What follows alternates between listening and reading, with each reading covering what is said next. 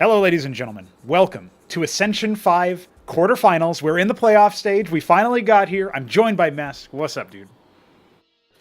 I've already had a busy day with about 5 hours of streaming Dark Souls 3 with HKS. There you go. You're A lot of warmed other up. work, so I'm ready to sit down here and see what kind of cheese is going to be brought into the day today. Yes, our first matchup is between Mystery Meat and DarkenedFantasies. Mystery Meat did win the last tournament, so he is the favorite in this particular matchup at the very least. I would say I would be surprised to see him be taken out of the equation until the upper final. So on the stream, you guys can see now we do have a little bit of a updated bracket here. I'm only showing the upper bracket right now, and you can see that the upper semifinal and all that stuff is like squared away. We will eventually fill those out. Obviously, we have to get through the quarterfinals first. And DF is going to challenge Mystery Meat here. It is Protoss versus Protoss. So the one thing I can say about this series, which has already been played, we'll be casting in replays. The thing about the series is Mystery Meat's loss in group stage, his only recorded loss in all group stages that he's played in, has been to Veek, who unfortunately couldn't make it to his own quarterfinal. We'll get to that later. But his own championship. Yeah, Veek was Protoss. Protoss versus Protoss might be a volatile matchup for Mystery Meat. We'll have to see, right? So that's the most interesting thing I'm going to see here. DF, there's 2 tournament lives now. He'll drop down to the lower bracket if he loses to Mystery Meat. So there shouldn't be too much pressure in this matchup. But I want to see him, fluffle Mystery Meat a little bit. I want to see him, confuse him Ruffle or his daze feathers, him. huh? Yeah. I want to see him, do something funny as like a 1-2 punch. I want to see some cheese. I want to see Meat get cheesed out. Yes. Who's going to do it? Well, we might have to wait until later on in the tournament to answer that question, but let's see what DF has in store for us. We'll just go ahead and pop on over to our live casts thing. You can see here, we have the replay ready to go. And Mesk, let's do it. We're starting off on Otherworld. The pick ban did involve a bunch of maps, obviously, as per usual. We begin here. And actually, there's a funny story about the pick ban that we can talk about a little bit later on. But for now, Mystery Meat, the Alice Blue Protoss in the top right, against DarkenedFantasies, the Ultramarine Protoss in the bottom right. DarkenedFantasies has shown that he does like to cheese. He is prone to some abstract and unusual things, and I think coming against Meat, you have to be aware that, this is someone who's consistently winning, consistently performing, consistently. He is on Protoss as opposed to Terran, but I don't think any of that really particularly changes.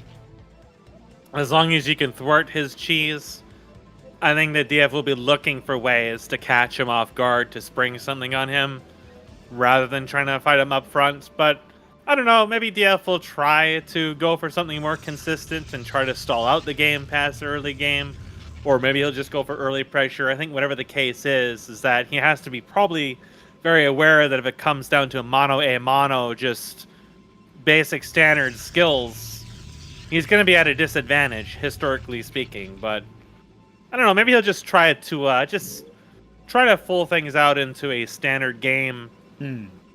And just at least taste the waters in that regard and see what it's really going to equate to. Mystery Meat, however, has shown that he's willing to do some very strange things. He's willing to be a little bit of a shit poster. Oh, yes. But maybe not quite as expected as it would be with Terran. You may see worker all-ins every now and then. There is well, DF likes to do that. Unusual history of that, so you never know. Things could get really stupid. I mean, look at DF's gas. Something stupid is brewing. He does have 4 workers on it, so that's a little bit more saturation than you normally see. But who knows? He even stole a gas from Mystery Meat up in Mystery Meat. Yeah, he's just sitting there with it taunting him. It's going to be a vassal. It's already beginning.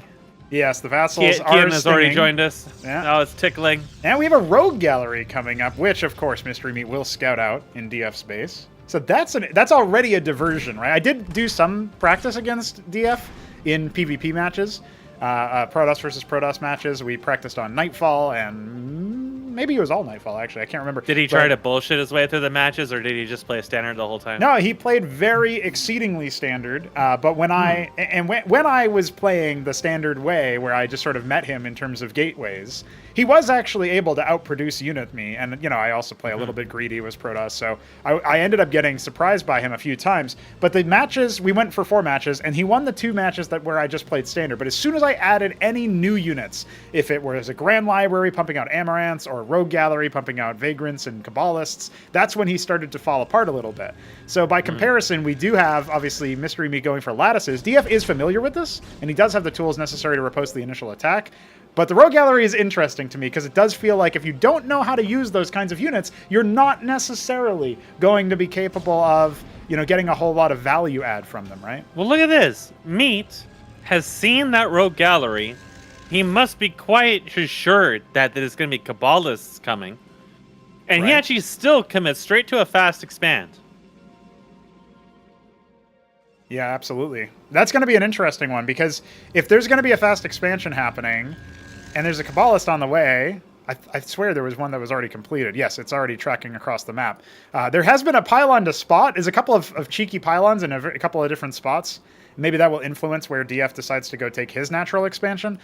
But do you expect this to be the path that Mystery Meat goes, right? Do you expect, as this Kabbalist here arrives at the mineral line to see a Warden, you know, are you actually going to expect that your opponent has gone for an expansion? I feel like maybe that's a little bit unlikely. Does claim its first victim. Well, when you look at what Mystery Meat has, I think it makes perfect sense in some manner, but you really are just gauging he's never going to scout it ever. Right. Right, like this is like a play against map awareness. Because the Kabbalists are going to die if they actually try to dive this line due to all the vassals. But, you know, if he goes like double gate here and starts pumping Drakedins, vassals are not really going to be able to slow that down. It's kind of why he's making some manifolds in the second lattice here. But there's definitely a window of opportunity where DF could do some really serious damage here. You see, he's got the Kabbalist here just waiting in the back. Oh, it even it does tickle because it was on hold position. So that is unfortunate because that could have helped him out quite a bit on the attack. There's a couple more units coming up here to try to contend with the vassal horde. If the Kabbalists can get onto the manifolds, I guess there's only one of them now, then you could definitely, you know, that is true. And man, if 2 or 3 Kabbalists were with this army, that would be very different. Losing the first one, though, is really going to slow down the he was really hoping that he would come in with the front, and then that Kabbalist would help lend some damage to the manifolds in the back line, but the fact it died, it froze him right then and there, and it really slowed him down a lot. Yeah, absolutely. And now that kind of window is sort of closing very slowly as the manifolds begin to amass. Right now the worker counts are even, but I'm sure Meat was quite fine losing a couple workers if it turned into a really heavy Kabbalist all in, because now he's going to have 2 production queues for that. Yep. But he didn't really lose. I don't think he even lost the 1, did he? He lost a single worker earlier to the first time the Kabbalist showed up, Now, meanwhile, there is a late expansion coming in here from DF, and he has recalled his forces.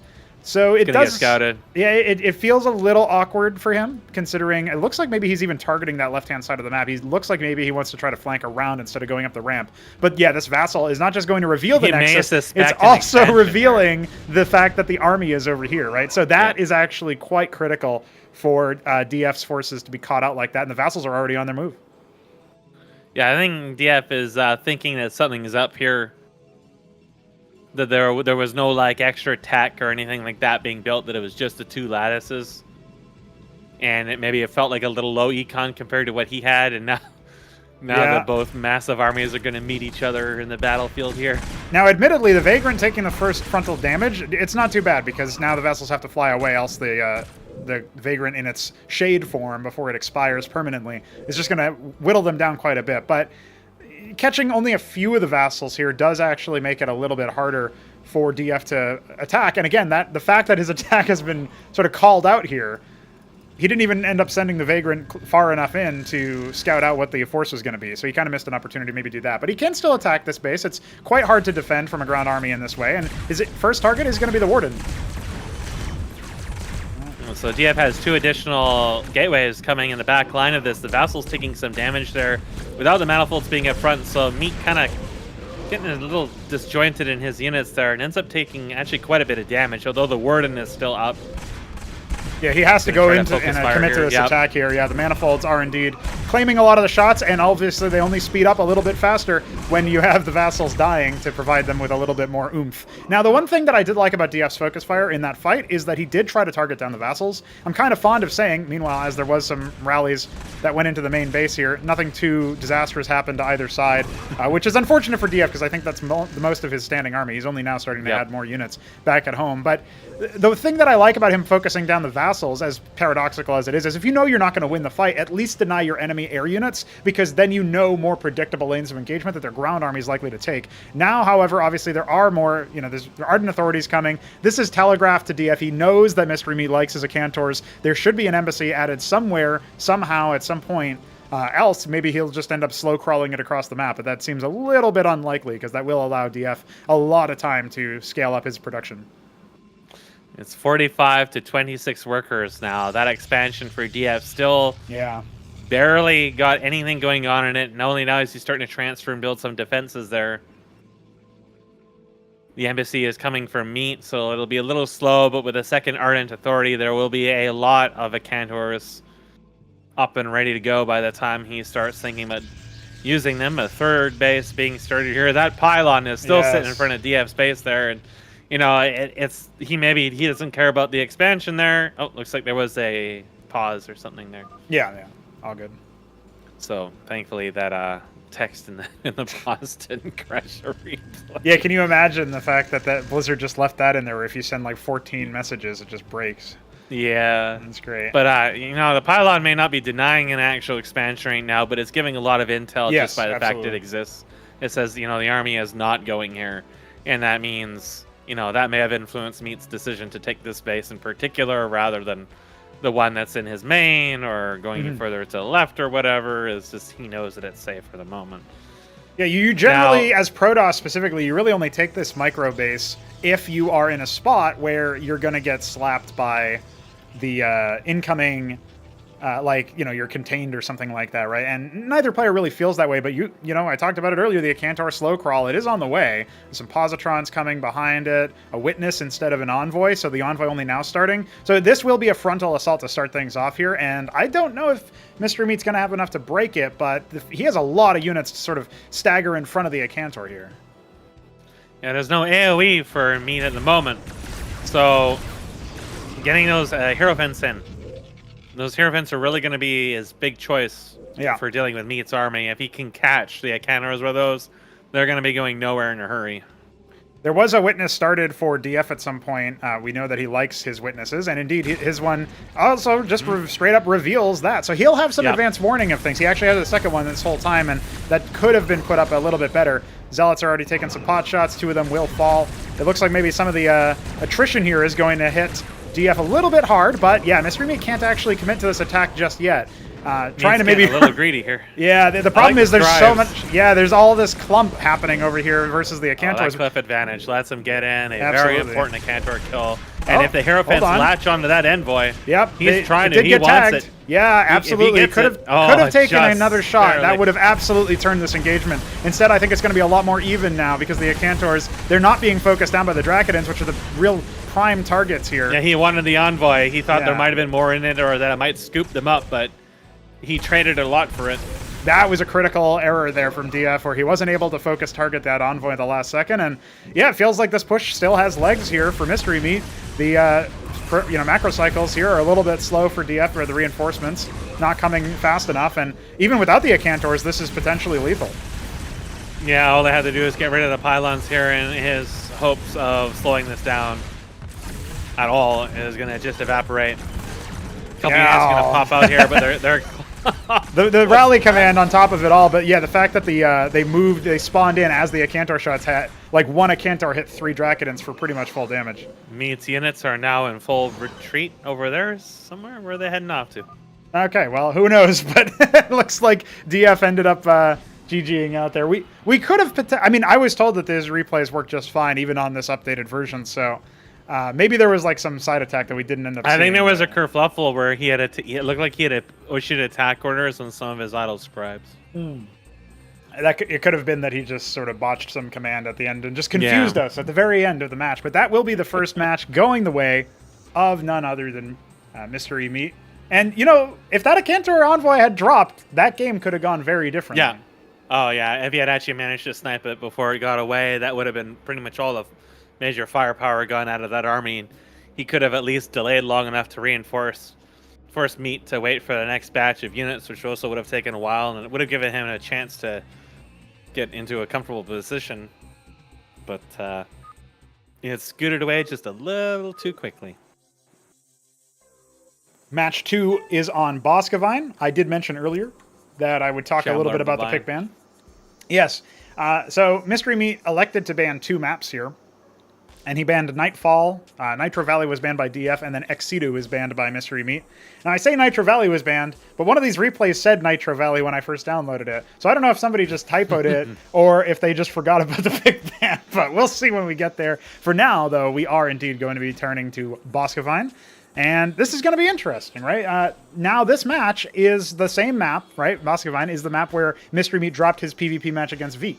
So there could be like, we have to kind of see, is this more data that tells us that, Mystery Meat's Kabbalist play isn't really going to be all that, because that's obviously what did catch him in that last match. So what's going to happen now that we come into this series? We go into DF going in and trying to upset his opponent, who is higher seated, you could say. DF is now in the chat as well, so if we have questions about the series, like why did Mystery Meat recall all of his units at the very end, well, maybe we'll find an answer to that. I'm not sure, but yeah, looks like this will be a faster game. It's a smaller map, right? Cheesier, maybe. DF, not really the most standard of builds in that match, but more standard than really what I expected. Yep, sure. And didn't really work out. And Meat counterplayed the Kabbalists and made them pretty much useless. The Vagrants didn't really contribute too much at all. In fact, I almost feel like Bargus might have been better. And just because there were some units there that could only attack ground, like the Acantors, right? If you had a critical number, and also the AoE versus the vassals, right? Yeah, right. Like he had no AoE options to deal with them at all. Right. So there was quite a lot of effective health just flying around in the air, taking shots and taking damage budget away from things that really mattered, like Acantors and idols. And that definitely hurt a lot, as he had no way to kind of punish the clusters of air units. And like the Rogue Galleries didn't do really anything for him at all in that game. But other than that, he was going more or less standard, and it didn't really work out. So I feel like that, maybe that might have been him testing the waters more or less. And I guess we'll see if he wants to try to go something even more standard than that. No Rogue Gallery, just straight up Gateway. Or if he's going to try to do like engram drops or fast Intellions or some of the other more bizarre things that he's done in the past. Let's find out. We're getting into match 2 here, or map 2, I should say, in our quarterfinal number 1. Got four quarterfinals in total, 3 more after this. They will be played live, unlike this one. And in the top right of Boskevine, it's the beige Protoss of Mystery Meat going up against DF in the bottom left, maroon Protoss. You said earlier, Mess, that you think this match is going to be a faster one, but, we could potentially see some longer games. It does feel like it's a little bit unlikely. It's a map that favors faster games, right. But, if they both decide to deadlock into a longer game, then yeah, but I don't know. I feel like Meat is not somebody who likes to really, sit on things like that. Like, in that game, we saw a fast expand, but it turned into aggression just right before the third base was even functional again.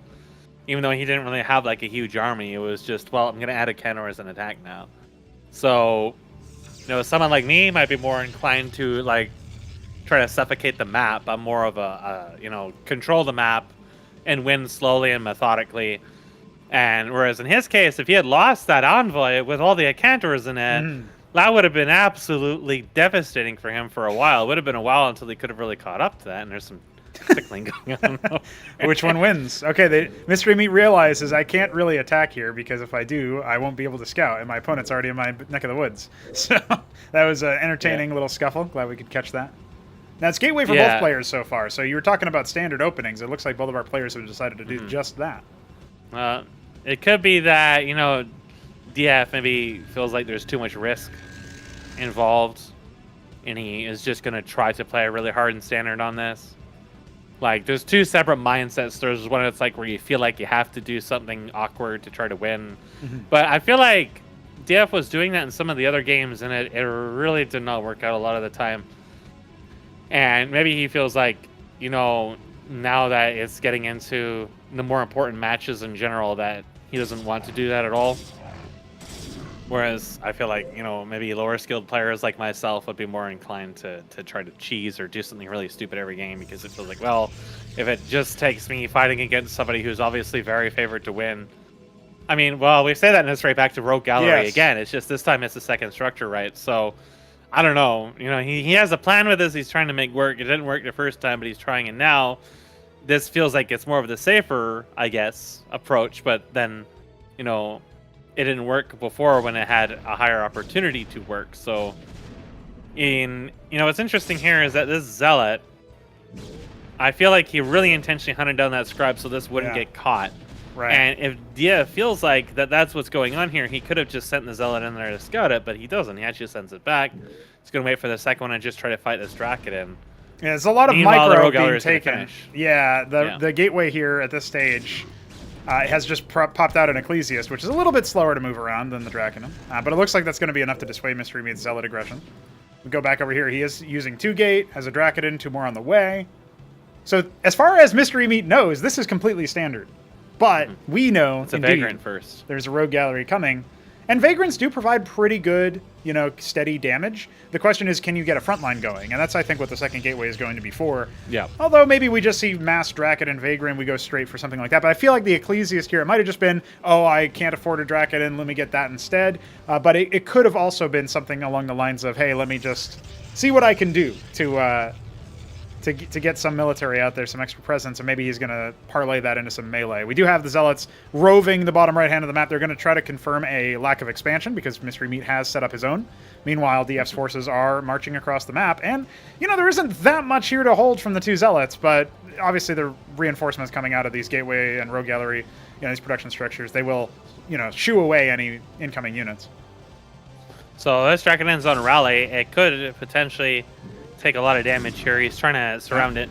Already and did there is some a help. Cabalist here, which is going to have to help out, but it's getting a little cucked by the pathing, and he's got some damage in. And now there's 2 fights going on here. So DF's fight in the top ramp with Mystery Meat immediately lost a Draken and lost all of its steam right away. He did manage to kill the 2 Zealots, but the trade ultimately was all the kill pressure or any threat really he had it all on the top, which was debatable to begin with. And he ended up losing one of his more important units for pretty much no gain at all. Yeah, at this stage, I mean, with the 2 gateways, as long as the Rogue Gallery from DF is not really heavily, you know, activated, right? It's not really providing dividends. They effectively have the same production, particularly with Drakenins being so good at sniping units, while Mystery Meat has a Nexus. So the Cabalist will at least scope this out, but he's actually not really going to be able to get in because of the wall. He just barely manages to plug that toilet. Yeah. Instead, the Cabalist will just attack the Nexus, tickle it, see what the reaction is. He doesn't have his units in position to pounce on anyone coming over yet. But. And there's only a couple Drakenins anyway, so at some point I think Mystery Meat is... Oh, he's a little concerned. He's like, what if there's another Cabalist that's coming down here or ready to jump in or something, you know? He does have a Warden in his mineral line, so, I mean, the absolute worst case, one dives him, he has to drill it and then just kill it. But he's not really in too much danger at the moment. But, and more importantly, is they didn't pull everything out. Yeah. Or just a few units to go out, right? Like, there could be an ambush waiting for there. But you might be able to stop this Warden. Oh, there's some tickling. Yeah, that's not going to be enough. That will be canceled. The next shot would have killed it, and now it's a little bit of mining disruption. Mystery Meat's already up by 12 workers, and he does have an embassy coming. So does DF. But in this case, I feel like DF has really missed some macro cycles here. He's going to pull his units up a little bit here. He does have some army, but even this is less than what Mystery Meat has, right? There's 8 Drakenins already up for Mystery Meat. Only 5. Watch out for those scribes. Yeah, and the scribes are also here helping screw up the pathing a lot in this attack, and it wasn't refocused exactly either. Zealots taking a lot of the Drakenins out already. Mystery Meat, he's winning this fight pretty considerably, and there is not really much of a follow-up for DF. Yeah, a few Drakenin trades and then just straight up overwhelmed. That was a heavy committal for, again, effectively very little gain with only a handful of kills. It was like what, like 1/3 the cost budget at best that he traded for, while having very, very little at home. So that plus he didn't take down the Nexus. Yeah. I'm not sure if he killed even a single scrub in that. I don't think so. If he did, it was only like 1 or 2 at most. And now the base is just back to mining, and there's all the harass pressure is gone. So it just feels like, you know, he just kind of like put himself behind instead of maybe trying to be a bit more defensive and then expanding. Maybe he feels like he couldn't really catch up if he did that, but there's too big of an army there to commit for sure. Witnesses are passing each other in the middle of the map. And I do have to say, the fact that DF has gone for witnesses instead of scribes when he's so very deficit, you know, that's such a huge worker deficit at this point. It's not that it's puzzling to me, but it feels like maybe DF doesn't recognize how far behind he really is. He should see the shimmer, but whether or not he starts another witness after all that is yet to be determined. Mystery Meat does have a couple of idle scribes happening because of all of his rallies. He has so many production queues for them. And right now he's just adding more and more witnesses too. Tickles the DF one there, and it will be hunted down, almost certainly. I mean, they have the same movement speed, so maybe he can get out, but this is goofy. Yeah, as soon as he makes a turn, it's going to be pretty awkward here for DF's witness, it feels like. Could have maybe lost him on this cliff. Silly. Yeah, as soon as you make the turn, the catch up occurs. That's a lot of APM that, you know, Mystery Meat might be able to afford missing because he's, you know, up by 22 workers. DF, on the other hand, spent a lot of time, it felt like, maybe microing that, although I didn't catch to see if his camera was actually on the witness. He might have just been ordering it in general, but, you know, fire and forget kind of thing. He has a decent number of Drakeneds before. Yeah. When we have the standard comparison, Meat takes that early base. You can't stop it. Your base is delayed, or in this case with DF is not making the base. Like, it's just a simple numbers game here. Mm-hmm. He's just going to be completely overrun, and the longer that he waits, the stronger the Meat gets. Like 17 to 24 military units as the time continues to tick down. That's only going to get more and more. Yep. Just by extent of the fact that DF can't keep all of his structures going all the time nonstop. And meanwhile, Mystery Meat's adding more production structures, absolutely, right? Because he's still floating money at this stage, even though he has been getting pretty steady spending. The worker count being higher begets eventually the military count also being higher. Absolutely true. And right now there still is no expansion in sight for DF. He's spending all of his capital on military. The only thing you could really hope for is to maybe try to do some crazy double expand and then maybe drop to sort of tax your opponent's awareness or attention, but it still feels like that would be a really hard ask. Yeah, there's no like clever positioning or trick you can really do here to even the odds in this. It's just all Zealots, Drakeneds, and some support in the case of DF, and it's, you know, you would prefer to try to throttle them on a ramp or something, and you don't really have, like, in this case, you'd want a Cantors to deal splash damage to destroy all the front line as fast as possible, or Positrons, or some other kind of AoE, some kind of advantage that begets, you know, the deficit numerically. But now we're going into 28 versus 38. Like, it's a simple numbers game that slips further and further behind, and there's still 650 minerals. Where is the expansion, my man? You need it so desperately. The witnesses have found each other in the middle of the map. Yeah, scoping out that radar dish. Oh, but not quite able to get the kill. In fact, some Drakeneds coming on the other side. DF, you let your guard down. Now it's you who falls. No. Oh, the witness trades are 2-0 in favor of Mystery Meat. And unfortunately, man, it's looking likely that that's going to be the match score shortly as well. Yeah, he is now at 1,200 minerals.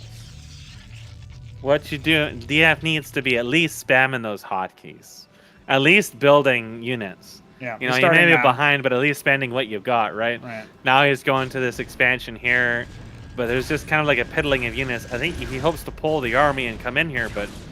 Oh, the army's coming. There is a reaction. The problem is that there's more units coming out of the macro cycle than can reasonably be, you know, detected. Look at that. Meat split his army because he knows there's going to be some kind of backdoor. Oh, it's the witness that spotted that army movement. There's just so much more for Mystery Meat here. You were talking earlier. I mean, he's at 60 military units. Before this fight, it was less than 30, I think, for DF. And GG is called. That'll be game 2, going the way of Mystery Meat. Yeah, that's kind of like what I expected with the... I mean, I did expect him to take an expansion and then just be kind of behind.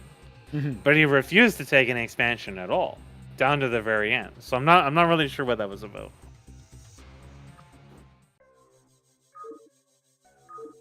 Well, our third match of this quarterfinals is going to be on Repulsion. And you know what, Mesk? This is another map that's a little bit on the standard side, right? Like Boskevine, maybe you can say that people have found a way to exploit the fact that, oh, Boskevine has open drop spots, and, you know, there's aspects of it that are hard to hold the third, and all this other stuff that we figured out over time. Well, Repulsion doesn't really have that same problem. There are safe third options, especially the high ground one and about 12 o'clock and 6 o'clock on the map. There's definitely things you could do on this map that are a little bit more standard. But standard, as we kind of saw, especially that last game, it doesn't necessarily go DF's way unless it feels like when you're the underdog in a macro match, as opposed to the raw aggression and micro. Like, okay, if it's aggression, it's almost easier because well, the game's going to be over probably pretty early if I lose. But if I riposte and I hold, then we get into a territory where I just need to focus on the macro and maybe I can outlast my opponent. In this case, Mystery Meat has that macro stuff down pat. He has more familiarity with the tech trees. DF is still learning on that stuff and shaking off the rust. And meanwhile, he's not going to be able to answer Meat in that same sense when it comes to the macro game. Repulsion is a map that lends itself towards macro game. So this is where I start to get a little bit spooked about maybe DF, if he wasn't able to take Otherworld and Boskevine or one of those two to get an early match advantage in the series, it might feel like it's a daunting sort of 3-0 start for him, Yeah. I think that if there's going to be a game he's going to try to cheese, it's going to have to be now, because now it's all or nothing. And, the two, if he's going to do standard in this, I don't think it's going to be Rogue Gallery. Right. It might be Lattice. It might just be straight Gateway. I don't think the Rogue Gallery is helping him at all. I think that the initial gas and worker deficit early on is not really helping him get the military strength he needs to overpower Meat in the early game with his initial attacks that always seem to crumple. And the fact he's not following up that with getting the expansion or really trying to secure that, I don't know. I feel like that he had to have been aware that if he attacks at this time so late into being one base down, while third base is going up, and then splitting his forces on top of it, that there was basically no chance of this succeeding. Like, he had to basically force Meat into an engage that would be disadvantaged for Meat. Like, get Meat to be on the low ground and then be on the high ground in your bases somewhere. Like, that's really the only hope you have of thwarting this, or going for some kind of tech gambit if you're not going to expand, right? Like, there had to be some kind of thing rather than rushing into his base and trying to fight him head on against what to be a very serious disadvantage. When I used Rogue Galleries against DF and against Protoss players in general, I always want to start at least one Kabbalist, and I think you saw the essence of that play in the Otherworld match, where DF does get two Kabbalists early. The first one, at the very least, forces Mystery Meat into a more defensive posture. In this matchup, he goes Vagrant into Kabbalist. The Kabbalist thus arrives late in the Boskevine game, and it wasn't really able to get as much impact done. It did technically slow Meat down, but not in a way that really compromised his ability to, get a bunch of military out, get his expansion down, etc. I think mostly because of the timing. And yeah, that's just one of those things where it's like, maybe we'll see the Rogue Gallery again in Repulsion, but maybe it'll be the Kabbalist first to sort of try to repeat that success he had in the early game, because DF did get Mystery Meat a little bit off kilter at first. It's just that the response ended up being too good. That one mistake of losing the first Kabbalist because it was hold position by the ramp, and then following up it, he still had a chance if the Envoy drops with two Acantors in it. So, that's one of those cases where it was a couple of key moments where it didn't go DF's way. He wants the game to be more like that, because then he can maybe error correct or do something a little bit different in those key moments. In that Boskevine match, unfortunately, it didn't really feel like he had any moments that he could have maybe swung the other direction, right? So what we want to see out of Repulsion for DF to be more competitive right now is definitely something more like that. And maybe he accomplishes it with a different structure, but I wouldn't be surprised to see the Rogue Gallery a third game in a row. It's just he can't do the Vagrant first, I think. The map is, especially on Repulsion, the distance between the bases is a little bit too wide for the second Kabbalist to be as effective, right? The Kabbalist after the Vagrant to be as effective. No. So let's see what happens. Yeah, in Boskevine, he was dealing some damage with it, but the follow-up was not good. And he needed to do more damage. He needed to hold it up for longer. He needed to hold up for as long as he possibly could, rather than committing into an attack or whatever, because that was the window that he needed to start catching up economically. But it is, he was so far behind to that point. The second that base starts coming online and is transferred to, he has to deny that base to keep himself in the game effectively at that point. Everything after that was kind of telegraphed, except for the little hug going on the radar dish, I guess. Yeah. Yeah, the fact that witnesses were made by both players, Mystery Meat did use some pretty tactically, I think. That gave him the heads-up play. But, I mean, I don't think he even needed the superior positioning because he just had such insane higher numbers, right? But either way. And DF came to him in the end anyways, right? So all he really had to do was just kind of like sit back and just bulk up on his advantage. And DF kind of just let him do that and then fought him on his terms. So, DF has to be aware that's basically like playing precisely to the strengths that Meat has, especially in that particular match, and that you have to recognize what are his ideal win conditions, which that was one of them, and then try to avoid those as much as possible. Don't give him the fight he wants. Don't be in the places that he wants. Don't build what he wants you to build. Don't do what he wants you to do. And then you have to recognize what is it that he wants you to do. He wants you to be behind on numbers, and it is going to be on Rogue Gallery again. He wants you to engage him when he is strong. And I don't know. I think we might even see Vargas in this. It's possible. But you do need a couple of them to really get major damage with him. But I mean, it could just be a Kabbalist again, especially if he thinks Meat's going to go for another fast expand. Yeah, one of the things that he might have maybe spotted is that on Boskevine, Mystery Meat had one gas worker. And as a result, his gateway had to make a zealot first, based on the timing, if it wanted to have like full uptime. Yeah. So that's the same thing that's going to happen here. Yeah, and he's going to see that when it pops out. Now, DF, the lemon Protoss on the bottom left, versus Mystery Meat, the midnight green Protoss on the top right. This is going to be spotted pretty soon here, the Rogue Gallery. It does finish, and it instantly queues up a Kabbalist after a little bit of fat fingering. So the Scribe will spot it, and that is going to be a difference in the opener. This Scribe is still... So it's a fast warning right away again. Yes, yeah. But Meat is still going to be floating money, especially if he just keeps making Zealots. Scribe has managed to stay on for a while, at least long enough to see that Worden come up, I think. Yes, absolutely. And, he's still looking like he's bulking towards... Well, he kind of was thinking there for a moment, maybe. But he definitely can go for that Nexus again, eventually. Will be a Bargas coming there a little bit sooner this time, right? Yes, absolutely. So. Yeah, the Nexus isn't even going down just yet, right? A Draken about halfway done. He manages to slip the net. He might be able to catch it before it gives him any information about the nothing going on there. Yeah, you just want to deny your opponent as much as possible, especially if it looks like you're really trying a lot.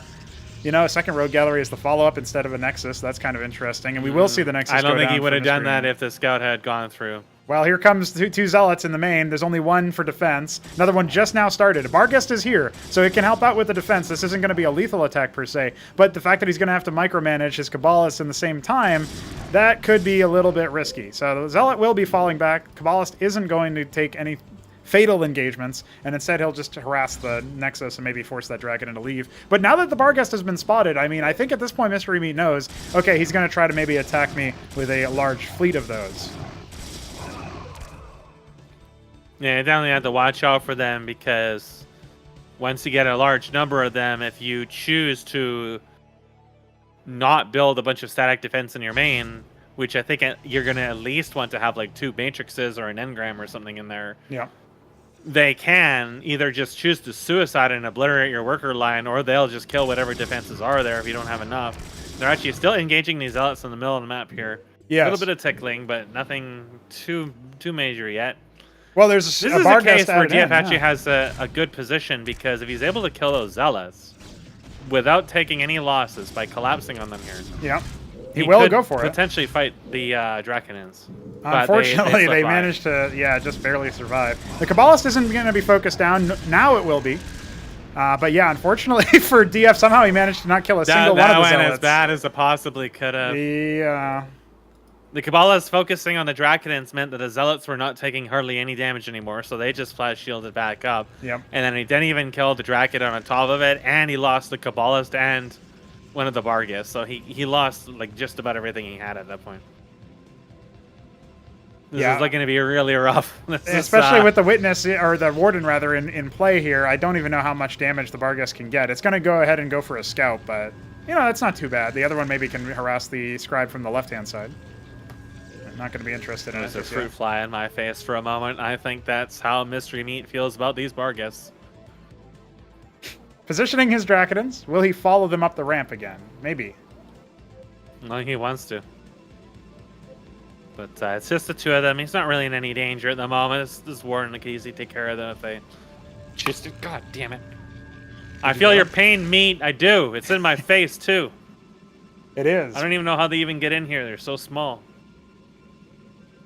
Now, the problem is, at the same time as these units are sort of moving around the map, you know, there was a while where there was no spending happening at all at DF space. He does now grab a couple of Zealots and Drakedons, Vagrants on the way. Has a couple of them at home, so he'll be insulated versus the Zealots that are probing around. But the Zealots will confirm that there is once again no expansion. Mystery Meat stretching ahead by almost double the worker count already. And we're only 6 minutes in. It's going to be a repeat of Boskevine, really. Yeah.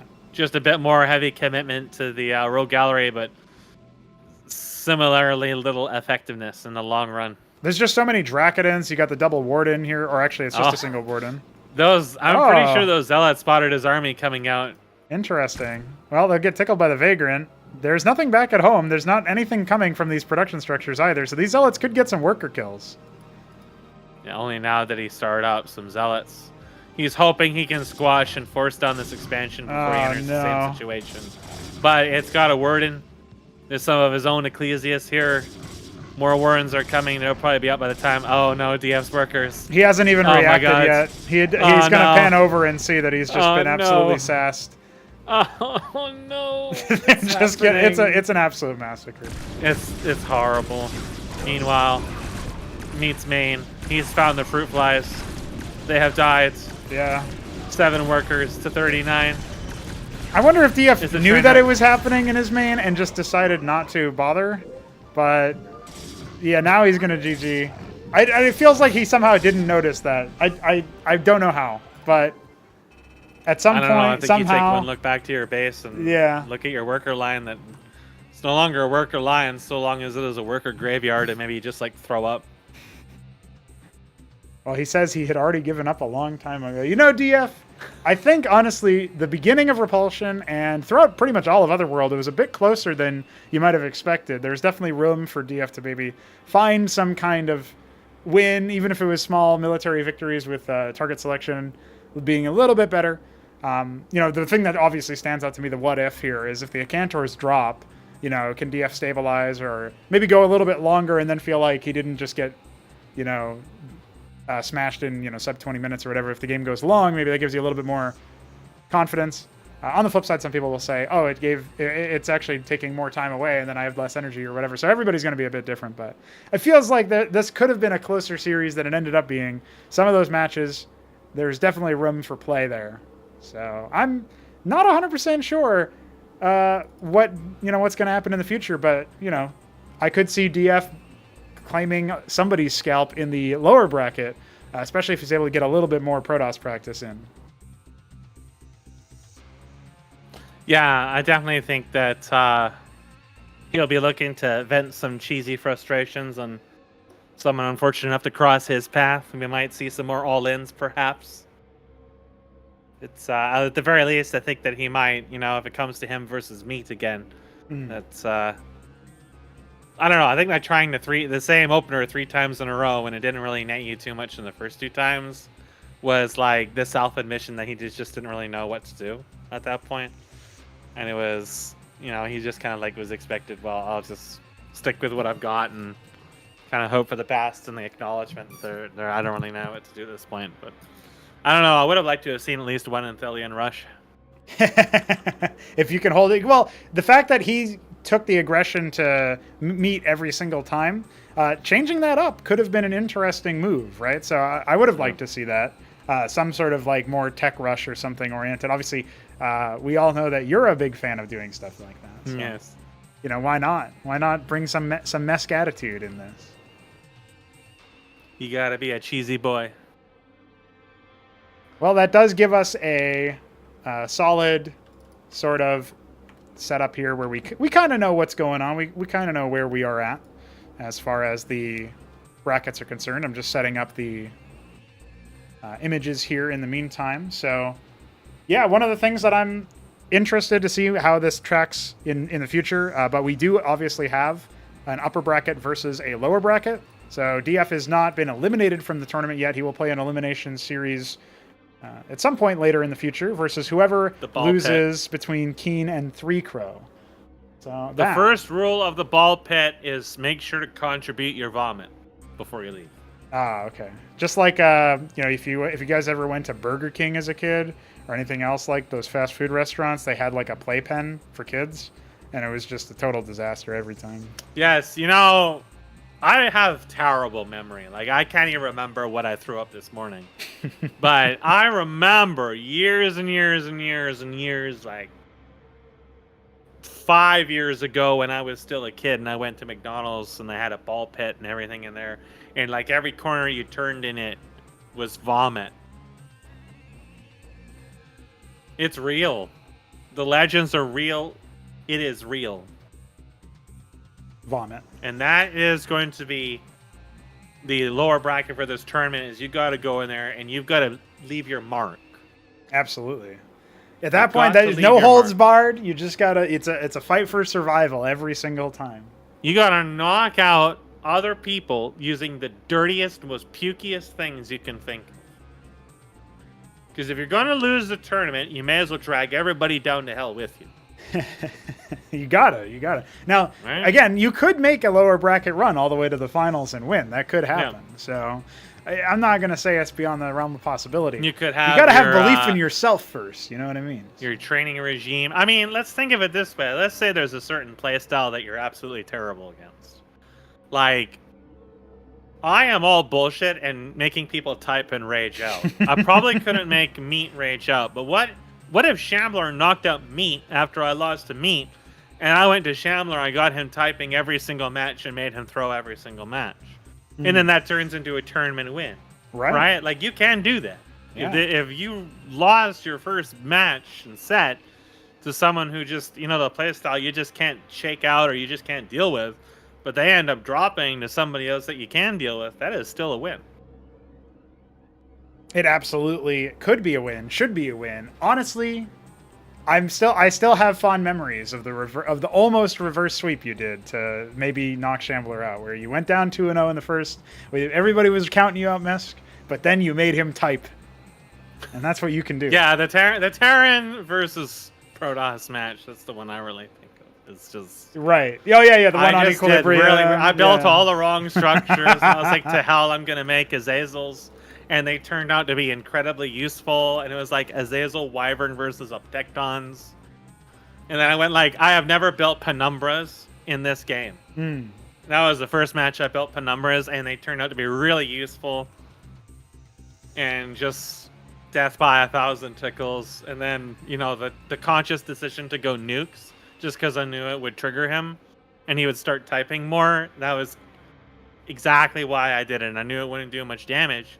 Well, it turns out they did do a little bit of damage. Yes. And I would just get him typing more and more frustrated. So as soon as you put your first diadem on the map and he gets angry, you can do stuff. You can do stuff to, better players, you could say, right? Champion players. It's something you can do. It is possible. Yeah, you just got to find what tilts them. But I don't know. With Meat, I think it's really hard to do that because when you are also a person who does cheesy bullshit all the time, it's really, really, really hard to throw him off kilter with cheesy bullshit, right? Like, I don't know. I haven't seen Meat play it. I haven't hardly ever actually played against him at all, except for in the FFAs. And it's like, in the FFAs, I felt actually pretty quite capable of winning against him on the longer matches. Right. But, in like an actual 1v1 and the more standard games. Yes, yeah. Yeah, it's like I wouldn't know what to do. Like I would do worse in a standard match than DF did for sure, and I can't probably out cheese him. So I would have to like rely on my unit control, which, well, for half the time I played this, I couldn't do that because with a normal window, the mouse sensitivity was just absolutely unusable. Only with CNC draw did I start getting decent mouse control out of the game again. And I haven't played like consistently enough to understand the controls for the units. But I mean, you saw a little bit of it when I was playing with Panoptises. You saw Yeah. how annoying I could deal with it before they got knocked down and then knocked back up again, and then you had like 20 different screaming kids.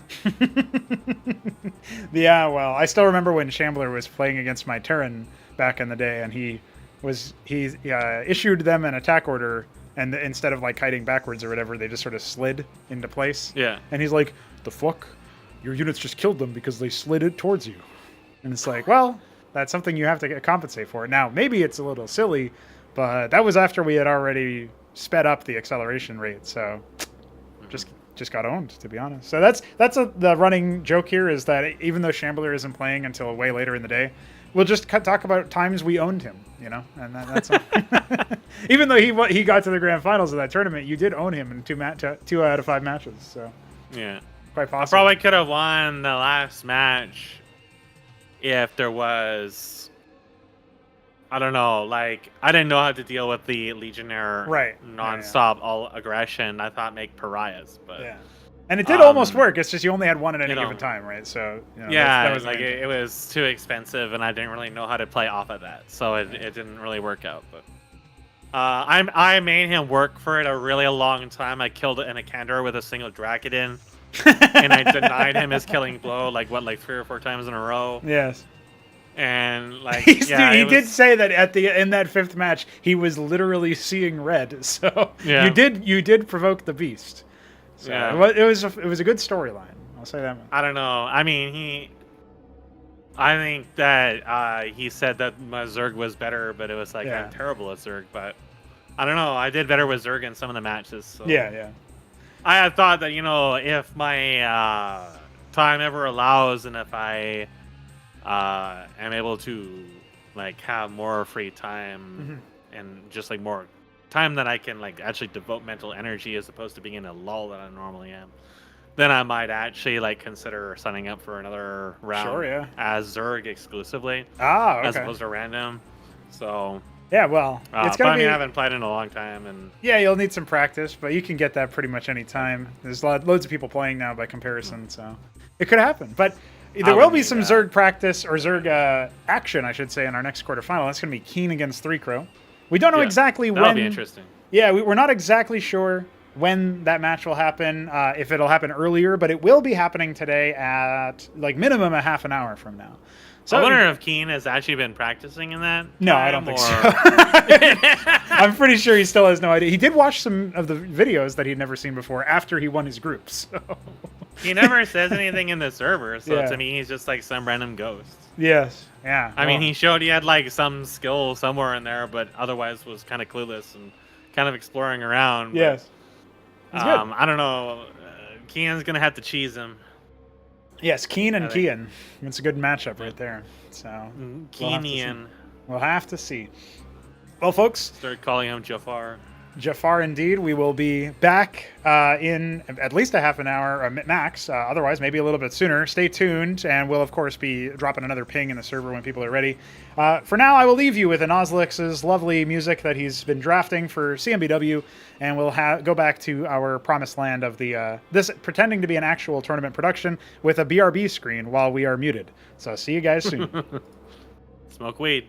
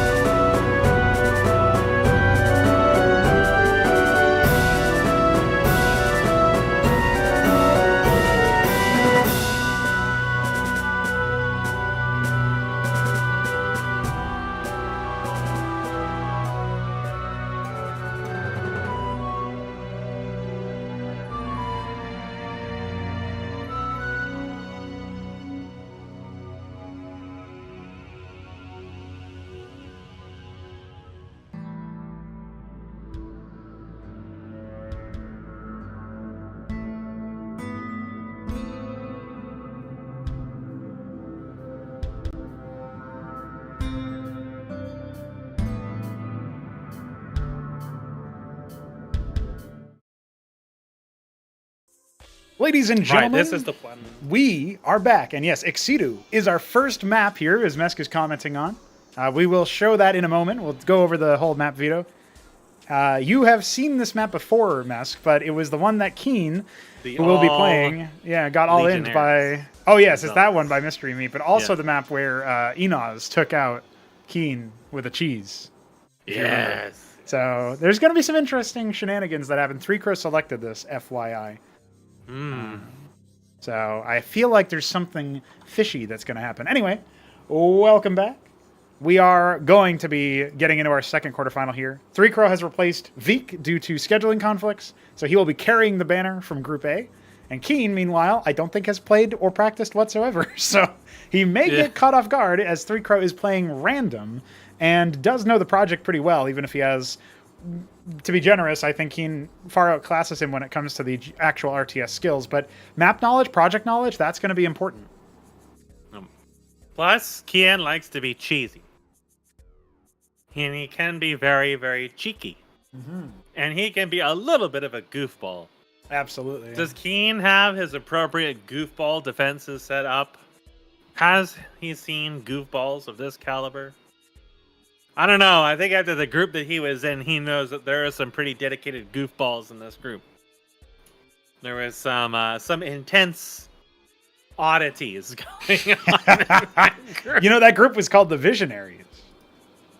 And Visions of cheese. Yeah, absolutely the case. So I am excited to see what ends up happening from there. So, we'll go over the pick ban real quick. Keen, as the higher seed, elected to ban 2 maps. He banned Repulsion, the most standard map that we have, by the way. 3Crow banned Boskevine in response. Keen banned Otherworld, and 3Crow picked Ex Situ, as we see here. So, our remaining maps will be Death Spiral, Infinite Velocity, Nightfall, and Nitro Valley for our first live-casted series, but our second quarterfinal in Ascension 5's playoffs. And with that... let's get into the actual game. Keen should have been brought into this on Main Street, I feel like. Yeah, that's true. It's too bad that he wasn't playing when Main Street was still in the tournament pool, huh? Well, you gotta fix that. Build back better, you know. Be better. Just waiting for... I dropped into the test map to quickly check to see what everything was. Oh, okay. Yeah. Build one of every unit, you know. Gotta do that, yeah. Get an idea. Oh, I just remembered. I didn't turn off my air conditioner, so I can't hear you, Mesk, anymore, but feel free to yell stuff while I go. I also have an air conditioner on because it is the middle of October, and it is boiling hot here in Canada very often still. The humidity is insane. It's hot all night, all day. It's awful. Yeah, that's no good. I hate summer so much. Yeah, I don't mind the AC being on temperature-wise, but it is obviously affecting the audio of the cast, so I want to... Well, my audio is terrible anyways because I'm going through a 1950s quality kind of like cell phone transcribed into floppy disks, hammered out by monkeys on typewriters, and then those signals are being translated back into text. And that's the general quality you get out of anything that uses Opus. Absolutely. Oh, look, Keen has arrived, and there was even a little dingle when he arrived. Yeah, of course. We have a sound when players join the lobby. Isn't that amazing? That is amazing. One sec, he announces as he quickly pulls up his guide, his player's guide for this, published by the renowned Kotaku. I want to see one of those goofball journalists play through our tutorial and lose and then complain. I mean, they don't know how to do air dashing and Cupheads. And there was something else very recently. They couldn't even push to Steam because their alleged testers couldn't even pass a tutorial or something like that. I think it was some... I know what you're talking about. Unfortunately, I don't know many more details than what you put out there. But I think it was that Valve said that they couldn't authorize the update because of some journalist thing. I don't know. That seems really wacky. So they literally... Games journalists are going to be a protected class soon. They're in danger. Their rights are being trampled on. Yeah. Well, Keen has sorted himself into the player's slot here, so I think we might be just about ready to kick off our quarterfinals matchup. Now, based on the situation where I don't think Keen has played at all recently, who do you reckon? Are you going to take the dark horse here? Do you think 3Crow can do this? I think if it was Veek, I think Veek would win every single time, unless Keen has been secretly practicing. With Keen, if he is able to continually capitalize in the early game, then I'm going to give it to him. Because, well, Keen did show some early game aggression. That was against Zerg and was with like the proxy sunk. So you might see some of that. But yeah, if Keen goes into mid-late and Keen is able to, get in the situated or otherwise acclimated to what he's doing and starts going off on macro, then I think Keen is in a lot of trouble, because that is historically where he struggles a lot. So this is definitely going to be a case of like knowledge versus, game mechanics again. One of these kinds of matchups we've had a couple of times now, and I don't know. I think that Keen does stand a good chance of coming out of this. It's just, it really depends if Keen has actually familiarized himself. If we walk into this presumption that he hasn't, then I think that early game it's biased to 3 Crow, mid and late it's gonna be biased to Keen. Well, I would have to agree with that, but this is a ZVZ as 3 Crows playing random, carrying the torch. The only other player who has played random was Mesk. Yeah, you made it all the way to the semifinals in Game 5. You could have gone to the grand finals. Can 3 Crow do one better in that sense? It feels like maybe it's possible, He's going the Quasath. He's starting to get some gas. He might try to just repeat what Inaz did to this man on this very same map, as there is indeed a fast expansion coming out of here for Keen.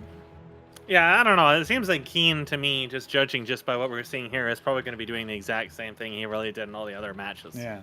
And, it's just the standard. It's what he's used to. It's just, it's Starcraft. Just play it like Starcraft. I mean, it's gotten him this far. Why would he stop? So on and so forth. I think the only time he's going to stop is when somebody comes in and walks all over him with really, like, mod-specific stuff. Mm-hmm. And, getting repeatedly nath rushed, like what's about to happen, absolutely can be the tipping point for that. Okay, counterpoint to what you just said, Mesk. At the end of that match, he popped into the stream while he was sitting out, because it was group stage, and you sit out between those matches. And Keen said he didn't know what to do in that situation, and I told him that Spraith Cesients exist, and you don't need a tech structure for them. And he said, oh my god, that's epic, or something. And, he should have spotted. I don't think he clocked it based on his camera position. Oh my goodness, the Kagrant rush. Well, it's not coming in an Ovaleth. Look at all the pull, though. I don't think he's going to cancel it in time, so he'll actually lose the worker, which is a big mistake. But here comes all the... Error has arrived, and the tickling has begun. Okay, so now, Kagrant is here we down, go. Yeah? See, he knows. But he didn't foresee it, because what is this? This is ZVZ. Yeah. This is TISM. He didn't scout his opponent, and his opponent is random, so absolutely this was... He's building completely... his own... Kian doesn't realize it. Oh. It's building right next to his quads. He has no idea. No. His units were right next to it, but he never This is going to turn into a circuit, isn't it? It is. Wait, no, that's the wrong one. There it is. Okay. We got it.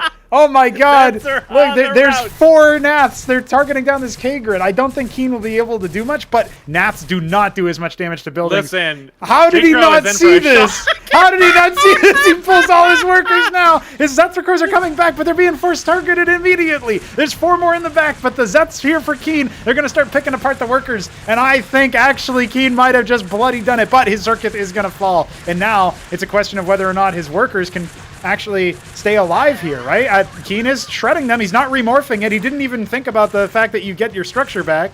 What's happening back at the main? Just the workers are burrowing. But for how? What cost? Oh, he could have remorphed it this whole time. He calls GG at 3 Crow. He goes up a map. Oh my god. I love what I'm seeing. Coming out swinging immediately. Look at that. This is precisely what Kian wants to do. Absolute scenes. A cunt. A 4-minute game. If that was 18 seconds longer, it would have been smoke weed every day. And my There's lord, only going to be some weed smoking on there, as Keen's going to reflect on what his cheesier alter ego just did to him.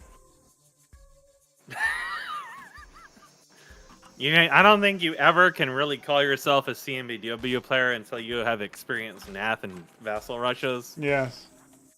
Well, the Nath rushes are just going to keep coming until he Starts some of that early defense, some of that awareness. Incredible stuff. I love it. I'm sure Shambler is smiling in the reflection. There must be some kind of smiles happen. I'm all smiles, man. I can't. I am impressed. The fact that he didn't even see that there was like, sure, why wouldn't there be a Kagrant that mutating? almost turned into something horrible. Yeah. If he had remutated that Kagrant into a Circuit, I think he might have had kill pressure. Yeah. There would have been definitely some kind of base race going down there.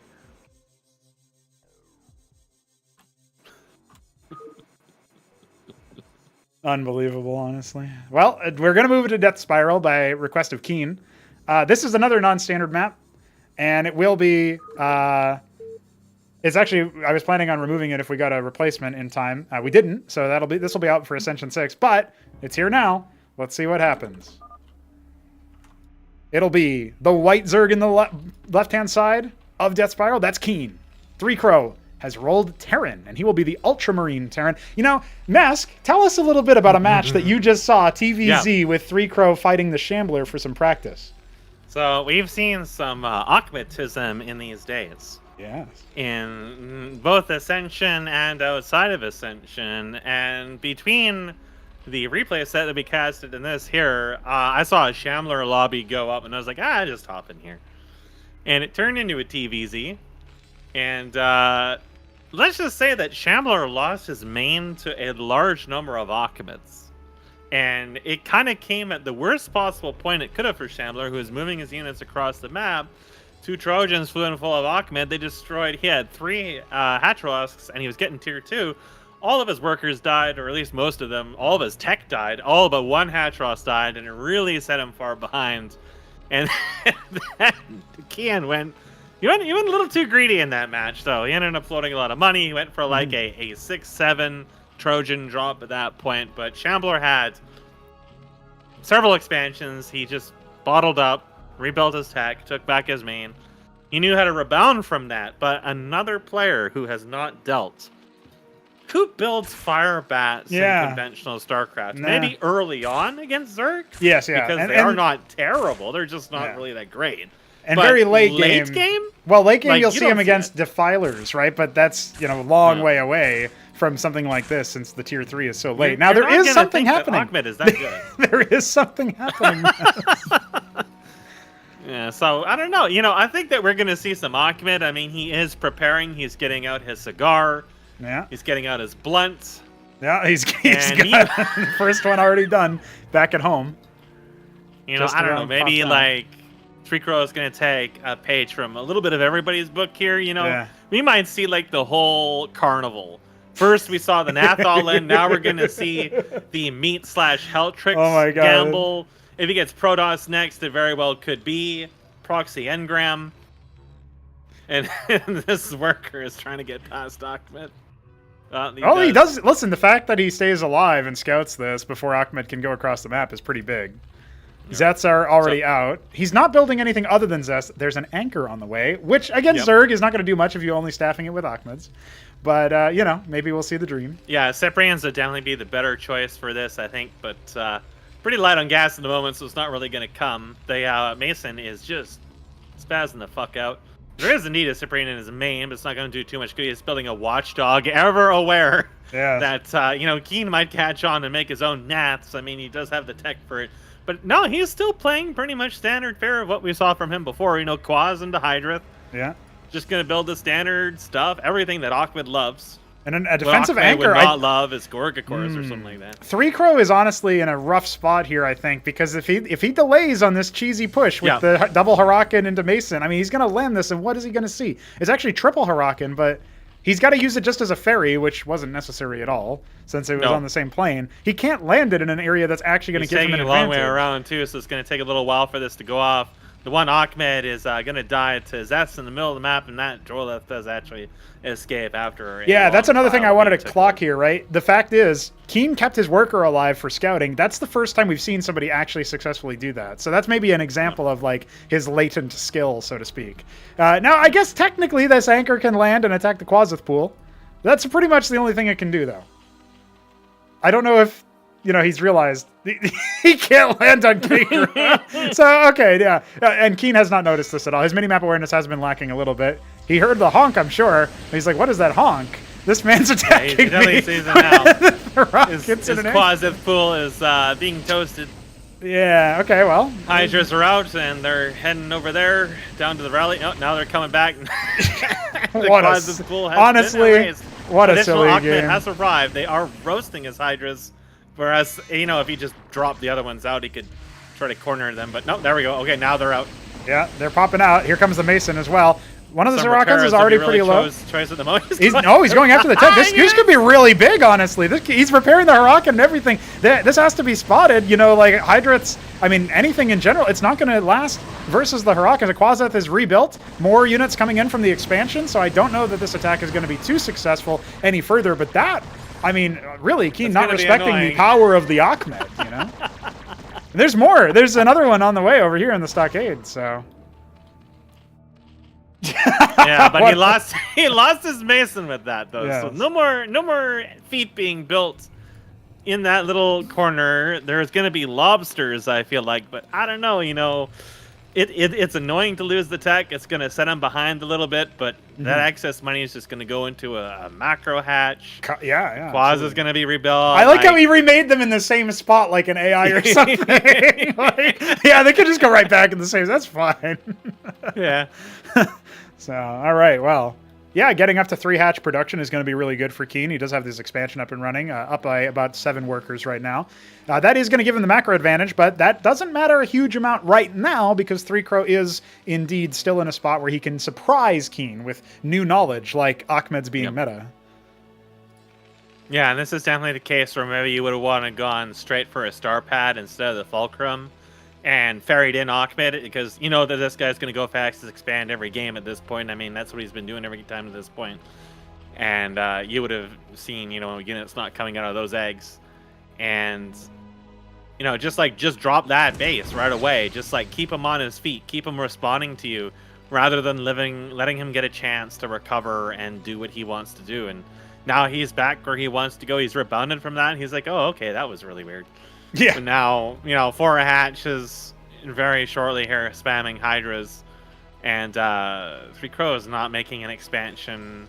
No, he's going to play on one base really here. Too much at the moment, so he's also not getting a star pad or anything like that. I think he's just going to go for, you know, he's got a Goliath coming, got some Vultures, Cyprians, so he's going to have like a high power so army. long to go across the map. Yes, it is. He'll have a high power army, but not a very mobile one, as you're pointing out.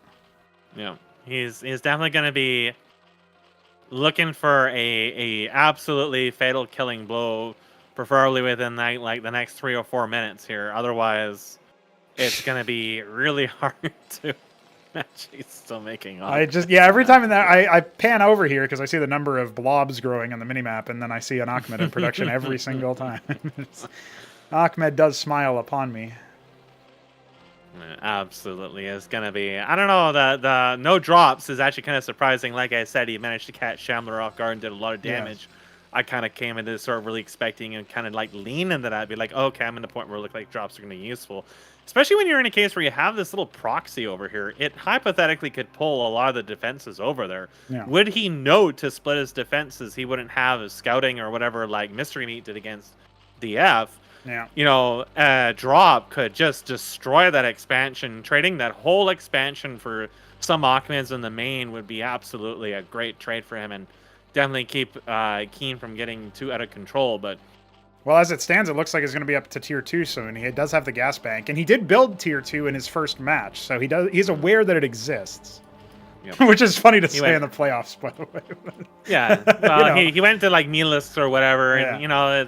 That's how that game with Shambler ended. It was mass meta Gorgs, and it worked out pretty well. Oh, look at this. He's taking a page out of Enoz's book. Check out his nap. Your legacy lives on, buddy. Yeah, that is definitely an Enoz move. I really like it. That's absolutely, definitely the last place you would want a large number of Ahmeds to suddenly manifest. Yes. And there is a star pad being built. It's a little later than really what I would have hoped. Double Vestry. Not even thinking about an expansion or... Oh, he's going now, but there's a Zephyr Core that's going to catch him, right? Yeah. So, yeah. Well, he can sync up with this army of bio. That's again, I mean, it's 2 Mavericks and what, like 7 Achmeds. So, and there's a veritable force of Hydras and Zeths over here. A lot more units hatching from the extra macro hatches that have been set up by Keen. But I do think you can isolate this force if you go in through the back door here. That will give you less cliff advantage to worry about. And there are a bunch of circuits here at the front, but nothing from the back entrance, which is funny because that's actually where Keen, got bamboozled from previously, and he just hasn't guarded against it at all here.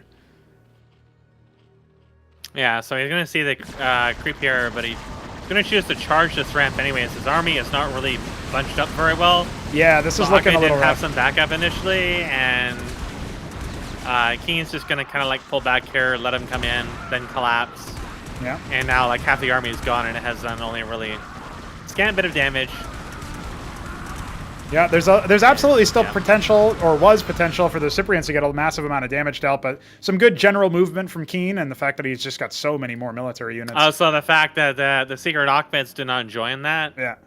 Well, they can go in now, right? That's triggered an attack, and there isn't really, like, the anchor's not by the ramp here, so it does feel like 3 Crow's going to be in an awkward spot. Yeah. Here we go. Here we go. Achmed's back. He's making a Kafralosk out of his Hacharosk, so he might be able to use that at some point, but he doesn't.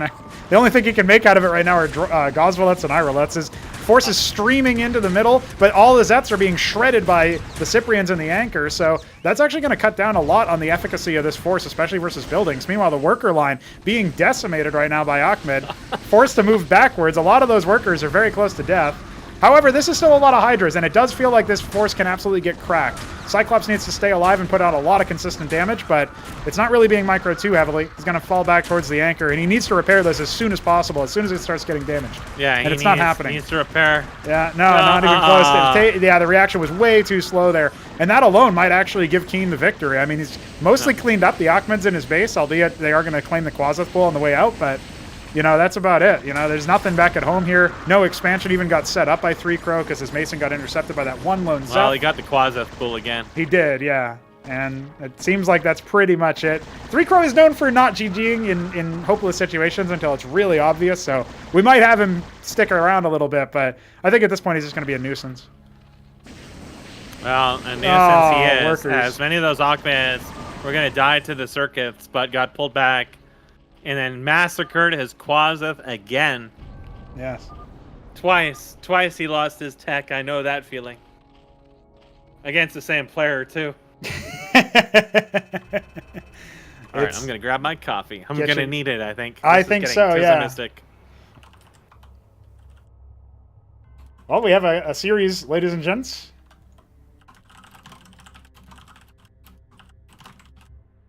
We're going to be going on to one of Infinite Velocity, Nightfall, and Nitro Valley. I imagine 3 Crow wants to wait for Infinite Velocity. He might want to throw that in as like, all right, I'm at 2 match wins. I need 1 more. Let's do it. Let's push the edge. Or when his back is against the wall, depending on the outcome of this next one.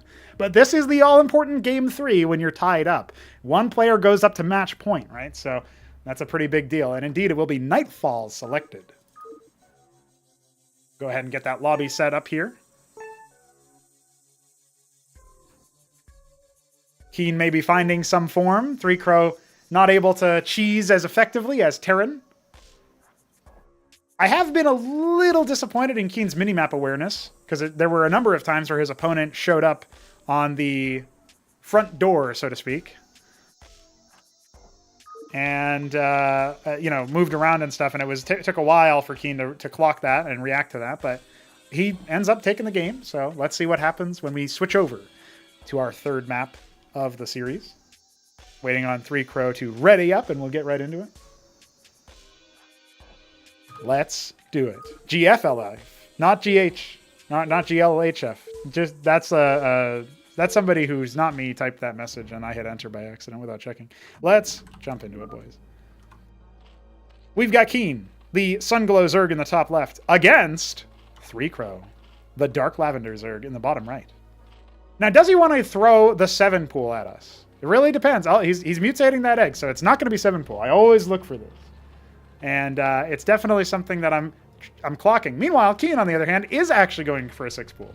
So this could be Keen's way of cheesing his opponent, and he will be going up against a Zerg where this is potentially the most powerful. And one of the Drolets is instantly set off for a scout, which normally would be a good thing, but you really need all of the money that you can get if you're going to be trying to defend versus this. Now, it looks like it will be a Quasrock, not really, or, Quaseth rather, not really that late. So once he scouts it, he'll actually be able to defend accordingly. Really, it depends on if it's going to be gas. It looks like it is, so it's going to be some Naths. It's going to be another Nath rush, it looks like. And actually, this isn't even a scout. This is going to be, what, a micro base in the top right? I mean, 3Crow knows this map, so he knows that's not where his opponent is spawned.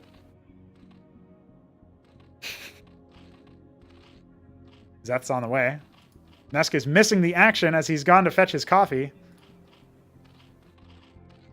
And I say action because, I mean, come on, dude. This is happening. That slow scout might be the end of 3Crow. I mean, when he sees the number of workers being so low, the fact that one of them was sent to... This is not a scout. This is not a scout worker from Keen. This is a Kagrant worker from Keen. That's what that's going to be. But there is a pair of Nats on the way. Another one. 25 seconds. Takes a while for those to make. Zeths are on the way. Oh, boy. Yeah, there was a 6-pool Mesk. You missed it from Keen as his opener. And 3Crow had a bit of a slow scout. He sent it to the top right before going to the top left. I think he wanted to hide his race. But yeah, this Droleth is going to turn into a Kagrant immediately. And, there's not really much else. The first worker already taking a lot of bit of damage. Does force the burrow.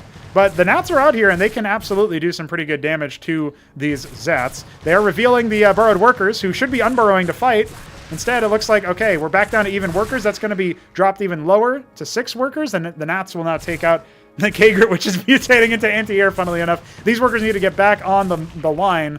As meanwhile, oh boy, we've got a Spraith on the way. There are Zets with that army. And the first one is actually going to be a worker. Keen, he's not really building any military here. So if these two Zets get focused down by the Naths, absolutely the Zets from 3Crow can wreak havoc. Instead, they're going to be... He's morphing them into dwarves. That's an interesting play.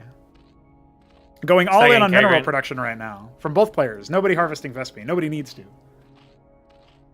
Nobody needs gas. You've got Tism to build. Well, he's going to dive onto the Spraith. It's anybody's guess if he's got enough Nats. I don't think he does. No. He's even going to lose one. Yeah, didn't pull all the way down in the right moment. That could have been the critical move right there. Absolutely needed his 5th and 6th Naths in the fight, and they were still in the eggs. Oh, no, not the Quaseth again. Oh, but that Spraith is mutating. That's going to be pretty good defense here. Meanwhile... 2 Zats came over here, and they found Vorvs, which...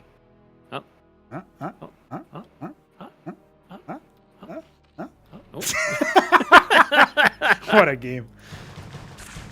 All right, needs to pull that worker. Can't lose that worker. Oh, he lost it. Absolute scenes. Down to 5 workers. Keen doubling his worker count. Nats guarding the expansion. That's not what you need to worry about right now, my man. Your opponent is being mega greedy, building nothing but workers, and he's now getting some gas on his own, so it's going to be Nats for him, I think. Keen... Well, yeah, he's up against a lot of Zets coming. Zeth attack is going to be devastating. I don't know if Keen's going to be able to hold this. There's just 2 Zets guarding his base, and then that's it. Yeah, I missed the extra Zets in production. I thought those were going to be workers, but instead, no, not the case. He's building another. I think he's going to try to turn that into a sunk, but, it's going to be kind of late, I think, so long as Kian comes in here and attacks immediately. He has to come in right away before this morphs. I think even if it is there's enough here, honestly. I mean, there's only the 3 Naths, or 4 Nats, my mistake, so there's 8 other units. That Circuit will finish. Oh, he's going to move his two Zets down there, and they won't be there to defend. Yeah, they can just dive directly onto that. There is absolutely no worry here. I mean, okay, the Hydrith is blocking a little bit of the approach, but I still think the units will be able to make it there. And now, I mean, I keep saying, 3Crow's got nothing to worry about. Not really, because he's taking way too long now. Like, this is an extra minute that Keen has had to prepare, and he's got a lot of workers here which can be used in the fight. So we're going to see how it goes. The Circuit is sighted. Using the Vorvacor to slow down the attack there is going to be pretty big, so he will go ahead and pick off the first Spraith, and indeed commits to the Kagrant, but there's another Spraith in the back line, and now he's not really able to do too much because he's lost a lot of his Zets. He can at least deny this Hydra. Just killing his ground units, and I don't know about committing onto this. It's not really worth it. He can just take the Nats and kill it that way. He doesn't need to kill it with his Zets, right? This is sort of suiciding his army. Losing his ground units here is definitely not a trade. Oh. Yeah, he's a little bit conscious of the fact that obviously that his units are sliding in and out and stuff, so. I think he went Hydra specifically for the anti-air, but he doesn't know what the Quaslos does. No. He's never built them. No, he built gas, and I thought he was going to use it for the Naths of his own, but no need, apparently. Yeah, this Hydra then is not going to be long for this world, so he'll get 2 Hydras out of it. Good time for 3Crow to check in on that back at the base. He's still at a very heavy worker deficit. Absolutely could have committed to attacking there earlier. You were mentioning it. I was saying, no, surely he's got enough. But then, more workers hatched. It became a lot harder to hold. And he's got more Zets here. He's going to pick off 1 from Keen. A little bit slow to react, and the Circuit will silence that, reveal the deal. But he got a good scout on the number of workers, right? So yeah, that's still pretty good info. And Keen should feel a little bit confident now with his macro being better. He's even rebuilt his Hydrith, getting his macro hatch up. Yeah, I think Keen's probably got this one on lock, right? I mean, we would need to see a different round of tech, and there's no gas coming for 3Crow, so that's not coming. Yeah, I think that if he was going to dive and focus at it, what he really needed to dive was the Circuit with his Naths and sacrifice the Naths for the Circuit, and then just have his stuff just kill the workers up front. But he lost all of his Zats and Vorvs for just basically nothing, because the Nath still had to sit around and kill the Hydrith anyways. And then he just remorphed his anti-air and locked him out and just rebuilt it. So it was a huge investment to lose at this stage in the game for sure. And I think he's going to be feeling the bite of that all the way until the very end. Both players sitting at 500 something minerals right now. Just a lot. Ooh, I don't know if Keen spend all that, but it turns into Hydras, right? Oh, it doesn't look like he's noticed. Okay, so there's going to be a macro, a sort of cheat base in the top right, right? His hidden base strategies. You're very familiar with that, Mask. Yep. Now, I don't know if he's going to be able to hold off the attack because his ramp is pretty far away. He would need an Ovaleth to drop this Kagran, and I think it's just going to mutate instead. So he's going to try to hold off the incoming attack from Keen, assuming it is actually incoming, while Keen just takes a much more normal base, which is going to allow him to rally workers a lot easier. So he's definitely going to have the macro advantage. I mean, he already has the macro hatch to begin with.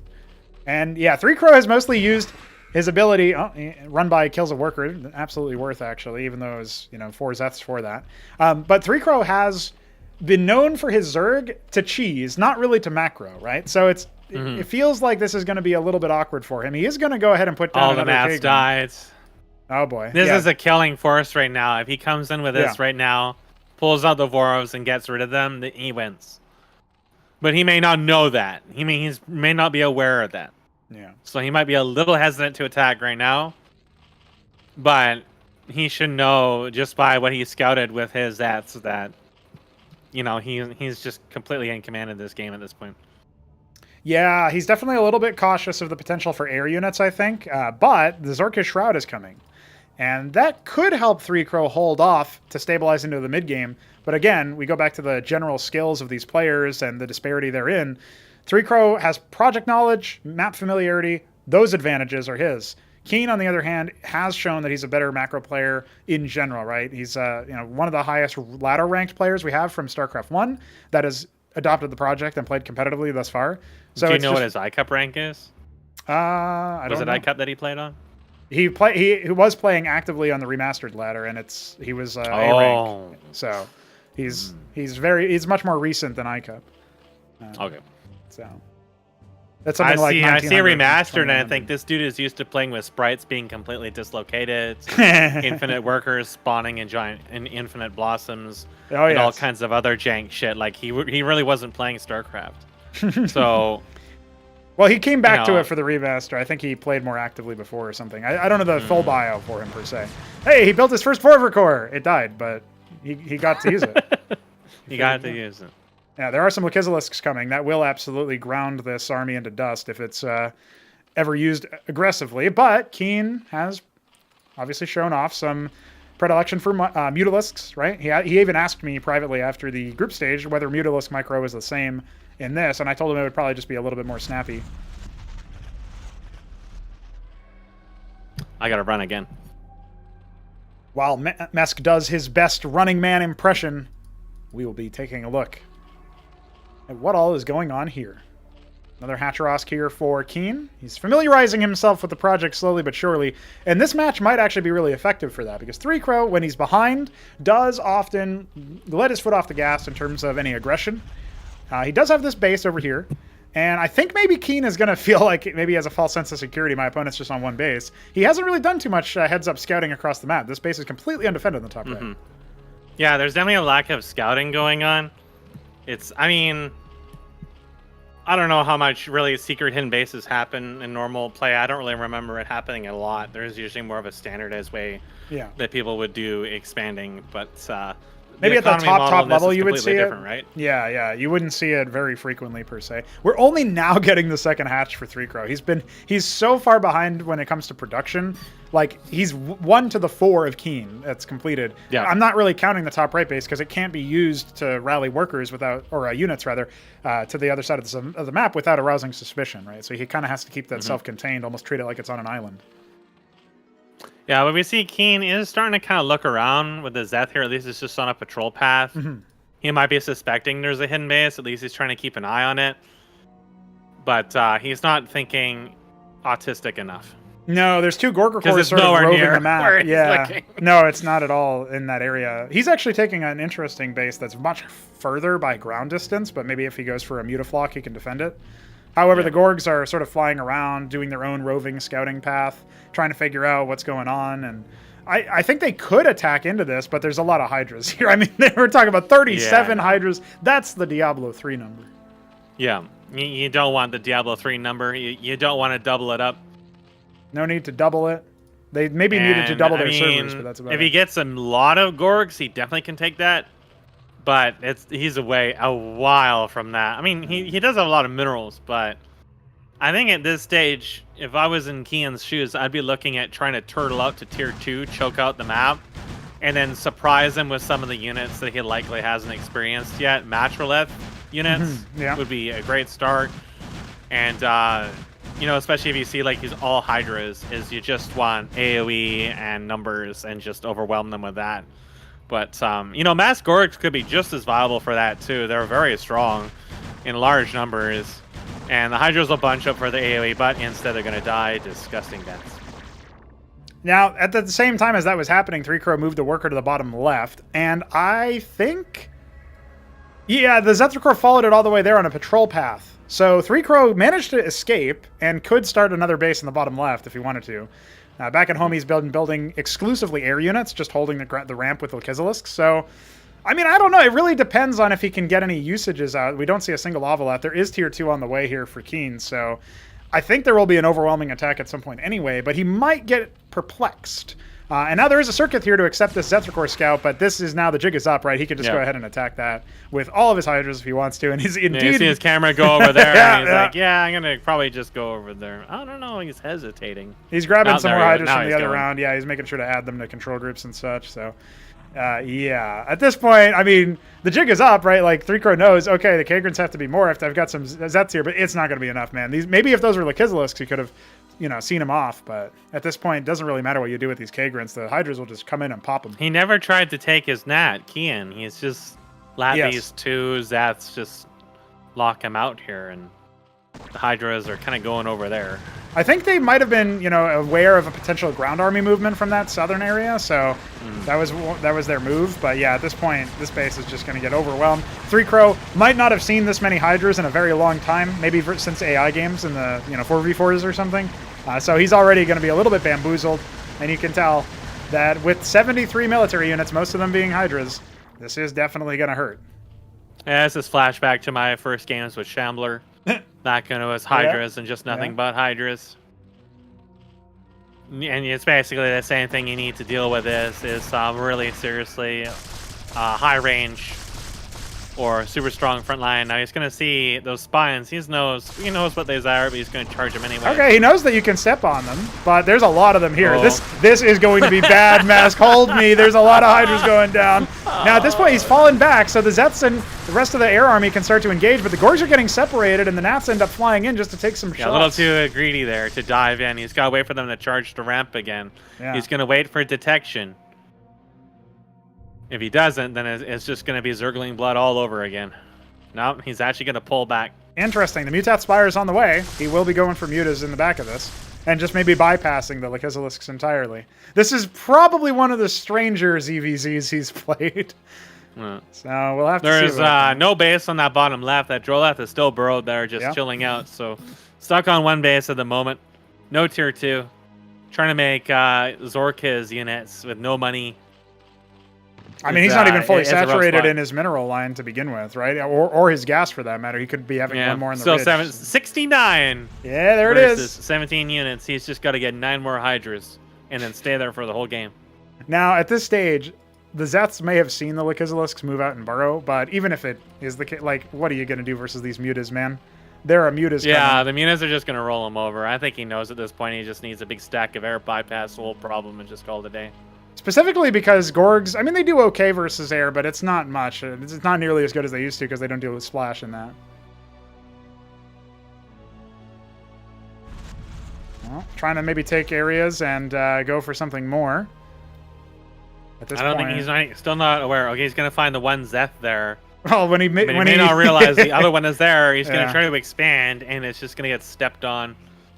Tickled. And that'll be a tilt moment. Where is the swamp? In the swamp.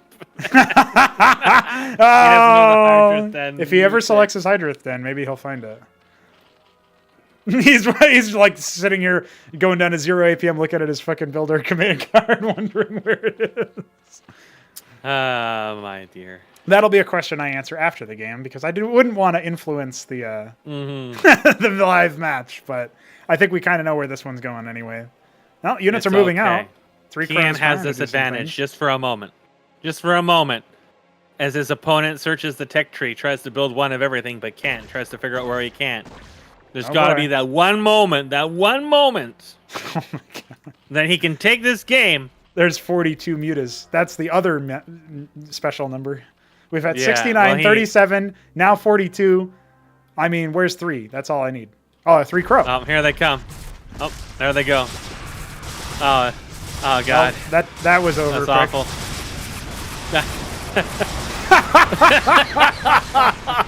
Oh my lord.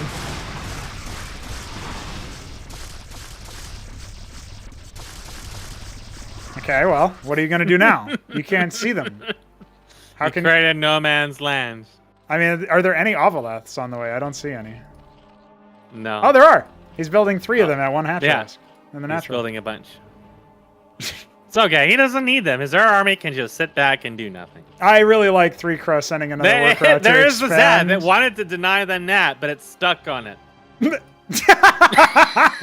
He's observing. He's reporting information. Even know it's there because you can hardly see it. well.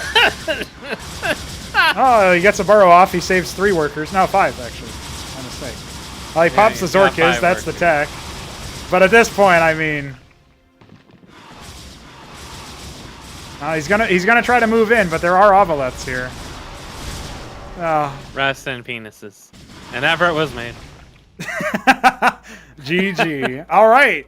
That was the all-important match, right? 3 Crow, not able to make it happen in the early game. That important swing that occurred early on when he failed to target the circuit. He sort of hesitated too long. Absolutely hit him wrong there. So yeah. Now you can finally tell him where the back to the swamp is. His true power will be awoken.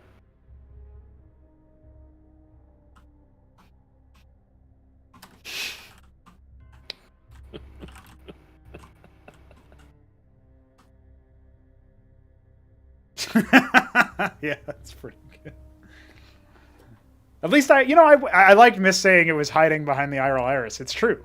It was. I mean, he would never click that. He would never know that.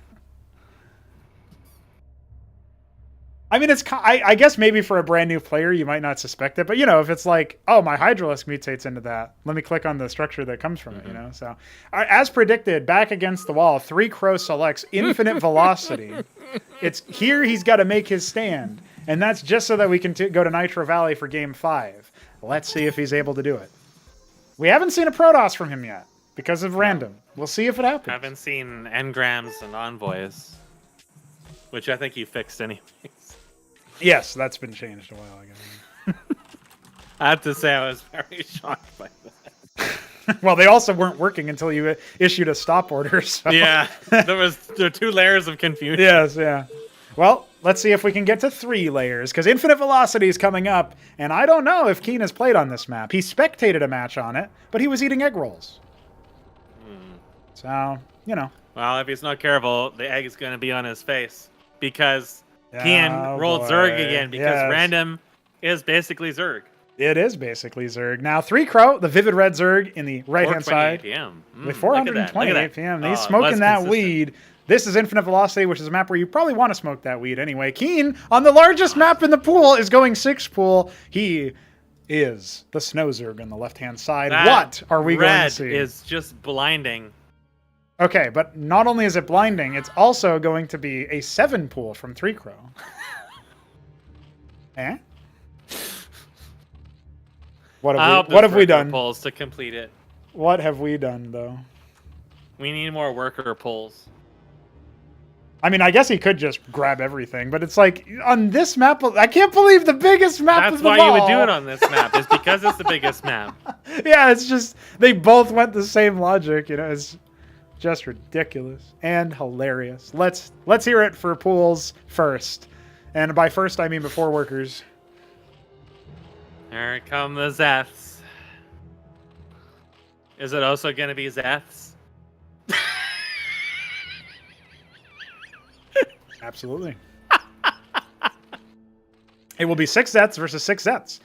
And Keen knows how to micro Zerglings from ZVZ normally, so surely he ends up clutching this. That's my prediction. But he's tasted the tism. Look at him go straight. 3 workers in a gas. Okay, here's the thing. My man is going to go to Naths. Here's the thing. Or a really, really fast Hydra. 3 Crow is taking an avant-garde approach. He does not have a single thing in his base. Who needs that? Let me just, kill these Atlases, jump in. He won't have them down before they show up. Oh, no, he's he'll got have them down. He'll be on the other side. Yes. Well, he's kind of being a little lax, which might save him. He's being lax. It might say there. Hey, dude, you're getting tickled. No, they're going in. No, no, he's pulled some of them back, but not others. Oh no! No, wait, where are they going? They got no, they're going the whole way on the map. Oh god! Send the workers into the Nidus. Build inside his base. Make it yours. Error. Okay, now it's there was no error. Sure. Oh, there are Naths coming. Keen's building Nathicores.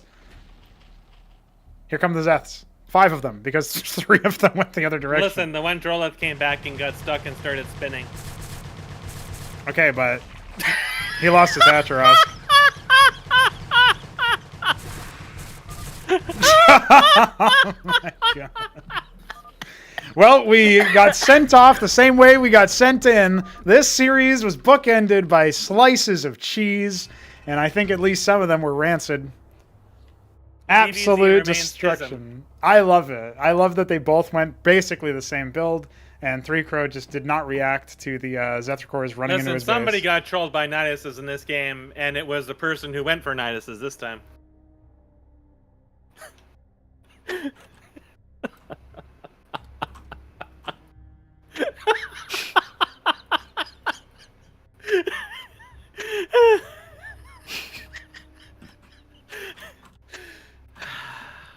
Well, DF was watching, I think, so he'll be able to scope out his opponent and see what he can do to face off, because that is going to be our matchup in the lower bracket later on. Absolute destruction of men worldwide. So I don't even. How do you feel? How do you feel about Keen's performance? He has realized both that Bactylisks can be built and that Nathricores exist. The second he realizes he can build Quasilisks, it's all over. It's Jover. He's catching on. Through trial by cheese, he is being taught this project. And that's, I mean, what else would you want, really? Yep. I like that he is willing to commit to a 6 pool on a huge as fuck map. I think I think he's gonna get along just fine in this group. Oh yes. Well, you know what was really funny is that he when he was first starting off, I think he said some comment like, "I have been known as an artist" or something. So yeah, I mean he's made some art for us to watch. That's for sure. There definitely has been some cheese. So, in that case, that does leave us with an interesting matchup in the lower bracket and our first matchup determined in the upper bracket as well, moving past into the upper semifinals. That will be none other than Keen going up against Mystery Meat. Now, I feel like Mystery Meat might have an even easier time against Keen unless there's some practice. What do you think, Mask? I think Mystery Meat should. Like I said, I figured if it was Veek probably would have had a clean sweep. I mean, well, the 6 pulls might have caught him a little off guard. Right. But that's if, he hadn't been paying attention to the previous matches. I think that, especially armed with the knowledge coming out as Meat, should be very confident coming into this. But if Keen brushes up on game knowledge a little bit, then I think he should have the mechanics too, but it's a question of whether or not he's gonna get up to par with the knowledge. I mean, not even knowing about Back to the Swamp is a bit rough, right? Because like Meat can hold to tier 2 or go tag. Like there's many ways Meat can play, especially with Protoss. Right? Like it's very, very flexible what he can do in the very beginning of the game, which is similar to what Zerg can do, but Protoss don't have to wait till tier 2. They can bank or expand, or the way they do it's kind of different.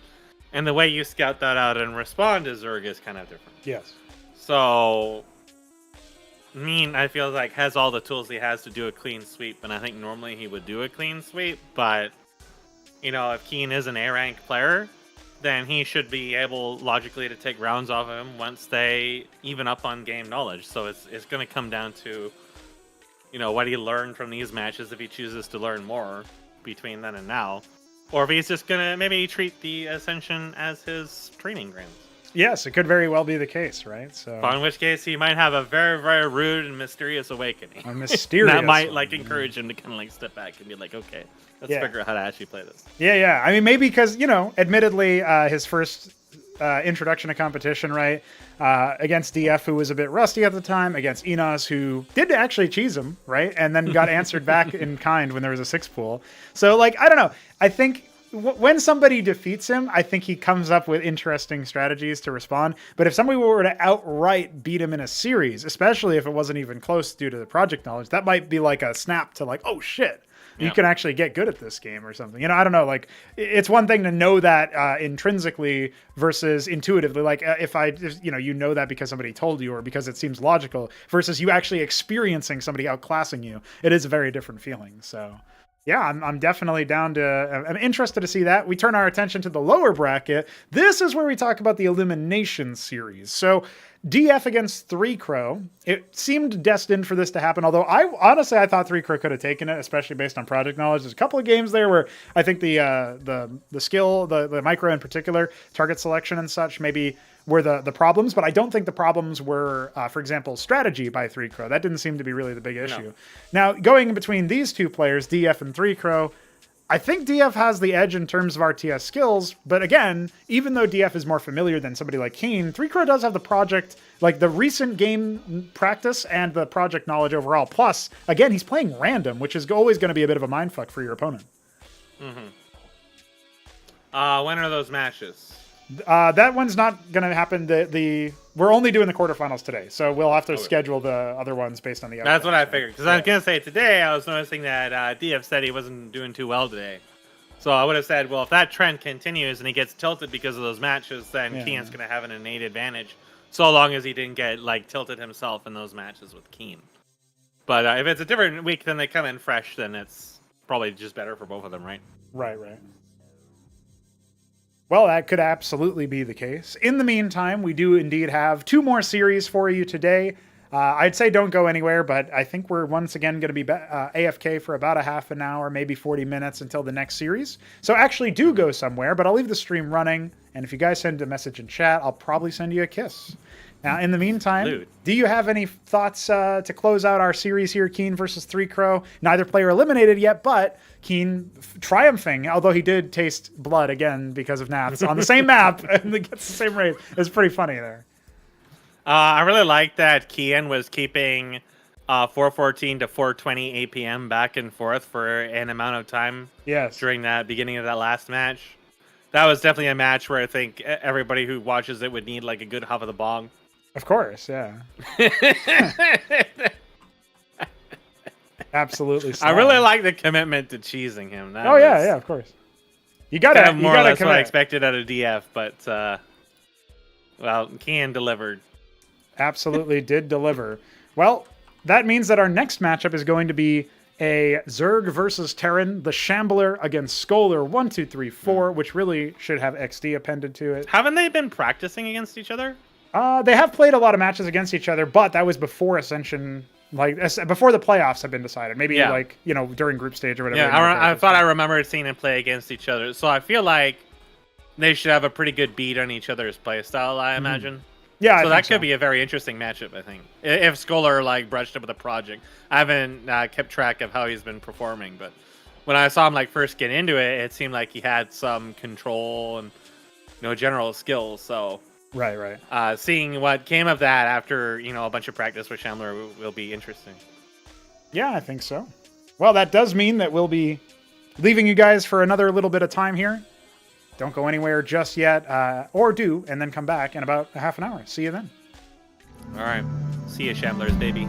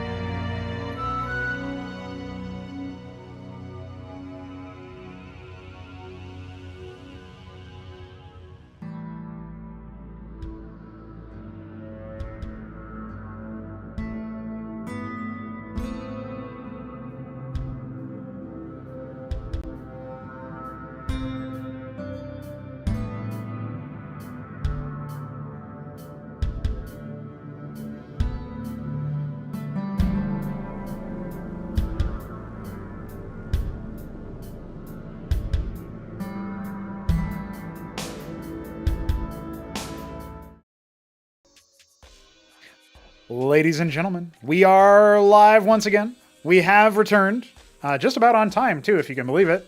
Mesk, we're going to have ourselves a Zerg versus Terran with the Shambler taking on Scholar, a man who didn't even want to ban 2 maps. Yes, his response to the other map was no. Yeah, I said XD. ban a second map, and he just said no XD.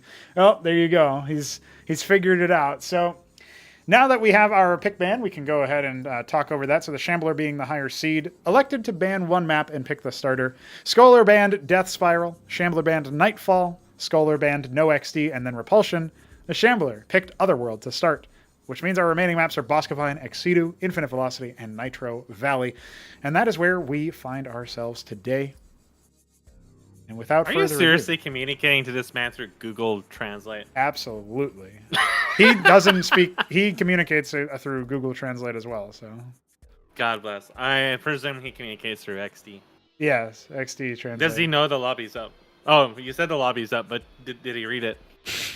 That is forever the question of the day. However, you have spectated a few matches between these 2 players, so you kind of know a thing or two about Scholar's playstyle. So it was a little while ago.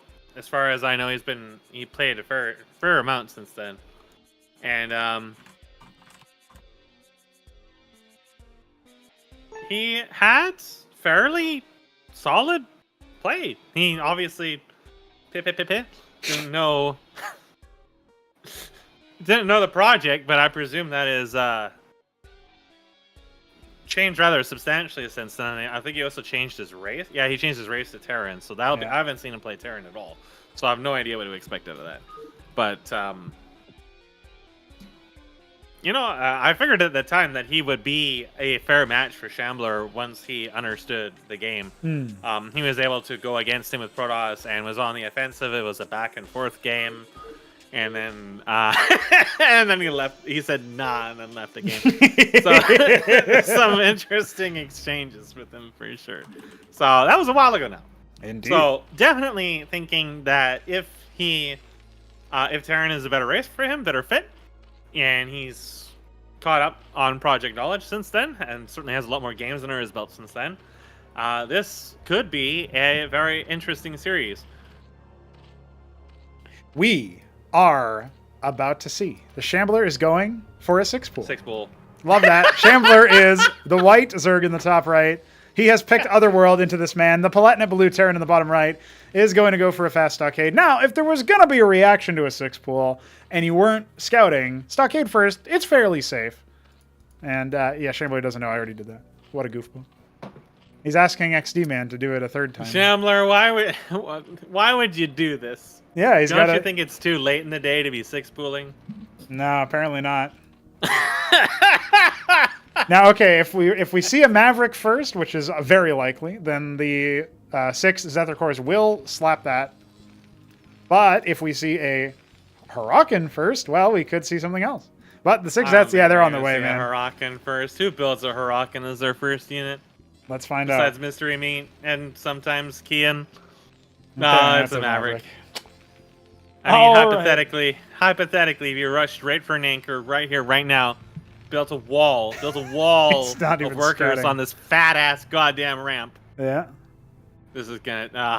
Oh, jeez. Well, okay, It's coming. Terran has the most resilient workers, but he's adding a star pad. He has built 1 unit. He's got to stim this bad boy immediately. The reaction time has to be sublime, but instead it's gonna be. Oh, he gets it out. He's got 9 HP. He needs to fall back. Oh my god, 2 more hits and it'll be dead, but the Mason gets attacked instead. He realizes he's being cheesed. He cancels it, but the Maverick was frontlining, and now the Masons, they have to desperately be pulled to defend their last man. The Maverick, the second man. If he can keep the Maverick safe. Oh, if he can get the tactical lag going as well, that's 3 Zeths. Okay. Then he can get in. Oh, that was a big pickup on the 4th as well. He does have another Maverick coming out. He can absolutely do this. Well, he needs to fall back. There we go. Okay, worker advantage Scholar. 10 workers to the 8 of the Shambler, who in the background has just been building 2 Zeths. That's it. It's been held, Mesk. Nope. And we have gas for a star pad if he wants it. XD. This would be a great moment to put in chat just XD and nothing else. Yes. That's how you start off the series, is just with XD. That begins the spiral downwards of Shambler's sanity. But look at this. Shambler, a little bit of a speed bump. Maybe a really major speed bump. The 6 pool didn't even kill hardly anything. Well, what do you do when you reach this point? You double down. Vorvs. It's 4 Vorvs.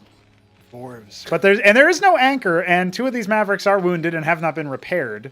But I just feel like with the Cyprian, and they're even in a good spot. I mean, to be let's sort of say they defended. kill the infantry. It's going to take them so long to kill the workers anyways. Yeah.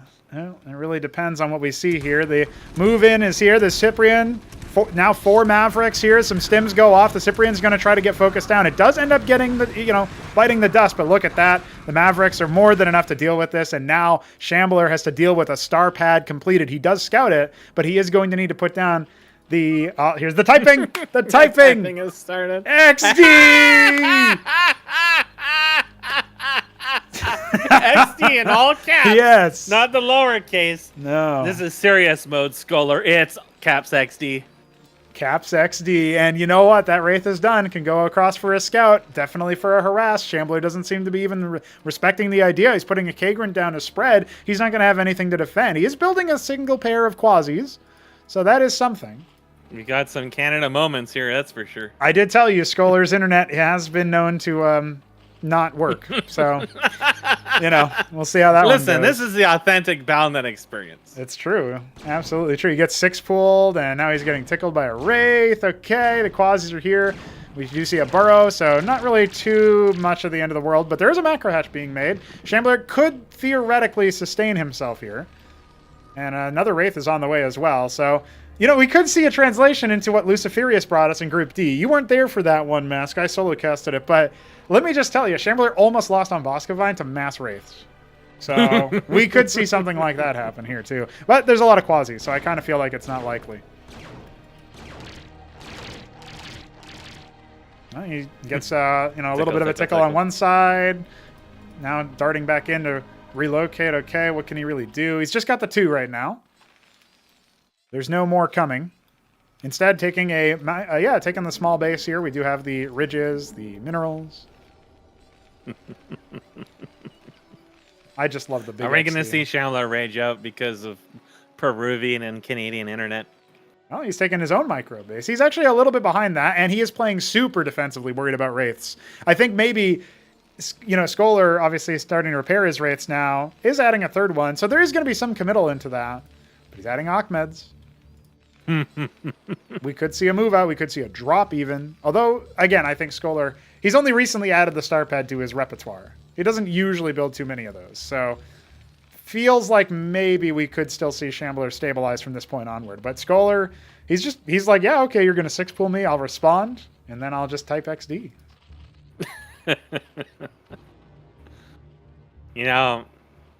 every single thing he ever says in any of these matches is just XD, I think that alone will slowly drive Shambler insane. Shambler is creeping across here with his circuits, but there are Achmeds. Indeed. A 4th Wraith. Not a 4th Wraith, not yet. But a 4th Wraith, yeah. Vestry on the way as well. He's got 4 of them. There's a 5th coming. Vestry, yeah. His barracks is on fire. Nah, don't worry. That's just a small smolder. Still, he's committing even more to anti-air at this moment, Shambler is, because he's fearful of the math Wraiths. And they could get some kills in on this little expansion here, for sure. Here we go. Okay, first one pops. That Kagran is going to have to be canceled. Oh, doesn't even get the cancel off, so that's 50 minerals and a worker down the drain. Another worker follows it along, and now they will fall away. Now, the Obeleth was made. That can patrol between the bases and most likely catch things. Might even force out another one. There is a Quasilus buried by that ramp, but it's obviously not going to spot there the is a second one being made. Okay, there you go. So, not interested in dealing with that. But honestly, I mean, with enough Wraiths, you can absolutely take down 10 Quasis, particularly if you attack them from the sort of sides. It's the inverse of what we see in classic TVZ, where the Mutas are trying to micro against the, various other units, right? Like the Bio Balls and stuff. There's a couple of options for potential kills there, but with the Obeleth, now that Spraith is indeed just going to zone away. It gets 1 kill. Okay, he's a little bit bruised now. A mild tickling. Scholar is ahead on workers because of all that. That's true. And he's got 4 stockades with the 4th just having finished. Pumping Mavericks. Yeah, keeping his money down too. It's not too bad. Looks like he wants to attack. Yeah. And, you know, if the Wraiths come in for fire support afterwards, some of these burrowed units are positioned well by the Shambler, so the attack won't really hit him by surprise per se. But I don't know that he's really got that much back at home as far as units are concerned. He's still, you know, all these eggs right now are workers. It's really going to be depending on how well he can play around the circuits. Oh, that Quasilisk is positioned in such a way it's not actually going to be revealed. So he's getting the full idea of the full scope of Scholar's bio army. But even with the third... There's more tickles en route. Yeah, the third Circuit, if it even finishes in time, isn't actually going to be enough, I think. And the Wraiths can actually come out here and just, you know, put down, you know, start attacking the Circuits as well. Not going to happen. A little bit of a botched opener here as Ahmed can't join the fight on the front. Starting to charge forward. Hurakkans are taking up a lot of the damage from the Quasis, who obviously aren't going to be doing as well versus the Ahmed armor. But at the same time, the Circuits are only slowly falling. A little bit of a split damage here, but now some Clerics can heal up those Mavs. This is looking really grim for Shambler. Yep. It is bad. He's just going to sit here and commit to killing the Circuits. He really can at this point. He's just sort of meting up with the medic. Yep. Some more Quasis hatched. Maybe they can focus down those Clerics, but they do obviously have one armor as well, and there's just not enough, right? He had the Zorkas, but does he have any Lakizilisks on the way? It doesn't really look like it. He didn't really have the gas. Well, yeah, he does have the gas, actually. He has 300. I was looking at the wrong gases, thinking, no, he has no gas. No, he does. He could have built Lakizilis for sure when he started seeing them coming. Yeah, it's actually being focused down now. Pretty good target selection here. I want to check up on the macro cycles back at home because the rates are starting to fall. The more units are being, some workers even being pulled and rallied over. But honestly, I think with the worker damage being dealt here, Shambler is in a really tough spot. I don't know that he's going to be able to fire back. He has a couple of Gorger cores training, and that's about it. Back at home, some stuff. A lot of the units have died, so they're just slowly chiseling things down. Well, here's the problem. The Atlas is almost completed back at home for Scholar, so I really feel like it's going to be his game to lose, even if this force gets cleaned up. Shambler's not losing any mining time at the moment. He's quite healthily building stuff, but depending what Scholar builds after that, there is... Quasi just died to a Mason in Scholar's face. Oh, jeez. So here comes the counter, trying to finish off these infantry. The Wraiths going to run away, and that's cleaned up. Yeah, not great target selection at the end there from Scholar. Kind of maybe caught off guard by that, but there is obviously the Mason with one kill ends up executing that Quasi, and the Ministry is going down for another base. Shambler does have more production because he did have a third Hatcherosk be put up in a more conventional expansion, and does have a decent force, but if he doesn't get lethal pressure dealt with, he doesn't really set Scholar behind, this is going to end relatively soon, and he's actually biding his time as captaincies are being erected back at home. And plenty of Watchdogs, too. I don't think the Gorker Corps can do anything. I feel like Scholar might have done better trying to kill the workers. There was no real defenses there. Yeah, for sure. But the tech being knocked down is still good. He just executed his own Ahmed. Some of these Gorker Corps are being pushed in, but not all of them. So 4 of them, many of them already wounded. Yeah, back up the top. There's one more that could have maybe tried to finish off some of these Cyprians. It's not going to be enough. Shambler had a brain fart. Yeah, Ahmed will take care of some of these Quasis as well. Wraiths can be sent off to gather more information. A Hydrathen. Remember, but this whole time, Shambler hasn't been able to build any military units. He lost all of his tech. So his Hydrathen isn't even done. He's got nothing. I'm not sure why he was standing and fighting there. His attention was not even at the fight at the moment. I'm not sure if that was like something he just accepted and just gave up on or what was going on, but all of his units kind of died for very little. Yeah. Some circuits are going to complete in time. There's still no Spraits here, so the Wraiths will eventually be able to whittle those down as well before any units can even be hatched. He's only now starting to build some Hydras. He doesn't have that much gas. He needs to maybe start getting some Izzies, but... that one Cyprian The Cyprian dives in and dies terribly. Yeah. These ones falling back, wounded. Adding more Vestries back at home. Madcaps coming out of these captaincies. Yeah, Scholar's maybe playing with his food a little bit more than we would expect. But he does have the worker advantage, and I would say the map pressure advantage as well. Definitely an XD moment going on here as those Wraiths are finally annihilated after tickling the circuits for what felt like entire years. It is 3 base versus 2. Shambler is behind, but economically speaking, he's not really too bad. He's very fond of that And line. he's very fond of that line. He could be mining more gas, I suppose, at this point. But Yeah. he's actually going for all beef. He's making a lot of beef. Well, once No they XD this army is mostly Cyprian Madcap, so I do feel like he's going to have a really good chance of, absolutely dominating any military engagement. I'm not sure about sieging the circuits. If he maybe has a higher consolidated force, he can definitely do that. This one Madcap holding up 3 Hydras back at the top. That meant this attack force was much worse, and I think as soon as you see that advanced infantry, Shambler realizes he's in a really rough spot. He cannot tech up anytime soon. Yeah, his gas is doing really bad, but pushing this ledge is still going to be really difficult for Scholar to manage. He still has just the 2 clerics. Yeah, that's not going to be enough. And with the Shambler Cyprians, has to dive into this and keep the circuits alive. yeah, the Cyprians were also actually blocking some of the Madcaps from moving forward, so a lot of their DPS wasn't really on. And then the Cyprians were busy attacking circuits instead of the Hydras, so their splash damage wasn't happening. So that ended up being very, very poor as far as an engagement is concerned. And Scholar might be a little bit frustrated that his units haven't been able to give him the advantage he wants. He is adding some Fulcrums back at home to better siege. He does have some Apostles coming out, followed by more Madcaps, and his third base is fully online, even complete with a gas cap. Well, if Shambler wants tier 2, it's not coming quite anytime soon. Yeah, he's not harvesting from the ridge. Started harvesting a bit more gas, but yeah, there's a couple of ridges that are not being harvested at all. Yep. He's got just a little spattering of units over here, kind of just spinning around. They're not really going to do any damage to this stack of apostles and sentinels and so on. Yeah. There's no kill pressure here for Shambler whatsoever, which is a little bit rough for him. But he can tickle in, find out that there's a big massive tier 2, and just go back home. Pick his nose for a while, wait for that tier 2 to come. There's so many Azeric. Oh, he's got nothing but minerals, right? He's trying to bank as much gas as possible. That's not really going to help him too much versus the stack of advanced infantry. And we do see another base being erected meanwhile, so maintaining an advantage. Base in the top left Holy going to be shit, erected. are we going to see the left side of this map utilized for something other than just sheer tism? We are. Yeah, look at that. It's finally happening. The Otherworld. We're arriving. Many Azeric cores. Yeah, they're going to try to go for the flank.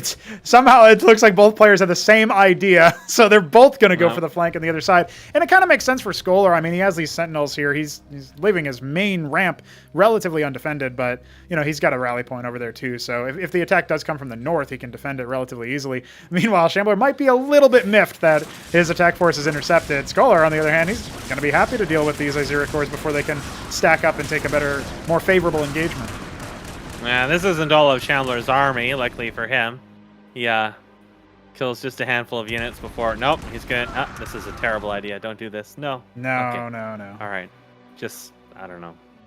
Tism. Trying to maybe manage his opponent's attention and see if he can go in for a kill. If he was able to ram a couple of those, clerics off, he's going to try to take the high ground. Really, if he had Bactylus right now, he'd be A-okay, but as it stands... Yeah. It doesn't really feel like he's going to be able to hold. The Azeric cores are coming in, though. And a couple of Mavericks end up getting killed for not really any good reason. kind of separated his forces here to kind of like concave those Hydras, which is leading to quite a lot of damage. There's the Apostle. Yeah.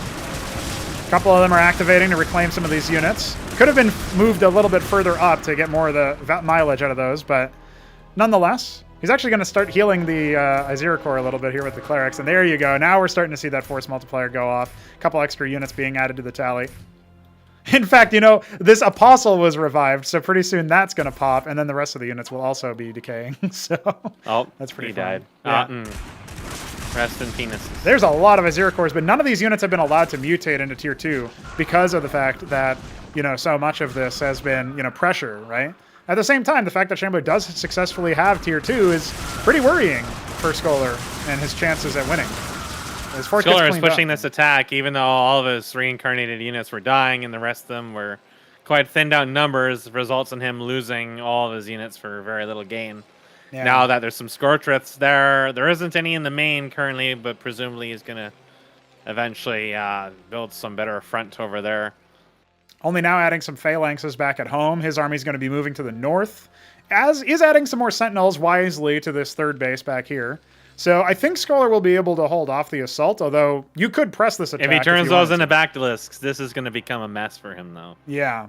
Well, the space if in the top dives left into it is, just with the Hydras, then it's going to be Tism for sure. But knowing Shambler, he should just wait here and wait for Bactylisks. He's got a lot of gas, but not really very many minerals, so it's still going to be a little bit hard depleted for him. now. Transferring over to that 4th base to try to get some minerals going. Yeah, still very even on worker counts. Yes, surprising after the opening. Now, remember, this started off going up towards here. Yeah. There's also some mutas out, which obviously the Wyverns cannot attack. There's no tier 2 defenses in the front here, so the mix of tier 2, Terran can easily drop that without taking a lot of damage, but they're going to harass this Hatchros first, drawing Shambler's attention away as the rest of the units may idle there for a while. These Wyverns may die. Well, unfortunately, a lot of his military was sort of confused at that ramp again. Still didn't bring any of his phalanxes over. The Wyvern has found the Spraith. Shambler is poking into that base, finding all the Sentinels over there, and then pulling back. Right. He's going to lose this Hatrosk as the Wyvern pulls away with 50 health. Could have easily killed it with a Melis if he was focused on that. Well, we do have Madrigals here, as well as Cyprians, and the Phalanx is charging headfirst into death. Okay, now he's going to sort of fall back here. Now, if that Madrigal was deployed, you'd see a lot more shots fired. It looks like it's going to happen now. There we go. Now we get to see a bunch of the shots. That's probably going to be too much for Shambler to hold back on. He does have some Sycralisks here for splash, but that's not going to be great for their range, right? They have pretty limited range. Scorchret's finished to get a little bit bonus range as well. That Apostle frontlining, not able to resurrect the tank, or anything else for that matter. That's a pretty big loss. Oh, the Wyvern charges in his Spraith once again, and down it goes. Now Shambler's left side army has finally returned home. Okay. There's some attempted revives there, but they're still in the AoE of the Scorchret, so it accomplished nothing besides baiting his units into certain death. Melis will come in here and just trade a little bit. Oh, Wyvern dies. Yeah, the ground army was managed a little bit, but at this point I feel like Shambler is growing pretty fast. There's more Phalanxes coming, but not great anti-air. No more Madrigals, for example, and certainly no more Cyprians. Back at home, we have more Apostles. They are very steep gas drain, although Scholar has allowed his bank to run wild anyway, so... he's a rich lad. Got a little bit of an XD moment going on there. Lots of XDs. Only a couple Madcaps here, but they have a lot of Clerics, so sometimes that's a quality unto itself. There is an airborne watchdog inside of Scholar's base. Keeping watch. And a ministry being built. Mirror position of Shambler's 4th. Yeah, the Otherworld. It's being used, guys. We have a macro game. Unbelievable. Especially considering this wasn't pure cheese. Yeah. It was an attempted cheese, but there's a lot of Masons huddled around this Sentinel here for warmth. Yes. And the Bactylisks are murdering the stray units that are going to start sieging on the lower part of the ramp here. Well, here's the thing: is he was frontlining with that one unsieged Phalanx for a while, which actually obviously gives it a lot more armor. But even still, I mean, you're seeing these Bactylisks clump up. That's exactly what the Phalanxes want. And honestly, the Apostles can keep resurrecting the Phalanx line for a while and let them get a couple extra shots off. Yep. Yeah, Shambler's taking a little bit of damage from this. Yeah. Did kill a chunk of them, but unfortunately unable to proceed. I feel like he probably could have committed to that fight, but maybe wasn't aware of how many more units were back behind. Yeah, he may not have had vision up there and realized, oh, there's just really a handful, but to him it might have seemed like there's a giant roadblock of just Tism crammed in there. Gandalf brought a bunch of big, very, very tall men with him.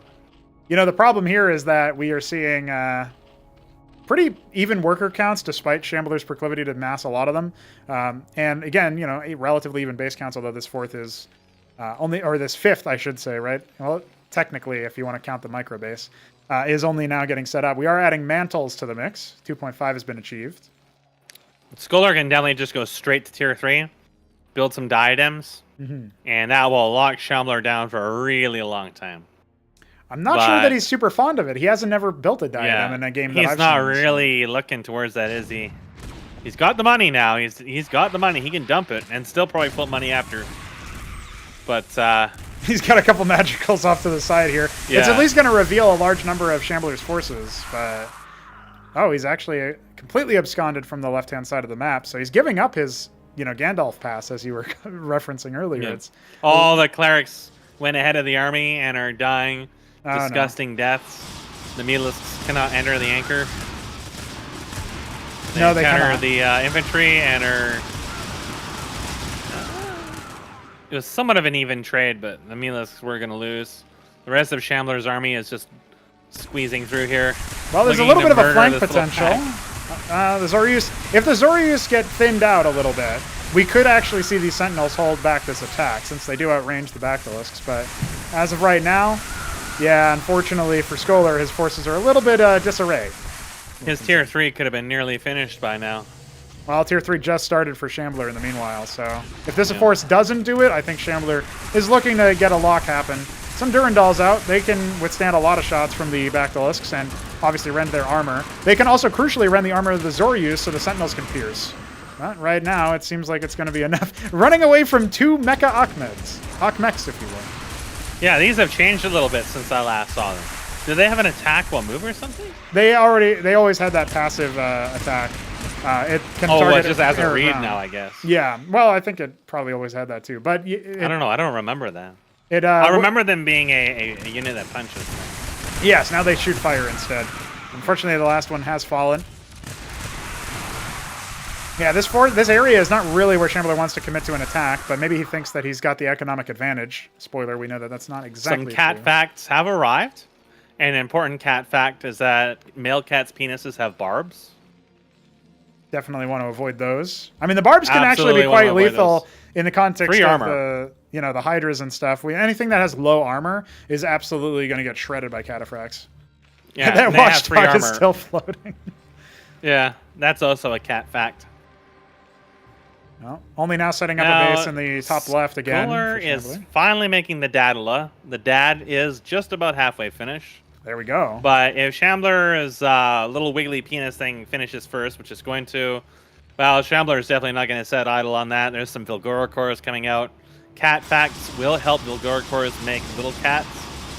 And then everybody's going to be swamped in hordes of these things. And Scholar definitely should not charge forward with this little piddling force here. He's going to lose everything. Well, meanwhile, the base in the bottom left got harassed by 4 mutas and forced a worker pull, so the economic advantage for Scholar has dissipated immediately. Cataphracts are on their way back. Helping him at all there. Cat facts are being tickled. 4 health on one. Oh, the mutabounce got it. Okay. Not too bad. I mean, obviously, Shambler would have liked to maybe have that be more... Yeah, he traded kind of cost hard for efficient. that, but Yeah. meanwhile, the Watchdog did get finished in there and does kill Just some one. mutas, but Or 2, well, I there's guess. 2 bodies there. Yeah. Just one Watchdog, but there's 2 bodies. Oh, the so bounces. It definitely. Destruction. Yeah, I mean, a lot of the workers made it out, but they will have to travel back in order to be useful. Cataphracts can be the pretty good front line, but the data will only now finish Additional cat facts are en route, but Shambler will have everything he needs to deal with the cat facts. He will, in fact, have bird facts, which is the Gosvaleths that have entered the middle part of the map to chill out and wiggle. Yeah, and another Watchdog was built, which will kill the final Mutalisk. Well, at the Scholar's same base time, has oh, been okay, set. I know what he's doing. So Shambler has been on about how you can use Convalisks to kill your own Zethrakors, and that will give you free Sovralets. And he keeps telling me, yeah, if I do this, then I'm gonna win. It's OP. I think if you're ahead enough to do that in the first place. Ah, XD. Yeah, he didn't get a chance to actually do it after all. And Shambler claims our first match. that was unexpected. That was like shock horror XD.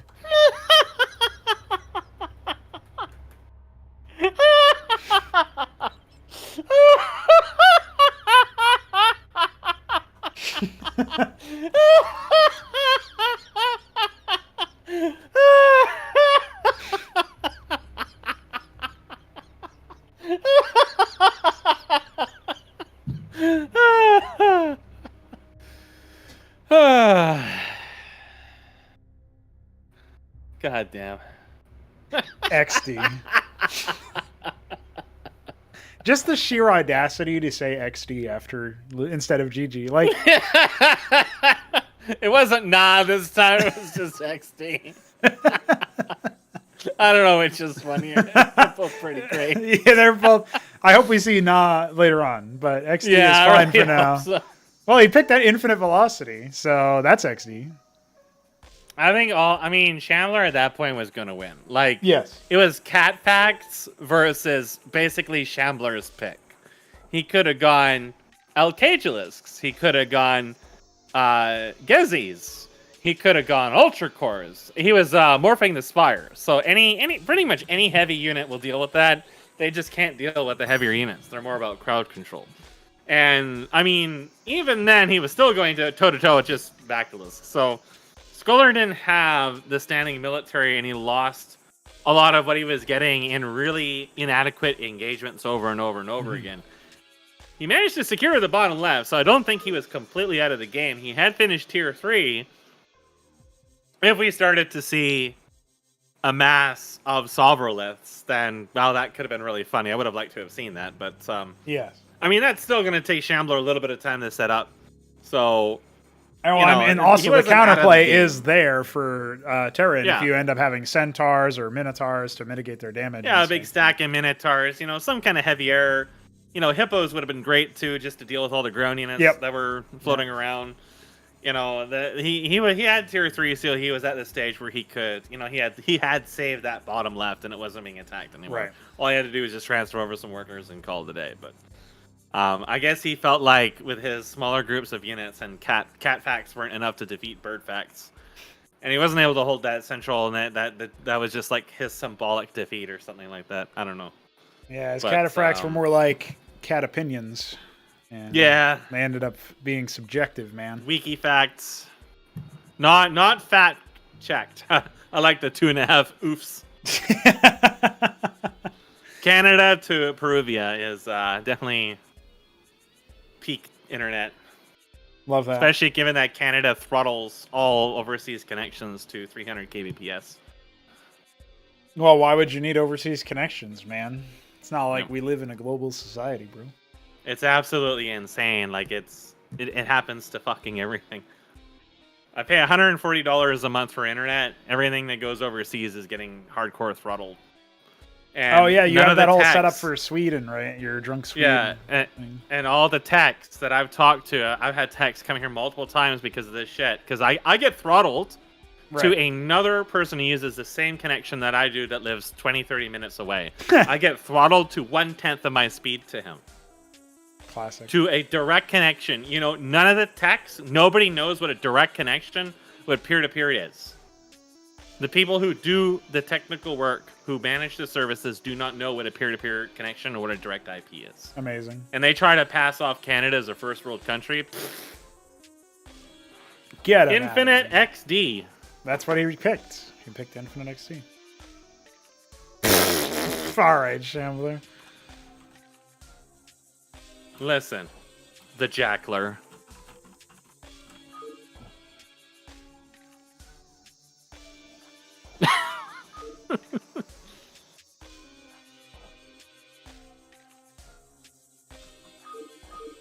Let's go, boys. We're moving into match 2. If that last match was a good one as far as seeing a lot of tech, let's see what happens on Infinite Velocity, which is a map with double gas in your main and a pretty big spacious amount of safe areas, assuming you don't die to the Nidus. Now, Mesk, Scholar is the Snow Terran on the left. We've got Forest Green Zerg here. That's Shambler. He's harvesting some gas immediately. I want to know, do you reckon he's going to be cheesy again, or do you reckon he's been sort of forced away from that because of how well Scholar reposted it in the first match? Scholar was definitely caught off guard by the 6 pool, but he handled it really quite well. Yeah. So Shambler will probably be memorable about that. I think if he's going to cheese, it's going to be something like Gorgs or like Kislis drops, the more conventional Shambler cheese. I think that he's looking to charge his JO crystal, and he may be making a post on Craigslist, and Scholar may be inclined to assist him in charging his JO crystals, seeing as he's the one who chose the cheesiest shit map. But I don't know. I don't know if Scholar is a cheesy kind of fellow or if he's more of a passive JO crystal charger. He's just doing the same old standard stuff, though, just like stockade first, no proxies, not even scouting at the moment. So Well, to be fair, Shambler's Scout was a little bit early, but maybe thinking because of the map size he wants to do that. He does go for a Hydrith opener, so that actually is kind of bog standard, right? At least on a map Maybe like this. skips. Yeah. So Maybe not like super effective against Terran, but if he takes air control right away, that could prevent possible Wraith shenanigans. Yeah. So that may be what he's thinking of. Well, Scholar is aware of the Niduses, as he has sent his first Maverick over there just to confirm that nothing He's absolutely intimidated by absurd. them. They're on fire. Fire is dangerous. Wow. Warm yourself up a little bit there. The worker is here. A couple of Mavericks rather, will stim after it. Not likely to escape. One more shot.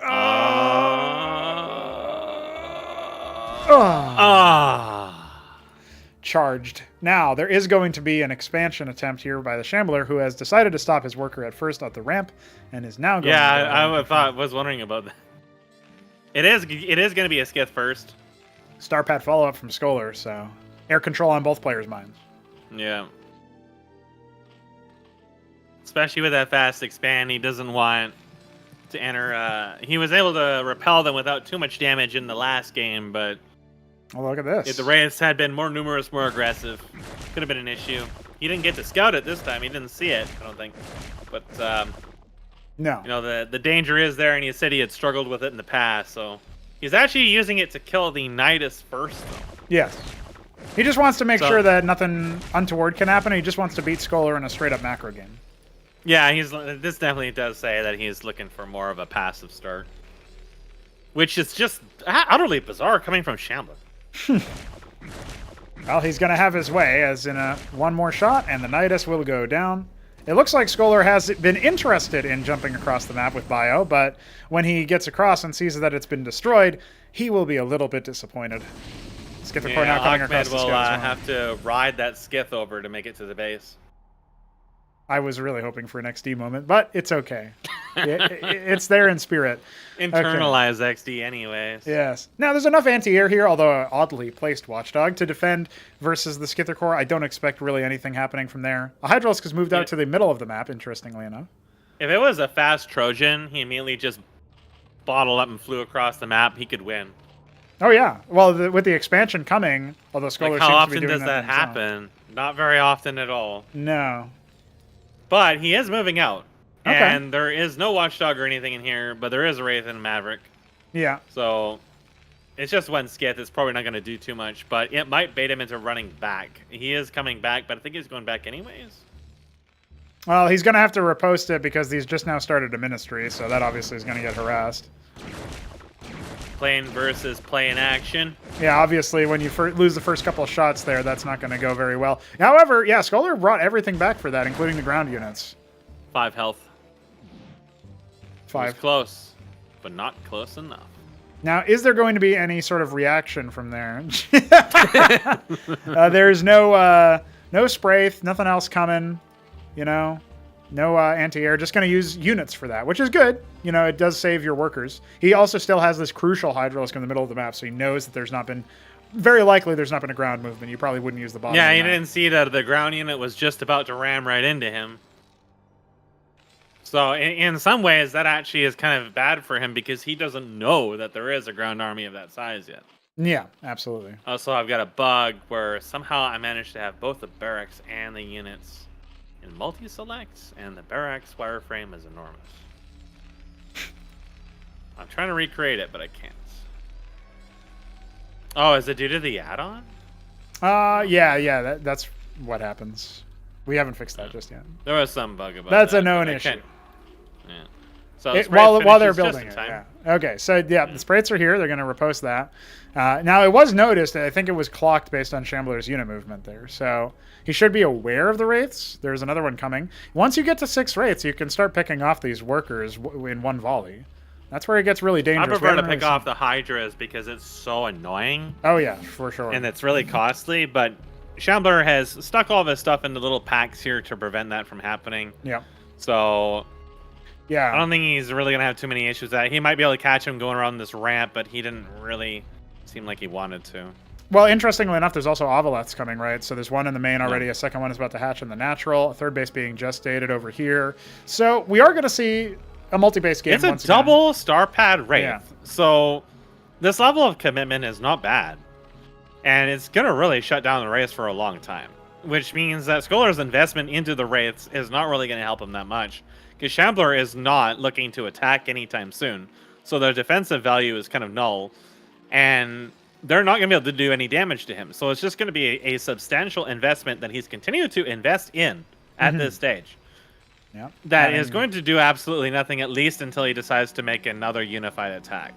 Yeah, I think what he's probably going to want to try to do is pressure this third base when he scouts it using his ground army. He knows that he doesn't really have much to fear because he spent so much time gathering intel on what his opponent's composition is. So there's a window of time where Scholar can move across the map with his ground army as he's doing. He can take this Hydra out, and that will force Shambler to respond by moving his ground army preemptively, building some static defense, etc., trying to hold that base. At the same time, that will open up an area where this number of Wraiths can absolutely kill Sprates and then Workers. Yeah. If he overcommits everything he has, and Scholar thinks, I have all these planes, I may as well send them elsewhere, they can just force down defenses elsewhere, even if he loses his ground army or is in the process of losing his ground army. But in the previous fights, in the first game, I noticed he really wasn't too keen on keeping his Wraiths alive. They usually took a lot of losses early on to the Hydras, and then they kind of lost all that pressure. So, since he's invested so heavily into Wraiths and is still building them now, I would hope to see him try to keep them alive a little bit more, and he definitely can do some tickling here. The Azura cores can most certainly be focused down, although they are spreading some damage onto them at this point. One Wraith did go down. It is a little bit of a bruising early on for his army to assemble. And Shambler is going to have to get some more units here because, well, a lot of damage that comes out of that stack still. Yeah, there's still a lot focusing down that bottom circuit. It'll even finish the job on the Kagran. Izzies are mostly getting down. Some of them are getting walled off by the positioning of the Hydras between the Kagrans. A little bit unfortunate there. Wraiths are going to fall back. During that time, they're not doing damage, but there's enough Clerics here to riposte that attack from the circuit. And now, Shambler's really low on military by comparison, right? And the Wraiths are kind of falling in. They do pick off one of the Izzies, but taking a little bit extra damage. Remember, you can't really repair that at this point. Yeah, Shambler really wanted to be in a position where he has some defenses on that ramp. One Wraith goes down kind of needlessly. It's going to take him a little while to gun down this base here. You might see Shambler try to rush in and save it, but his egg timing is just not going to have really a lot of units, so it's probably better just to let it fall and just suck it up, build some circuits on a ramp, and just hold out. Yeah, I mean, if Scholar stims up here and just goes straight for it, he can, hit a timing before these circuits. He's going to wait. He's waiting for his reinforcements. They're going to take a while to march because it's pretty much all Cyprians. No, he's good at. He was testing the water, seeing what's over there, and I think when he sees the mutations there, he's going to be a little bit unfortunate there from the circuits, right? But the stack of Wraiths here can pick off a lot of these Izzies. This is still really dangerous. They're getting low though. If he's not careful with that Obelisk, he's going to lose a chunk of Wraiths for basically nothing. Yeah, absolutely. He's doing a lot better with his control than he was in the first game, though. Yeah, I think he's warmed up a little bit. His stack of infantry is on the way. Additional Wraiths being rallied over as well. He's back up to 12. This is the most Wraiths he's had consolidated in any one spot. This is still very dangerous for the Shambler, who is getting tier 2 behind this instead of committing to more units. So yeah, Bactylus would be great right now. If he can hold out long enough, the contain won't mean anything if he kills everything with Bactylus. So... But Scholar is reinforcing as opposed to diving this at the moment. He's got a tier 2 of his own coming as well back at home, and the Wraiths on top of it. Yeah, the Wraiths are at this point going to I think they're going to go to the natural and force a lot of these ground units to move away because he needs to defend this, otherwise his income is basically cut in half. As soon as the trigger gets pulled with that, the Wraiths can come in, pick off the Spraith. A second Spraith would be great here, but it's not going to happen in time. Yeah, he should just turn and fight this. He shouldn't be scared. He can absolutely do more damage. He's a little scary because many of his Wraiths are below 50%. Yeah, that wouldn't matter. He can start one-shotting right? He can start one-shotting the Hydras. I mean, there's no army movement from Shambler. You can still do a lot of damage there. It feels like Scholar's being very, very, he's not interested in defending. And now we're going to start to see Spear Tiths. Yep. With the tier 2 finish. So it feels like, again, Scholar's so close to, turning the screws and really finishing Shambler off. But at this point... I don't know. I'm not going to count him out just yet. He is adding captaincies, more vestries, switching away from the air entirely. But it feels like he can't break this position. And Shambler's going really heavy into tier 2 anti-air at this moment. yeah. And the second those finish, those wounded wraiths are not going to be able to do too much. Well, the backdeaths are also still here. I mean, like the backdeaths are coming. Matraval Nest is here as well. About a little bit more than 3/4 of the way done at this point. Some Palladiums in the very far back with more Fulcrums being made. Going to be a tough ask to get those units all the way to the other side of the map. Poke. Yeah, just poking. That's going to get some of the Shambler's units killed here, but maybe not. Scholar didn't try to collapse on that, but he is grabbing the odd tickle. He can take that obelisk if it really gets too close to him. No. He's really trying to tickle here, but his window of opportunity is closing. Shambler is only constricted by that money at the moment. Well, he's got Basilisks in the eggs as opposed to being finished, so maybe if the committal happens, but look at all the Hurricanes in the back line not being able to join the fight. The Wraiths can still be a menace in terms of their DPS, especially considering they're absorbing a lot of the shots that would otherwise be going to the There's no Spirit infantry. here, so it's only the Hydras that are dealing with them at the moment. Basilisks came out, and they're just going to kind of sneak back. And there you go. Yeah, especially with the detection from the Obelisk that never got finished. It means that they can't bob and weave as effectively. That's going to be the end of that force, and Scholar does have a third base on the way. I mean, theoretically, he can still macro out of this point, but it does feel like his window has been thoroughly lost. There's two Cyprians guarding.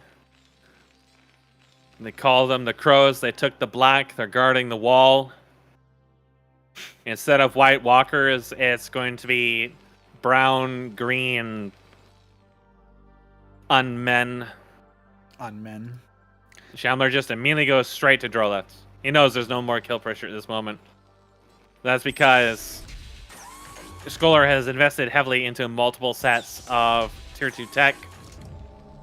And it's going to take a little while to actually get that emotion. This third base, a little lax on saturating it, but it's not too far behind a worker count. In fact, Shambler is substantially ahead on worker count. I think he'd oversaturate at that point, expecting just to push out and then just crawl out there and take back. And yeah, all the pressure deflated, so he may as well. He can even really...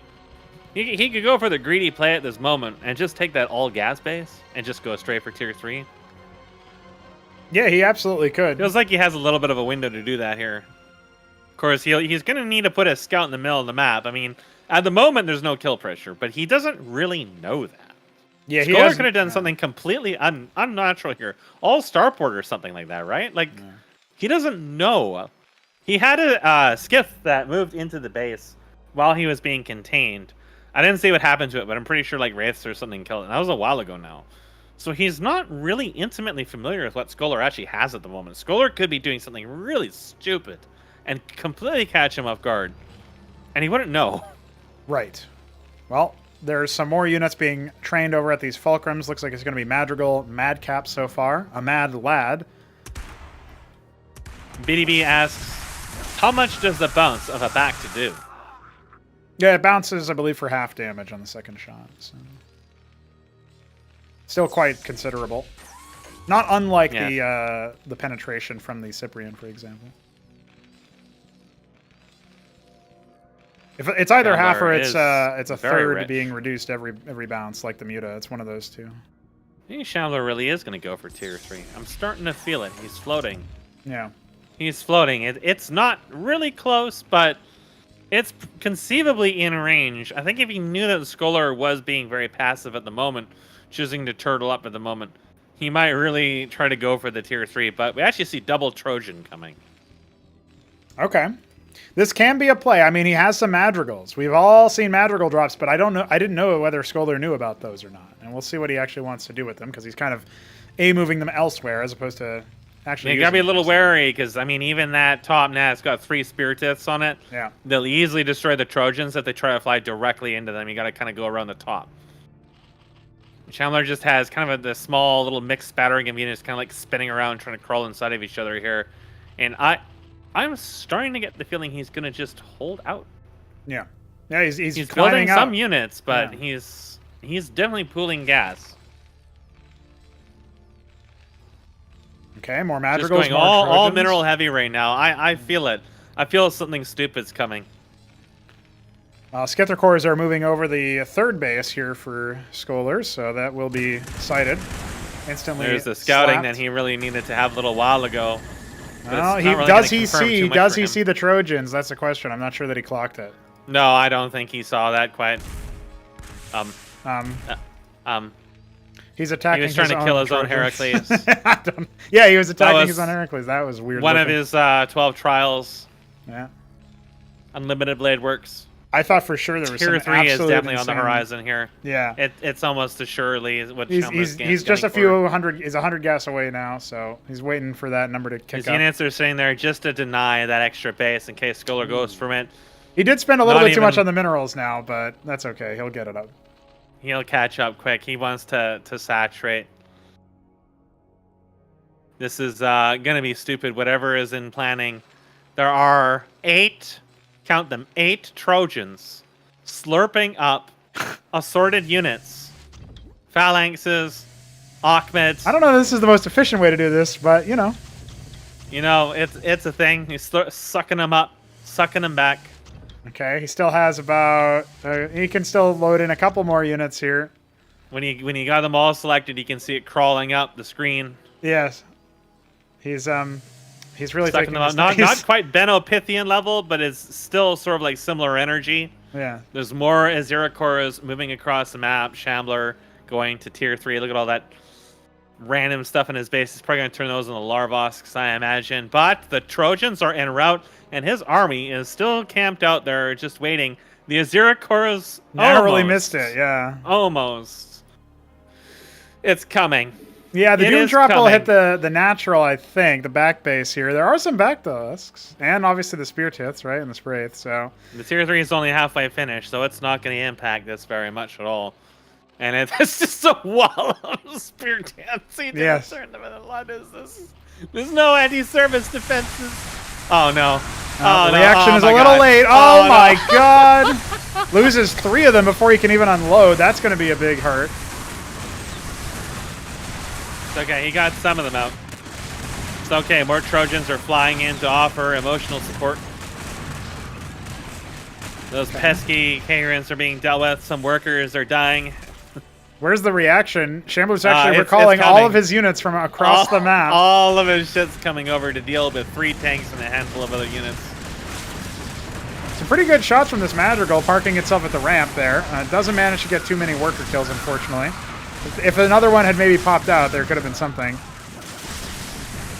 And Scholar is wondering, how come the unload all button shows when the unit doesn't have any cargo? And the answer is so that you can queue load and unload commands without needing there to be cargo. But he didn't know that. So he's probably just confused and keeps ordering his units to unload. And there's nothing in them. Well, Ministry is completed. We'll lift off and float. There's a pretty big army still here for Scholar, but is it going to be enough is the question. Little did he realize that base that he is now floating that Ministry to had been camped this entire time until his drop pulled every single unit across the map over towards it. Now we're seeing the Guest Cath and the Spire coming. I don't know if it was going to be Sovereign, but I feel like they're a little ways... Well, the Trojans find some more units, yeah. I don't know if he clocked the tier 3. That's going to be interesting to keep track of. Maybe he found the giant wall of Spraiths and Spear Tits. That might have given him a little bit of an XD moment. Yeah. As his units single file over towards this Vilgorikor. He's got a Shaman here, which would have been great for when he was trying to attack and siege with Wraiths, but unfortunately it's right now just going to accept some more backclosks. Yeah, there you go. Absolutely swarmed. Shaman taken care of. Frontline is more or less taken care of as well here, but the Basilisks are still doing their thing. And actually the Madrigals don't outrange them or don't evenly range them when they're in their deployed form, so it's a little awkward here, but Scholar is driving the back, and a bunch of units just started morphing right in the front line. Another Shaman's charge forward. Yeah. The Cleric's charge forward is slowly milling through Zerg. Yeah, eggs are popping, forced to cancel. Some in the back about to finish. And the front. This is a bit of a crawl, but it is sort of working. It's just that Scholar's running out of infantry to accept the initial sets of bounces. He has figured out that the armor on the Phalanx in tank mode is worth a lot when you're fighting against Basilisks, so that's great. And it looks like one of his stray units scouted out the base in the bottom left, so... Well, there are Gezies coming. Yes. And they will make very short work of this, but there's only... I think just 2 of them coming. Yeah, just 2 that I can see immediately. Nope, 3. This is getting a little strapped for cash, having spent so much on hires and backlists. So his tier 3 is going to be kind of limited here. But I don't think he's in too much danger of losing this base so long as he keeps the Gezzies alive, which only really the Magicals are going to threaten them, and they're rapidly dwindling in number. Yeah, I mean, he's losing a lot of his infantry at the same time, and in the back, you know, there's more units being made here by Scholar, but they're coming relatively slow, and there's no air. He hasn't isolated that base on the bottom left, so that means that Aziricors can come out and flank. And with the Gazithalors out, yeah, that's going to be really rough for Scholar. He's going to need some kind of switch in tech in order to fight that adequately, because especially Cyprians, they're not going to do much versus that. Critically, Shambler never reached saturated gas in the top of that base. So that's one of the things really neutering his tier 3 production right now, as the Magical charges forth. Ah, yes, that's right. He has an Excision and a Ridge that are not being harvested. A Mason is with this army. Zerikoros on a warpath to nowhere. This extra base that Scholar lifted that ministry off to quite some time ago now has not been saturated. There's just idle workers over there. Well, look at his main. His base layout has betrayed him. He's going back to cat facts, I suppose, but I think you're gonna need a little bit more than cat facts to deal with Gezzies at this point. Yeah, I don't know if really maybe a lot of Ramses would do the job, but even then you have to kind of close the gap onto them. Not on this map, I don't think. There's way too many ledges for the Gezzies to abuse. Well, what I would have liked to see is starports with, you know, maybe Sundogs or something. Obviously, Gazilthors can't attack air, so at this point, the tier 3 horde, if you want to call it that, although there's really only 2 Gezzies with this army, and a lot of tier 1 and tier 2. You get a nice little mix of representation here. One Bactylus could start attacking the workers in that bottom right base, but yeah, you're starting to see the the Gazithalors just sort of charge in.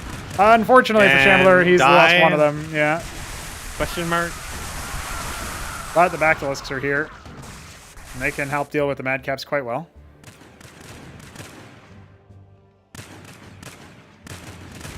Some of the more of those Gazithalors are just charging in. Another one dies relatively uselessly. But there are still 3 of them here, and they can do heavy damage to specific targets. The longer the range, the more damage they get. So you have to kind of fight into them, similar to the Bactylusks, actually. But it doesn't look like there's enough meat here. Scholar is losing a lot. He has some Ramses here, but they need to beware the Bactylusks. There are 2 Gezzies about to backdoor Scholar's base. Yes, they're on an attack and they can deal a lot of damage. Oh, the Daedala. No XD, no no GG, but it does go the way of Shambler. Oh, dear. A lot of options potentially here, but Scholar, unfortunately, not able to make it happen.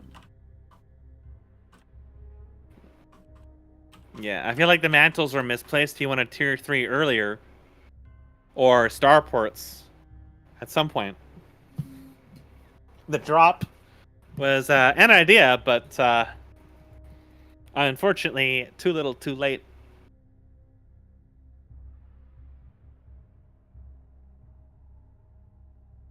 XD. XD. I agree. We'll see which map is used. Okay, it's Nitro Valley coming up here. 4 spawn map. That's additional coffee, I think.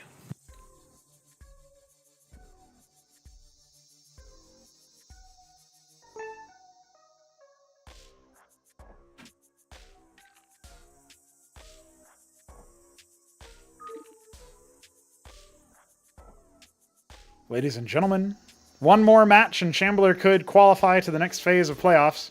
But at the same time, maybe this map will favor Scholar. Only time will tell. We're getting some longer matches out of this series so far. But if it ends up in a 3-0, Shambler might still be closing us down before really much of anything has happened. It's up to Scholar to give us a longer series so that we have less of a break between this and the next one. And honestly, again, I mean, there's multiple cases where Scholar could have taken the games. But he flubbed some engagements when he had his window, and that allowed the Shambler to eke out the victories. That's been the storyline so far of this series is Scholar getting some early game tempo, using, recognizing his windows of opportunity, but not quite pulling the trigger fast enough or well enough, and it ended up in those situations. There was definitely a few XD moments in that game.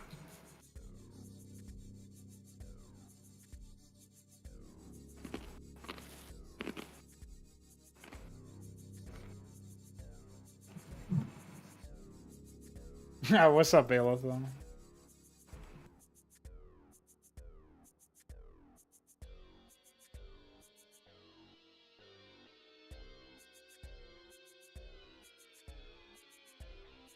It was funny that some people didn't know about Dynamo's channel on the server, and they were like, "Oh, I wish I knew that this place existed."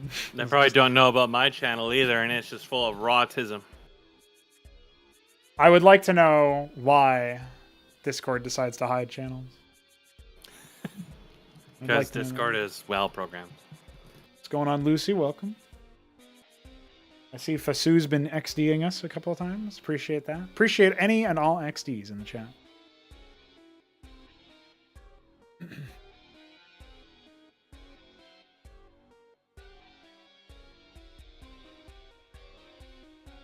We did have some exciting moments already, but unfortunately for Scholar, he keeps getting bopped before, on the right timing or whatever, but not the right target selection, slightly late timings. It's kind of similar to when 3Crow was attacking into Keen a few times, or even when DF was attacking into Mystery. It's like the lesser experienced players are aware that such a timing could exist, but they're not necessarily able to execute on it, right? That seems to be the story.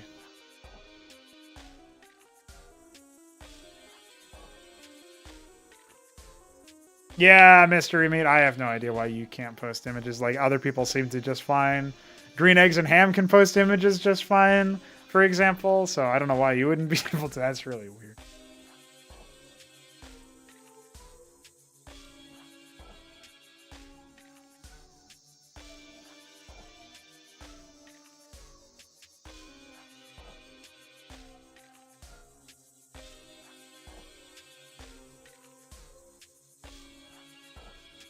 But I don't pretend to understand Discord.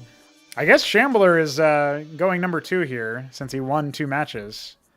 That's why he's taking quite a while in the restroom.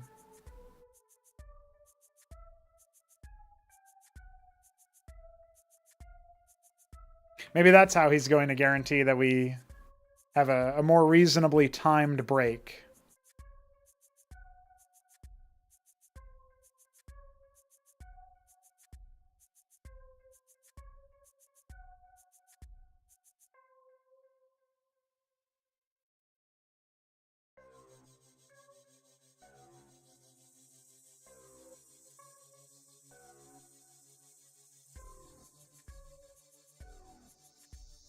He is shambling.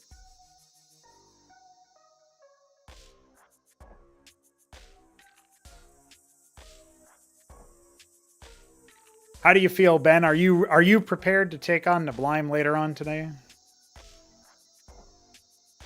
That's in about an hour.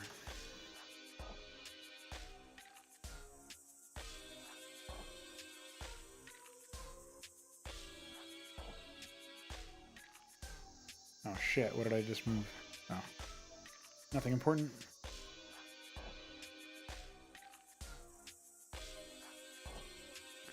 Shambler's a cool guy. I hear he doesn't afraid of anything.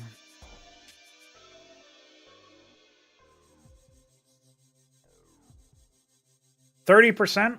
Dude, that's got a 3 in it.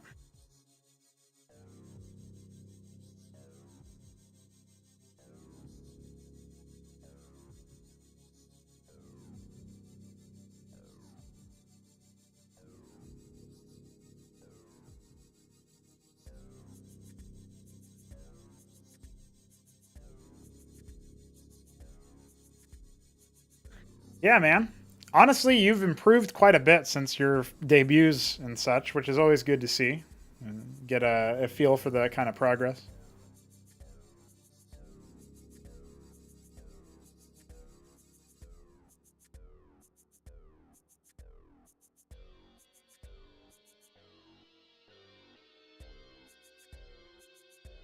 Dude, Shambler, did you know that you can't just take a shit the entire series?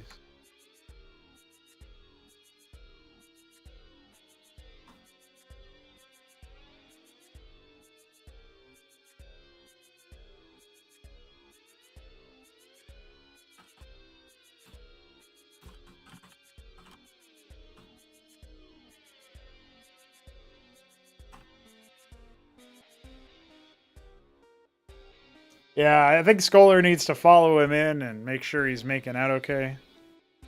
Maybe bring some extra toilet paper. Yeah, yes, dude, all right. Oh. XD. XD.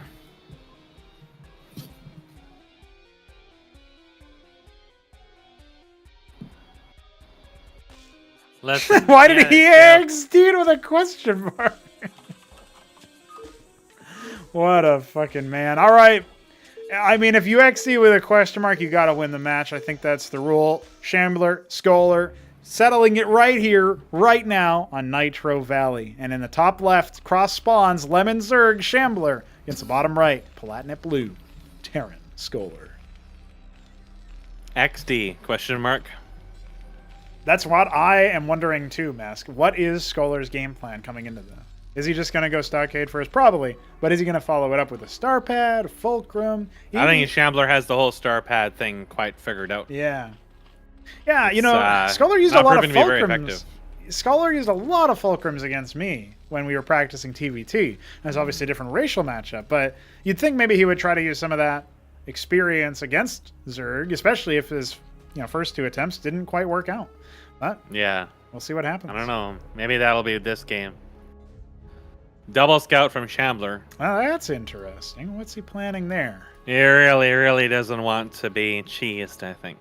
It's going to be a Quaz, obviously, based on his money. But not... Scholar just doesn't come off as a cheesy person to me. He'll be very wrong, though. He might be just hiding his power level. First worker finds nothing, spins around, goes back home. Yeah, the second worker will conclude the scout. Kind of the worst possible situation if Shambler is planning on doing something based on this, fast intel. Yeah, he's not going to find anything here. It really could be a proxy star pad like what I did against you. Yeah, you lifted Literally it off. Lifting it off onto the cliff. Yeah, there's a little spot on the cliff you can do that on.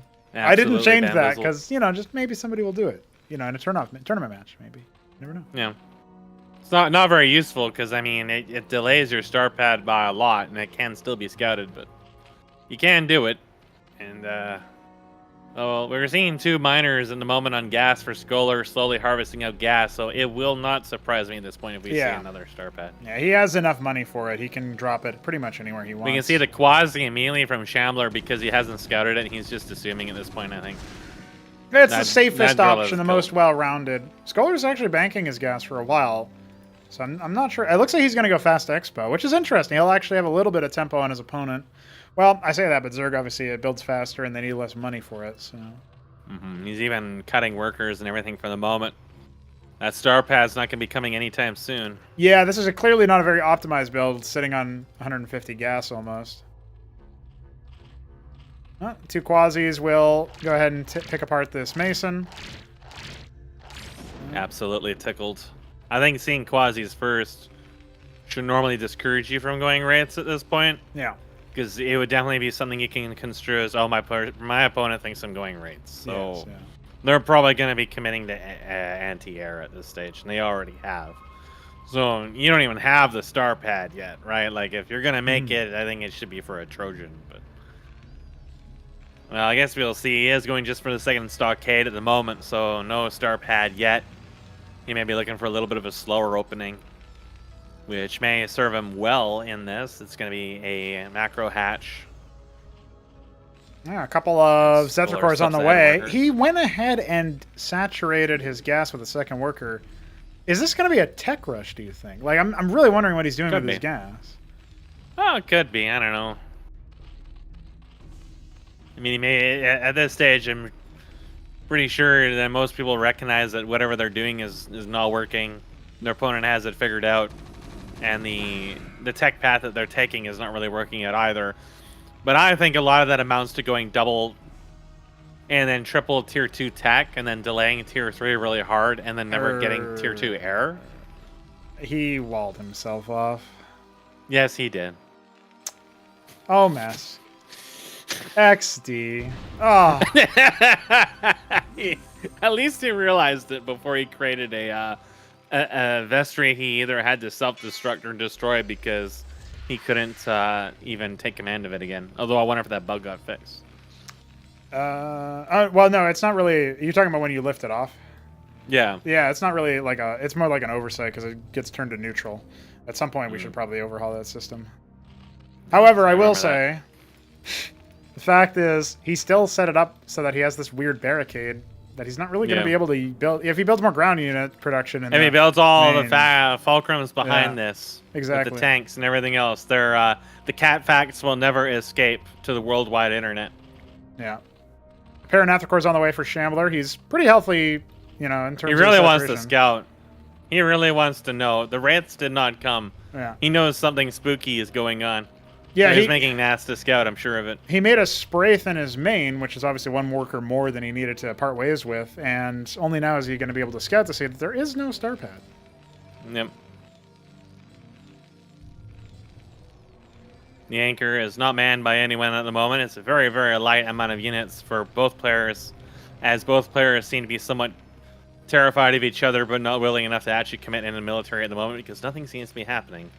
An actual star pad, we do see it. A puzzling build. That one may be Trojans, though, I think. You know, some workers might die. Here we go. It was technical. Second worker comes in. Oh. Yeah, he's not going to be able to do too much else.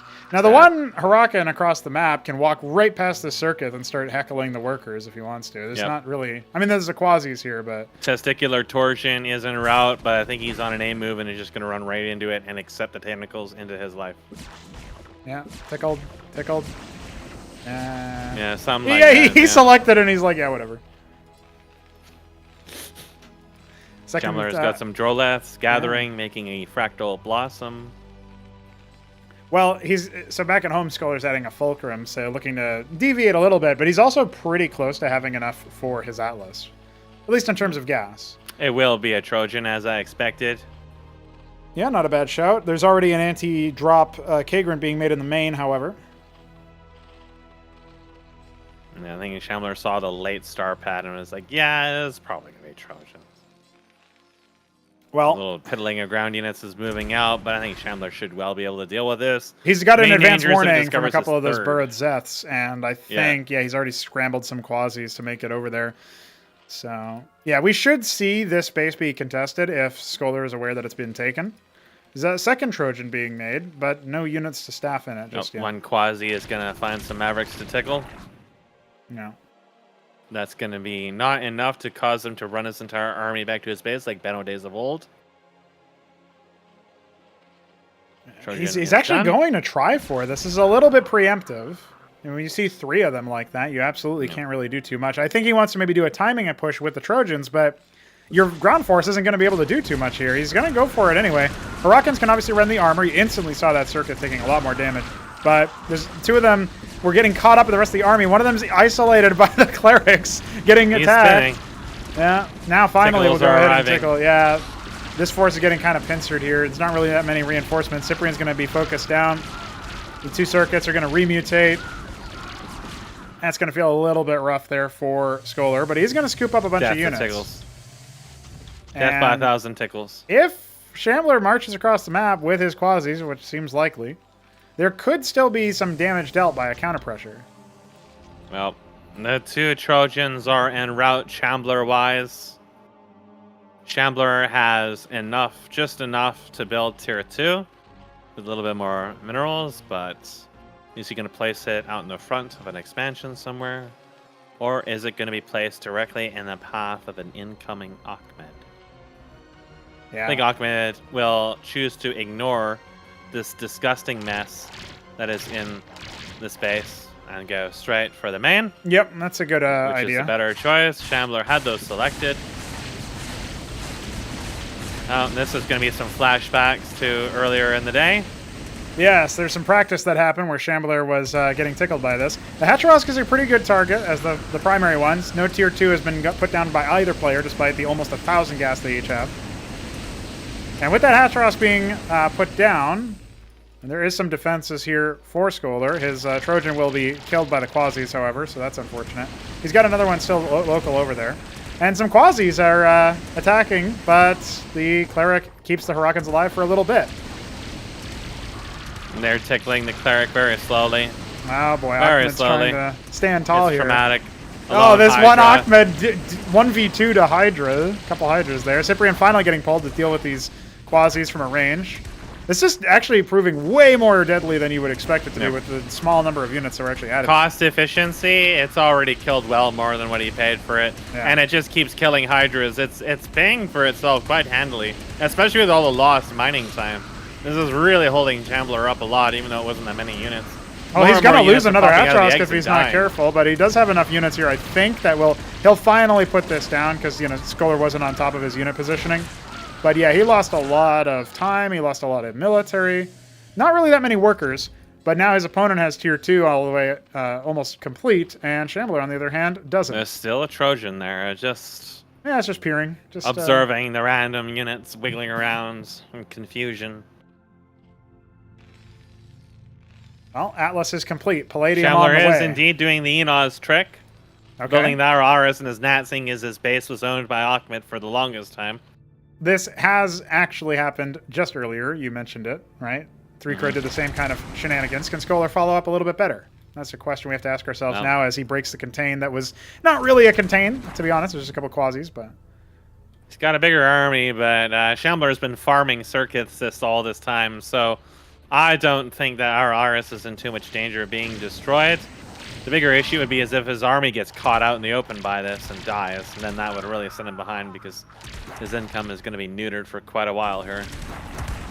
It's not even like cross-mining from the main at all. He didn't put anything in there. Yeah. This ground army's got caught a little bit outside. There's no support from the circuits, obviously, this far out, so this is actually going to be a little bit awkward for Shambler. He's lost a couple of units to just get a single Ahmed kill. I know Ahmed's important, but maybe not that much.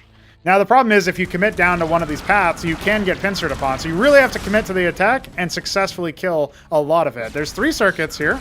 No more Ahmeds. Well, there are 2 more, but they're not being positioned to be used very well.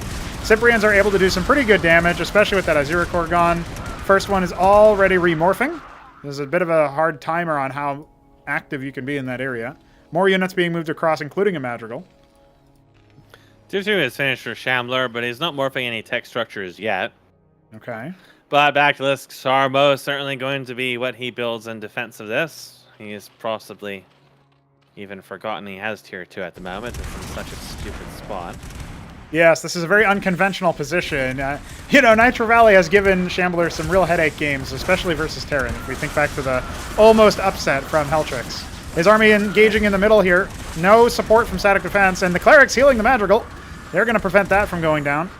That's going to dissuade any further attacks, but the tier 2 defenses are on their way. And that will... Hydrith is now morphing, so he will have Bactilisk soon. There's just not enough units for a Scholar to close this out at the moment, but he is taking a 3rd base here and dealing with some Quasis that tickle the various Masons to death. There's another trio of Quasis hanging out towards another ministry he's placed in precisely the proper location to mine optimally from that expansion. Yeah, I think he confused one of the the little square there, the rectangle or whatever, the rhombus for the town center marker. No, he's going to fix it, but then the Quasis are going to get aggro. No, not just quite. kidding. Now, he will see it, so he's got some military units on the area. And he's going to just try to contain. He's losing a Madrigal, unfortunately, to the Scorchrith. We'll fall back and heal that up with the Clerics. Got some mad caps, but yeah, no failings. Defense is going to be hard to crack here, and it's got some Gosvaliths up top. They're wiggling at the minerals. Aha. Okay. Aggressively. And this Hatrosk was discovered and stomped and not cancelled. Aha, yes, over in the mid-left. Now, the top right area, right, the sort of 1 o'clock, if you will, on a clock, you know, that's been taken and will slowly be saturated. We don't have any gas capping here for Shambler, so production on that is going to still be a little bit awkward. again, Scholar finds himself in a commanding position on the map, but unlike the last couple of matches, he hasn't suicided his army into superior static defense. So Shambler might actually get bopped a little bit here, especially if Scholar respects the cliff positioning here. It's going to be a little bit harder for Shambler to break the potential siege with more units coming out of these Palladiums.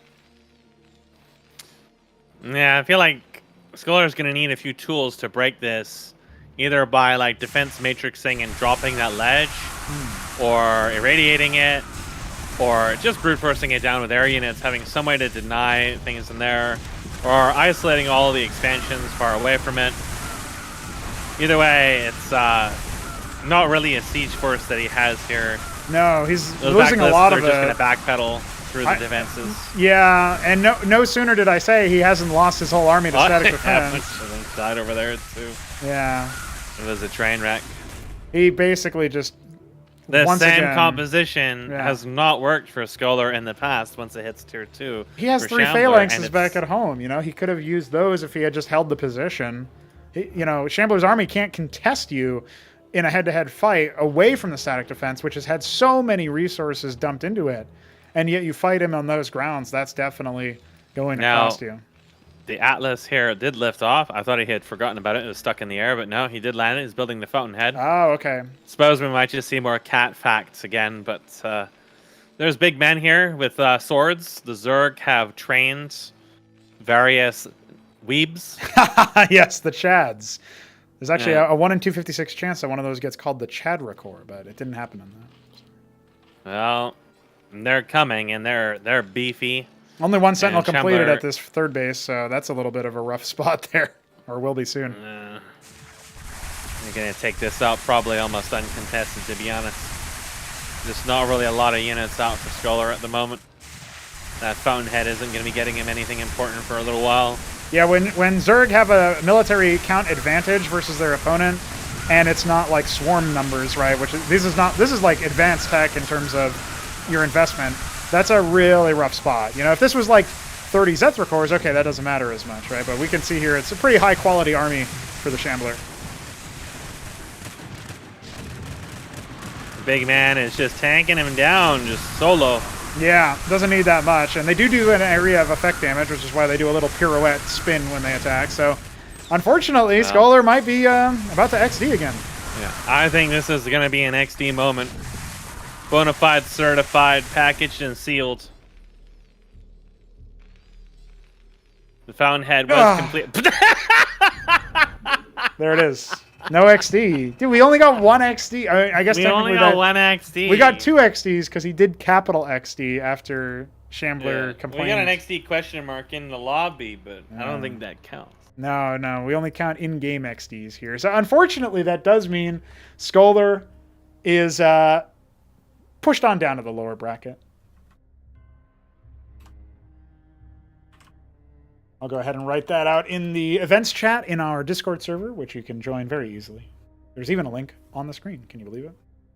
But beyond that, yeah, I mean, again, it feels like Scholar, he had the idea to just sort of ram his head against the wall, try it over and over again. Can he make it work? I thought the adaptation in the third game to go for, more tech or something, it was a bit of an unbalanced build order. He had a lot of gas floated, but he definitely could have done something there to catch his opponent off guard by going for more of an eco play. And it seemed like it was working until he decided, oh, Scortriths, they look welcoming. I'm going to charge all of my forces in there. And that was kind of what his undoing was in the first 2 games as well.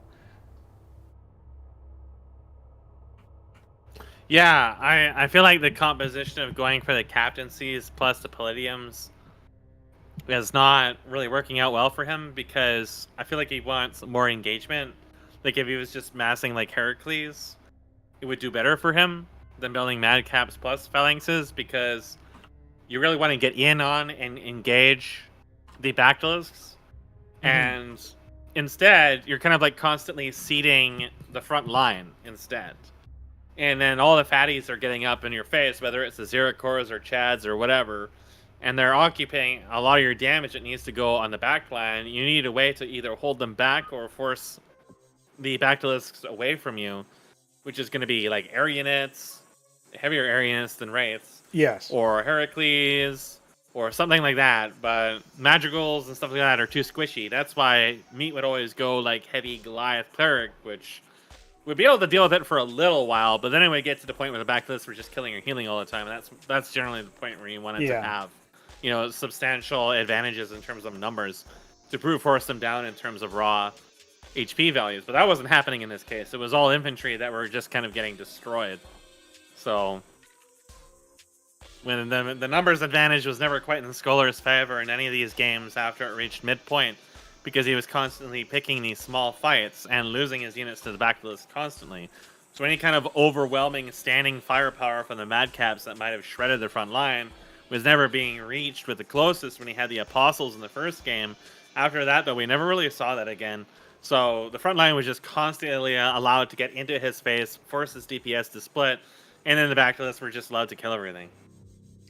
Yeah, he really got really torn a new one by all the backlist bounces, right? And it felt like before the tier 2 activated, at every single one of those matches, Scholar had an advantage. But when tier 2 hits, even if he gets it faster, he's not really able to, he's not making choices in the tech tree to use that against Zerg. It almost feels like he's really avoiding breaking out the Phalanxes. He did well at the Madrigals, but in order to crack those positions open, you need some kind of siege. Either, like you said, it could be Phalanx, could be heavy air, something to, really turn the screws and prevent Shambler from being able to kind of cockroach his way back, or, just be able to, like the closest game was probably that Nitro Valley match with the drop and great cost efficiency from it. But the final push needed to be a little bit more sort of wrangled there, I think. I also think it's like he's a little too eager to fight.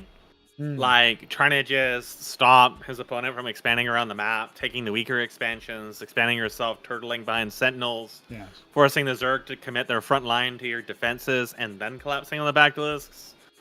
Shambler was saying Durandals is probably a good choice.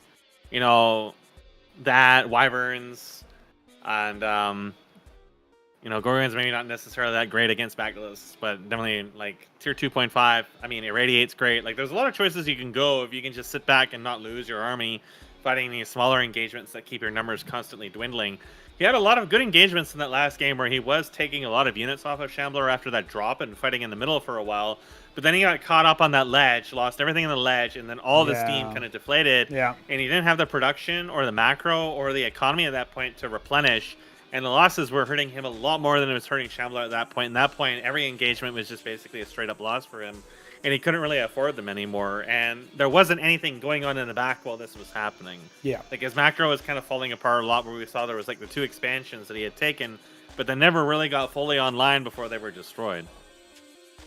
And that does break us out of the first 3 quarterfinals. We can see on our screen here, we have the upper semifinal. That's going to be the Shambler in number 2. The decider to find out who meets him there is, of course, going to be versus Neblime and Biddy. Biddy said that he has a chance, maybe a 30% chance, but a chance to upset Neblime. So far, it's gone pretty swimmingly for the favorites. 3Crow managing to open things up in classic ZVZ fashion with his random roll. But other than that, it's been smooth-ish sailing for the favorites.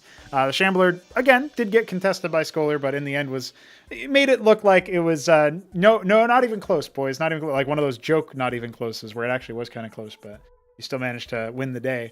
And Scholar will drop down to the lower bracket where his opponent is also yet to be decided. That will come from the previous, the quarterfinal that's yet to be played here today, which is going to be going live in about 30 minutes. Imagine that. So yeah, that's going to be either Biddy or Neblime, depending on who loses that 4th quarterfinal. And that will again be our elimination matches, which we will schedule at some point after the stream comes to a conclusion. So yeah, based on that, do you reckon that, again, like we were shadowboxing DF versus 3Crow after the first 2 quarterfinals concluded. And I kind of feel like maybe 3Crow can throw a wrench in the plans and score a couple wins, but DF beats him out in terms of raw RTS skill.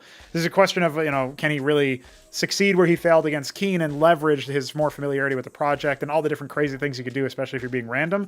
On the Scholar versus whoever wins in the 4th matchup, if Biddy drops down to that, it does feel like Scholar could grind out some wins, but it's against Protoss. It's like, it's a bit harder to tell. I feel like we're in an exciting turn of events.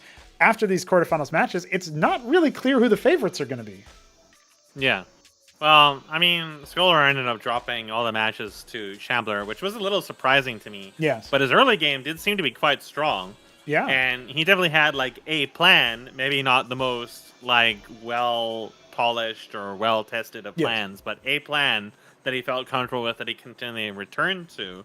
And, you know, if given the opportunity, I think that he would take matches quite convincingly off of most of the players. Like, I definitely don't think I could beat him. And I think that, you know, the players with the weaker mid games and weaker late games that aren't able to throw him off key early game, and I mean, he repelled the early aggression from Shambler. Yeah. So he's shown that he can handle that, even if he's really caught off guard by it. Yeah, the 6 pool caught him completely off guard. He did no scouting, really. Yeah. And he was still, like, he didn't know that the Zeths were there until they started arriving at his ramp. And he managed to scoot out. Even a couple of mistakes that went the Shambler's way still wasn't enough for his early aggression to really give him much of an advantage. It feels like absolutely Scholar could be a strong enough player on the micro sense, particularly in those early stages, right?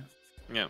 So aside from like some really bizarre abstract like meat-esque cheese or DF doing, you know, like the really bizarre things like the weird proxies, bases, and other kind of odds things that just kind of, you know, you don't see quite as much amidst all the more standardized cheese. I think it's going to be a little hard to kind of like knock him off because it's clear that his early control is strong, whereas a lot of these other players, their unit control is not nearly as strong. He does have some things you can definitely abuse, and though some lack of awareness, some weaker macro later on, that is going to at least like even the odds with him. So I think some of those matches they'll look a little bit more even than what we had with Shambler, but I definitely would say that he is not going to drop games really that easily, that he'll be able to, you know, as long as he doesn't get like too thrown off. I felt like in that last game in particular that he was getting kind of thrown off. Yeah. And, you know, if he avoids that and stays fairly consistent and kind of like maybe tries different tech paths, tries out tier 2 era, other stuff like that. I mean, he did have some wyverns in the first game, but he didn't really do very much with them. They kind of died for really stupid reasons, like flying into spray colonies and dying to mutilus and stuff like that. Like, maybe that's why he never went back to them, is because he felt like they never really had much of an impact. But, you know, the game knowledge definitely is going to be a weakness for him. But definitely, technically speaking, I think like he can absolutely be competitive with those groups. And I can definitely see him winning some of those groups. Well, to also put it into context, this is his competitive debut in a tournament. He does make it out of his group in second place, dropping games to Neblime, but dismissing Benno. That was an all-Terran group. That was Group C. And now he comes into here, looks, you know, okay against the Shambler in the early stages. And, you know, the Shambler's certainly self-styling, but I would say in an objective sense is probably a good lock for making it to the later stages of the tournament, where we start to maybe see him in like the lower final or the upper final, going into the grand final potentially.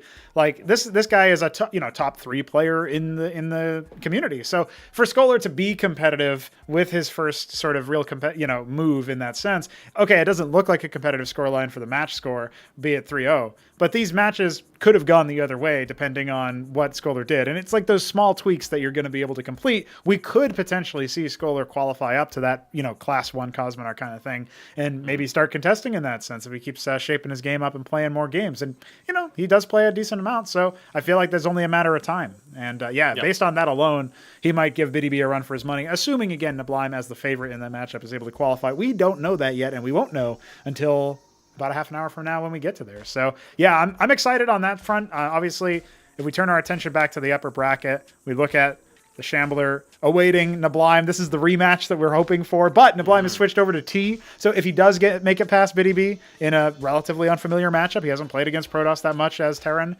he's going to be going up against Shambler's Zerg. And Shambler just dismissed a Terran, admittedly from Neblime's group even, which is kind of funny.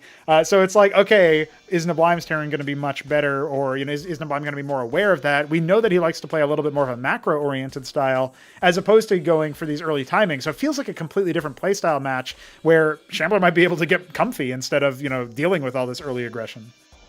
If Neblime plays Terran in these matches like he played Terran against me when he first started and I was playing as Protoss, it will be really silly to see, because it was just the strangest, like just non-stop drops all the time. He didn't matter if it was a bad engage. He didn't matter if it lost everything. Right. He would go for it. He would dive into like 3 crucibles of defenses and lose everything just to kill a handful of workers. Right. And it just kept coming over and over and over. And eventually, I couldn't make defenses faster than he could make drops. Right. Okay. And like if we start to see that kind of really strange shit, it'll be really deja. It'll be really funny to see.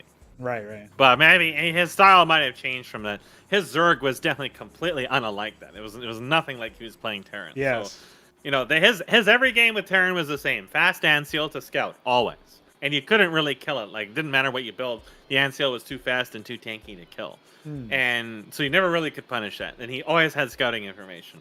So the only way I could beat him was by building something he didn't understand what the fuck it even did. Yes. And then suddenly there was Exarchs in his main or something like that, or Exemplars. And he was like, oh, so that's what that unit does. And then he would turtle into a mid-late, and then he would start seeing the drops and there's stuff like that. So his Zerg was much more like even more heavily macro-oriented than that. So I'm very curious if that has changed. Yeah, I think I would say from the games that I saw when he was playing TVTs, it definitely felt like he was a bit more on the restrained side. He didn't attempt any cheeses or cute plays. He actually reposted a play against Benno when Benno was going for an uncharacteristic anchor rush, I think. Or maybe that was anchor against Scholar. I think that might have been a match against Scholar. But either way, he reposted the Mass Wraith play from Benno on Infinite Velocity in his group. So Neblime is playing a little bit more defensively, which might even be true to form. He did for not Terran. like early aggression. Right. A lot of the games he lost against me is because early aggression. Yeah. He would say, "Yeah, that's why I don't attack early on." Ah, I see. And then he would not do that anymore. He would very, very comfortably set back, even let me take bases and just take stuff himself and just hunker down till mid and late game. Then that's when you started seeing him start to go really, really offense oriented. Okay. So it was really unnatural because, of course, prior to that point, I had, of course, played against Shambler very prominently, and then you. And you are both very early game hyper aggressive players. Where against the both of you, my average game time was always like sub 4 or 5 minutes. And except for the rare time I could push you into late game or something like that by turtling or because you were being lazy or something. But most of the games were like sub 4 or 5 minutes. But against him, if I didn't cheese him to death, then it would always go a lot later.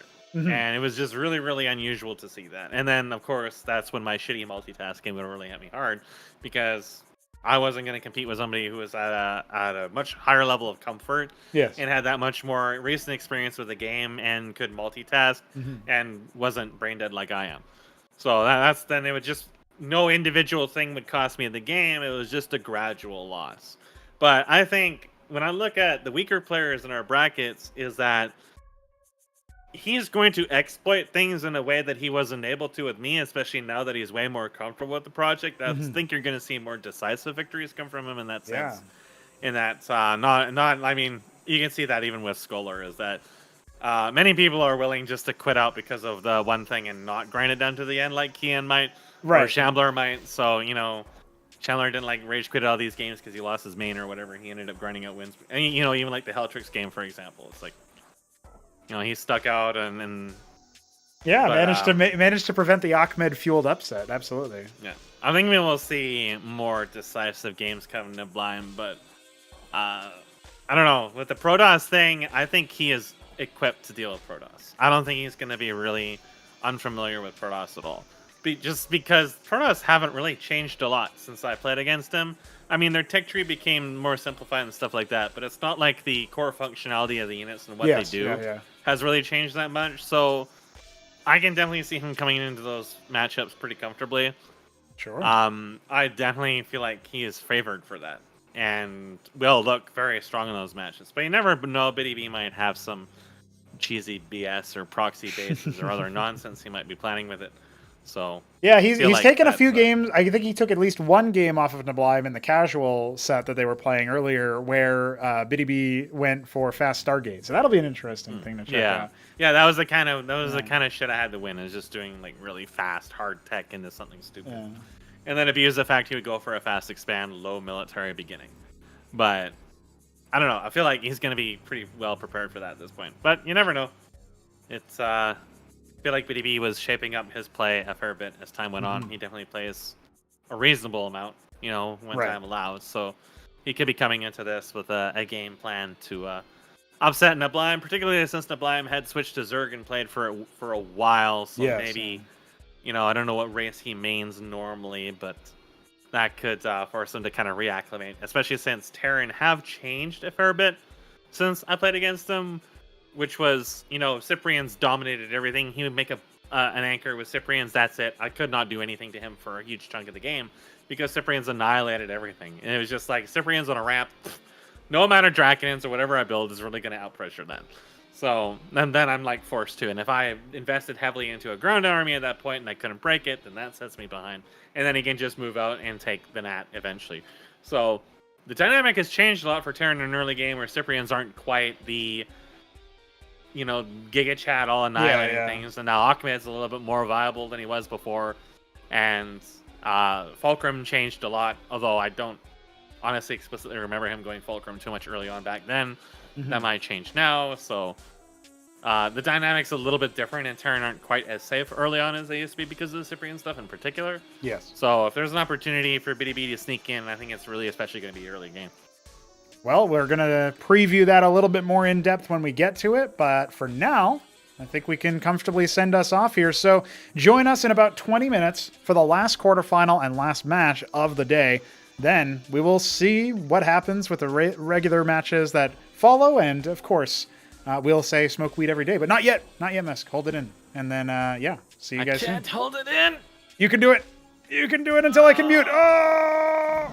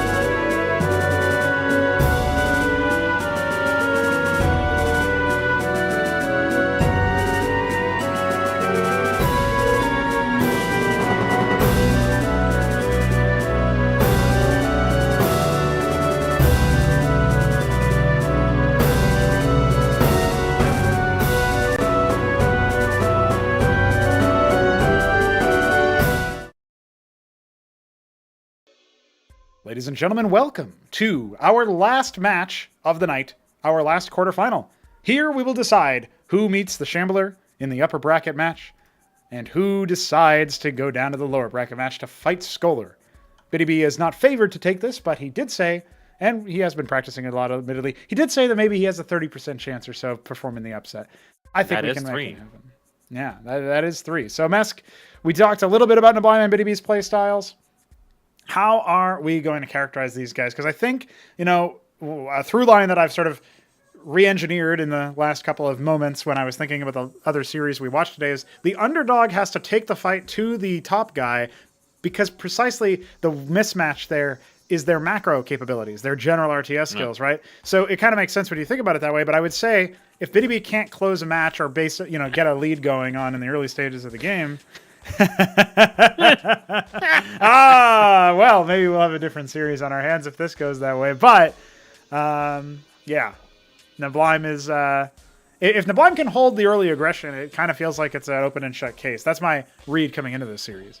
Yeah, like I was saying before, I read neblime is, you saw that with the Zerg too. It's just bog standard, going to macro mid late. But I was also saying his Terran was a little bit different in the execution of it. So I'm looking to see if he's doing a similar execution in this, or if he's just like grown out of that and found something else that he prefers, or if he's just going to try to rush BDB every single game. That'd be pretty funny too. Whereas BDB has learned through the fires of cheese and tism, various forms of cheese and tism with varying forms of success.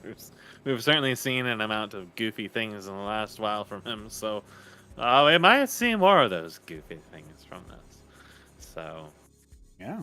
I think that, however, it is very much he has to take the fight to neblime, try to throw him off early in the game, so that the weaknesses that tend to crop up with these players later in the game don't get exploited by the clearly much higher level macro abilities of the higher level player. But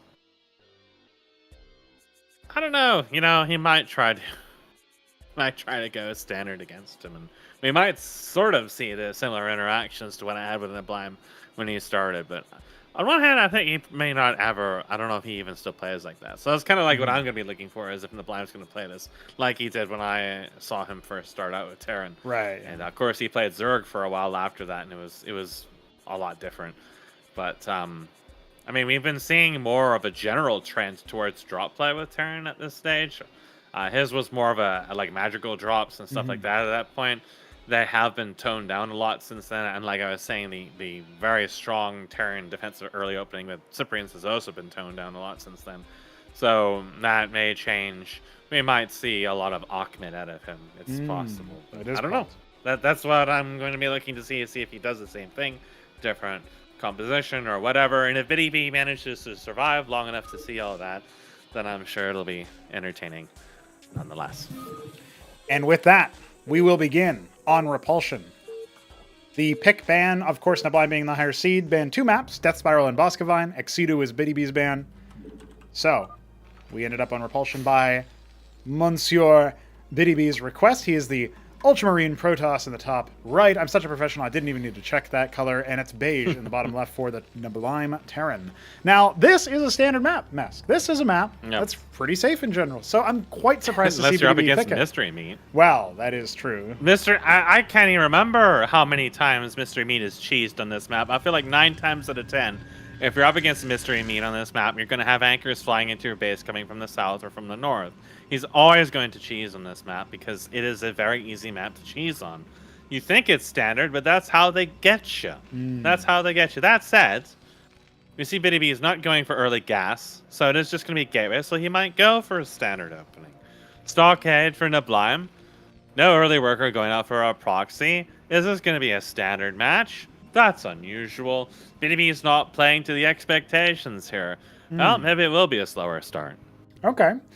So what I'm seeing here at this point is that BDB's just putting his feelers out. He's going to be, pseudo-aggressive in the early stages, maybe a couple of gate counts on one base or two bases, really try to turn the screws in that sense. We have also seen BDB go for Stargates pretty quickly, and specifically against Neblime. Now, admittedly, it was a casual ladder match. It wasn't really all the stakes that you normally associate with a tournament. But then I always go back to BDB's comment that he made a while ago. He said that he finds Ascension tournament matches easier to calm himself down and less stressful and less have less pressure associated with them than pickup games. I don't know if that's still true. Maybe he's gotten over his quote-unquote ladder anxiety when it comes to those early matches, but it's interesting to me that he ended up going for that. So it's I don't know. I think that when you live with kids, there's nothing else in the world that can begin to stress you out. Okay. Like, it just always just pales in comparison by extent of desensitization, and he definitely sounds like he has a very, very busy life, so yes. it's I don't know, it feels like that might be something that just overshadows the game at this stage, but Could be. I mean, with Neblime being a very consistent, at least from what we have seen, a very consistent, like, mid-game player, I think that in general is a little bit more calm to play against, other than, like, Mystery Meat or me, where you feel like you have to check every goddamn corner in the map because you don't know what kind of stupid shit they're doing next, so that kind of, like, sets you on tilt. But against someone like Neblime, I've never really seen him do that. So you may know that you're at a disadvantage, but you may know, like, you can understand why you're at a disadvantage and just try to approach that from the one angle, as opposed to having to be constantly concerned about them doing really abstract things because they're really abstract players. And doubly so because if it's someone like you or Shambler, you always expect them to be hyper aggressive early on. We only saw that a little bit in this with the 6 pools, but other than that, still like the fast expand, more like mid-game oriented play. Whereas when I was up against Shambler, I felt like I always had to build hyper defensive early game, and it was always going to be like just a non-stop spam of Hydras until I was dead. Yes. And that was, again, that 5th match you referred to, like that when I played this and I was up against the Legionnaire spam, that was a harkening back to that moment. Yeah. And that's what stresses me out, is trying to deal with that non-stop aggression, because it feels like you can never quite get to the point where you feel like you can pay attention to other parts of the map, and that's where the weakness in multitasking comes up. But when you're up against someone like Neblime, who's going to be not nearly as trigger happy early on, I still remember him telling me he didn't like doing early aggression because he tended to get punished for it. But you might see some tickling here and there, like with the vulture and so on. He's pretty close to killing that zealot off, which is pretty good. You know, some good damage. If there's ever going to be a desperate push into the base, that could definitely come back to. It is a Stargate. It was a lattice into Stargate. Yes. So it is a idol into what is presumably going to eventually be a Panoptis, but this vulture is going to just run by and it's going to scout this. Yeah. Yeah, and I honestly, I'm not 100% sure, right? It's like, looking at the way that Neblime is playing this out right now, he's got an anchor building. So what BDB wants to do is try to siege the front while the Panoptises charge in on the main there. Yeah, okay, the first lobotomy mine claims the low HP zealot. So if that was a full HP one, maybe it would have been able to scarper on out of there. Either way, not going to be spectacular here for BDB, who is going to be behind in tempo when it comes to that ministry, that expansion. So looking at a little textbook for Neblime here, a little bit different composition than when he started, but still very similar mindset. Hold the ramp, go out, take the expansion. I won't be surprised if you see him start heavily saturating into gas at this stage and start thinking towards tier 2 or start going towards drops. It might be one or the other at this point. We do see a Goliath coming, but I still feel like it's more or less defensive at this moment because we don't see any heavy dedication to production at this moment. He's still just pumping workers. He's just placed his 2 lobsters defensively. That Wraith just scouted the Panoptis coming out. And instantly 2 more Watchdogs. Yeah. I mean, he's already got one completed in the mineral line, too, and his natural's defended. So it's not going to be the good timing that Neblime had in one of his previous practice matches. He doesn't even have an expansion yet, and this Vulture scattered it out for a long time, confirming there is no natural. The Wraith just moving around to make sure that there's no... He's actually on an intercept course to that Panoptis, funnily enough. So it really, Neblime has perfect knowledge of everything that's happening right now. Yeah, he's, like I said, when he started, I did every trick in the book to pull a few matches off of him, and Stargates and Astral Omen, when it still existed, those were the ones, you know, that really like fast tech. So he's used to this kind of stuff. He's been in this since he started. This Panoptis is going to die for absolutely nothing. Doesn't even kill the So Wraith, that's yeah. really bad. Yeah. That's the worst case scenario. Is you lose your first Panoptis, you don't even kill the Wraith. So yeah, I don't imagine Neblime is the least bit concerned about any of this. He's going to stay calm and just repair up. Still making Goliath, so a little bit low on the gas. I don't know if he really is too hard set on tier 2 at the moment, or if he's just going to sit back and then maybe go for a tier 1 like Cleric Goliath styled push that we used to see from Mystery Meat. I think that's viable too at this point.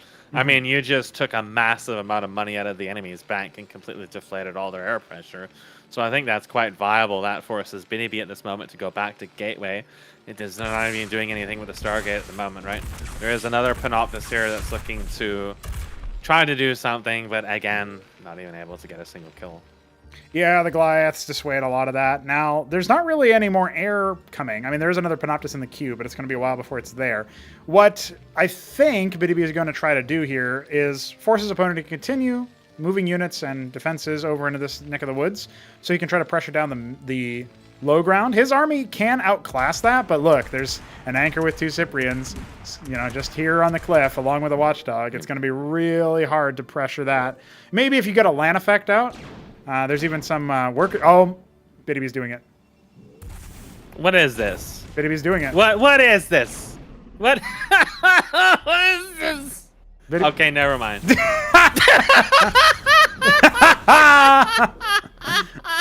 Oh, dear. I thought this was a DF moment. Yeah, I thought he was doing it. No, it was just Tism. No, he just grabbed all of his. It was a Tism moment. Oh dear. It was a Tism moment. Well, the Wraith is still getting quite a lot of value just moving around. It did get 1 scribe kill. It might have actually helped Binibee notice that disaster before it was too late. But yes, I mean, the worker count is really not in his favor, and that's definitely going to hurt. Well, trying to ignore this anchor, but some of his units in the range are being spotted in the right-hand side, and they are completely dissuaded from attacking over here. Honestly, this might just be it. I mean, the Hrockins are dead. Zealots, many of them are still alive. Those idols did break out the Cyprians and the anchors, so that's a little surprising. But you can't really do a concentrated siege at this point with so many units on the high ground here for Neblime. It is a fast tier 2 for Neblime. That is ultimately what he went through, even though it got delayed by all the gas investment. Yes. He did go back and start saturating. These Panoptises are accomplishing nothing. They're not going to do anything. I think at this stage, you could commit to air. You could go for like Exemplar. Yes. And use the Panoptises to protect them. But that's going to need a fast and decisive switch in this moment. He's got to need to be harvesting a lot more gas for that. There's going to be a mech switch coming. There's 3 more Fulcrums on the way here now that the Atlas is nearly done. So that's going to be a lot of Palladiums. I'm guessing it'll probably end up being mostly Madrigals so that he can have a flexible army. But Phalanxes wouldn't be too bad either, yeah. And the star pad shifted over to make more room. I wonder if there's going to be some Trojans coming as well. That's what I'm thinking. I mean, this would, if it is Trojan Madrigal, that'd be basically what he did when I played against him. He did that in almost every single match when he was allowed to. And I mean, like I said, Madrigals aren't quite as dominant as they used to be back then, but they're still good. They're still very, very useful. Drops is still something that he has some comfort with, and he is going to corner these Panoptises. They can get away from this if he's careful here and paying attention. Oh, no. He was not careful and he was not paying attention, but he did drag a number of the units away, so the Sentinel gets burnt down pretty quickly. Those lobotomy mines buying a lot of time, very importantly. Now, the idols are able to kill a lot of these Masons, but again, I mean, the worker deficit, you're looking at Neblime at 62 workers even now. The anchor does fall. Some of these Masons are being repaired by the Shamans, but the idols are more than enough to continue doing a lot of damage splash-wise. There's some drills. Getting absolutely. And they all died. Slapped aside. Now, what is Bidibee's answer? Even with all the worker kills that he managed, he's still down by almost half the worker count. Still pumping Goliath at the moment. I think Neblime is a little bit worried about further aggression, but the economy just isn't there for Bidibee, so there won't be any further aggression for a while. Maybe Neblime senses that he doesn't necessarily need to go Magicals at the moment. He can go for an early pressure off of what he scouted from the race. Constantly flying over Bidibee's base, nothing to stop them, no detection. And I think the Goliath could just step all over him. It There could is very a well be the starport case, coming. yeah. Just one starport at the moment, so no palladium other than just the one. Yeah, not a heavy committal into tier 2 tech. I think just this yet. is just a tech switch, just a normal tech switch here. Kind of reading the motion with, I don't know, you know, there's not really a lot of support for these Goliaths. No, so yeah, the Zealots charge forward. They could get die. absolutely slapped. There's an engram being built here. If he holds it for a while, the engram will repel them for sure. Yeah, I think This neblime early realized he aggression- was extending a lot of resources pretty far away from any support. No, all of his bio was back at home. He pulled back when he saw all the defenses and zealots and was like, you know, if I lose this, then I've got nothing to protect myself. So it was an attempted switch there, but he realized, let's not do it. This is a silly idea. This is funny. There's actually a second starport as Wyvern, so this is a little different. But there was something that died over there. A Panoptis, yeah. It was actually holding out the fort there. Another one. I mean, the rally points have been a little bit awkward for BDB, but at the very least, he had some map knowledge. He just didn't have the minimap awareness or reaction time. More gateways being added. He has a land effect at home. But that's not going to be super useful on the defense by comparison. No. Especially with all the Goliaths out. They could just focus fire There's too many Goliaths. There's too much radius to cover. Yeah. Neblime is quite content now, just kind of like sit back. He's still making Wyverns, so this is a little different than what we normally would have seen from him before, but BDB really needs to start thinking about taking a third as soon as possible. The Panoptises have done him absolutely nothing in this game. They've just kept him behind, really. Ardent Authority being built, so there's a few things he could probably take out of that, but against a really heavy Goliath army, I'm not sure Cantors are even really the best choice against that.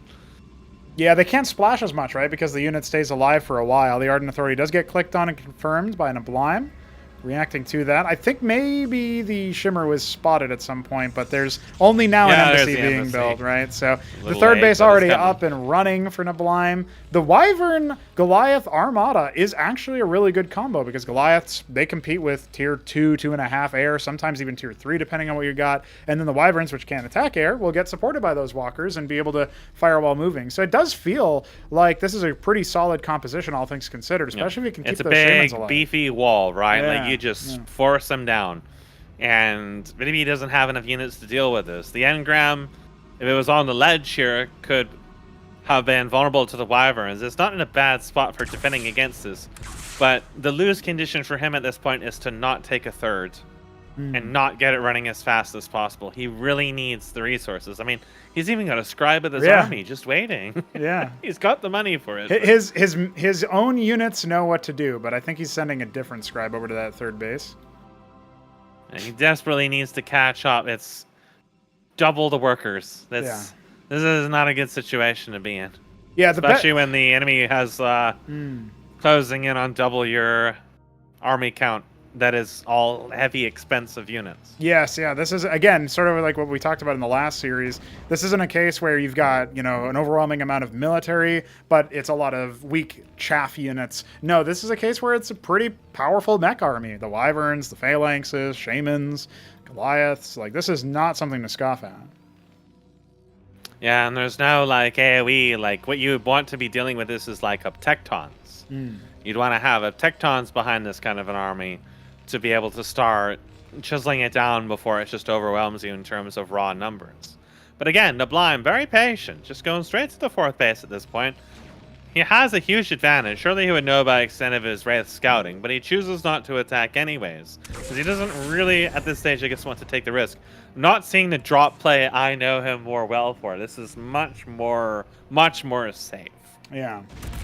Well, the Sentinel gets picked off by some rogue Panoptises. And there is a fairly large ground army amassing here, but look at this. BDB still has not taken that third. Yeah. I think he might have ran out of money after he queued it or something. Yeah. And he's only now going to realize, oh, shit, this didn't make this whole time. He's going to have himself an Artosis moment as he tries to wrangle all of his zealots. He's got 31 heavy zealot army here. It's got a lot of gas. This would be great to plop down the Templar archives, try to get the Tectons and then try to protect them from the Wyverns, but I don't know if he even knows that there's really a lot of Wyverns out in play right now. Right, yeah, 7 of them over in that fourth base area. Neblime more than content to take all the bases on his Fountainhead on the way. He'll probably be looking to get Azazels or Seraphs Or he might even look for something like Sundogs. But I think all he really wants with this army is just some support. Good witness positioning here for Biddy spots out the army exiting the bridge, but his only immediate answer is going to be these air units, right? Wraith on the other side of the map, scouting that the third is only now being set up. Some idle scribes. Oh, you really don't want to engage us. Maybe you can snipe one of the wyverns. Oh, no. The land effect taking a lot of damage there. I mean, I don't think it's going to be too impactful, but that could be an opportunity for him to maybe deal some damage that can't be responded to if he catches his opponent off guard. He's looking to face this army before it gets to being too dangerous a spot. He's got that third that's undefended otherwise. Yeah, honestly, the neblime just continues to grow like a giant festering. Oh, God. There goes the land effect. Okay. No. It's disgusting. So the military is actually going to bypass it, right? The ground units coming in. The Zealots taking a lot of damage from these Sentinels, but haven't fallen just yet. And with the Positrons also firing upon some of these units, I mean, this is looking pretty acceptable. Drakened's now going to start firing on the Wyverns. Right in. That's a lot of free damage on them. Right. But they did a lot of damage themselves. It's a very heavy Zealot army, so these Wyverns will be able to just easily deal with it themselves. Yeah. Yeah, they didn't really get too much focus fire taken care of here. The Drakeneds and some Zealots are eating into the worker count, but it's more than double what Biddy has, so Neblime's not too bothered. And his army is going to completely ignore this attack and just start moving on. He figures probably doesn't have that much back at home. He can take out the third base. That's going to matter a lot less. Starts building the anvil there. Yeah, the Morning Star's on the way. Finish and then destroys it. It'll get some extra damage in, but yeah, it's not going to happen. Don't think the Wyverns are going to leave anything alive before that finishes. Yeah, the Wyverns are going to mop this up. Now, it's worth pointing out that their splash is ally safe, otherwise maybe this worker count would be shredded. At the same time, though, yeah, this force is coming into the top left. Phalanx is deployed. Goliaths acting as just a shooting gallery. Walls. Yeah, I mean, the Zealots are starting to do some splash. There's even some Valkyries here for any anti-air, but that's not going to be super necessary. And look at that. I mean, the third base falling. I think, once again, we get the anvil. We even get it armed. So beefy. You know, the Morning Star is there, but guess what? I think Biddy might have run out over of time. before the nukes fall, I think. Yeah. I don't know if he even has a Seraph out at the moment. I'm not sure where it would be. He's got the Starport rallied into the middle, but yeah, he's got the commandment, I should mention, but I don't think he built a Seraph, so just once again teasing us. He doesn't need it. Yeah. Teasing us with the potential for nukes. At least destroy your own silo and blow it up. Yeah, why not? I think the engram intimidates Neblime. Yeah, the Phalanxes from the low ground at this stage are stopping the Wyvern army from even being attacked. GG's called, and Neblime will take the first match in a fairly straightforward macro sense. The Panoptis is unable to control the map, unable to engage. And even when he had the army separated during that attack, because they're engaged, the other part of them, they just didn't contribute. If he was going to use Error, I think that he really needed to have Exemplar or just gone straight to the heaviest of the heavy and just go like Epigraphs, Magisters. Those are pretty good. Getting some of that single target damage while being a little bit mobile. But definitely the Panoptises do not threaten Neblime whatsoever. He knew precisely what to do with that. And if it's like you said, where that happens in a practice game or whatever, or casual, It was probably something he saw coming. Well, it was the most recent strategy to find success, right? And it's like, well, why wouldn't you open up with that, especially on a map that's otherwise relatively standard and safe? Mm-hmm.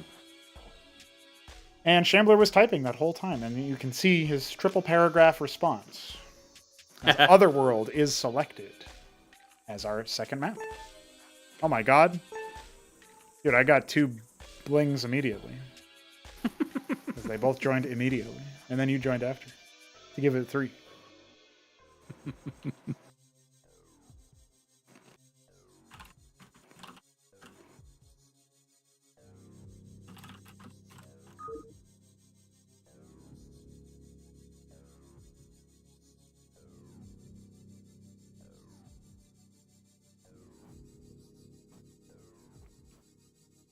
Yeah, I think you made the call earlier, Mesk, and Shambler also put it in chat at some point. Exemplars would have definitely helped Biddy there. I managed the slow ground army, and Wyverns can't contest it since they can't attack air anyway.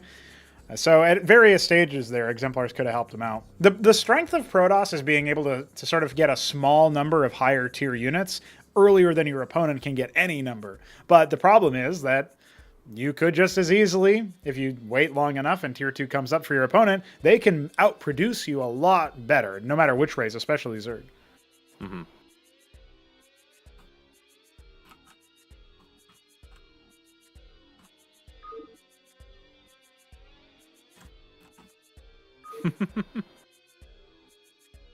The triple bing. You know, some would say that the third bing is actually a bong. Bing, bing, bing, bing, bong. I guess it's actually the fifth bing, but whatever.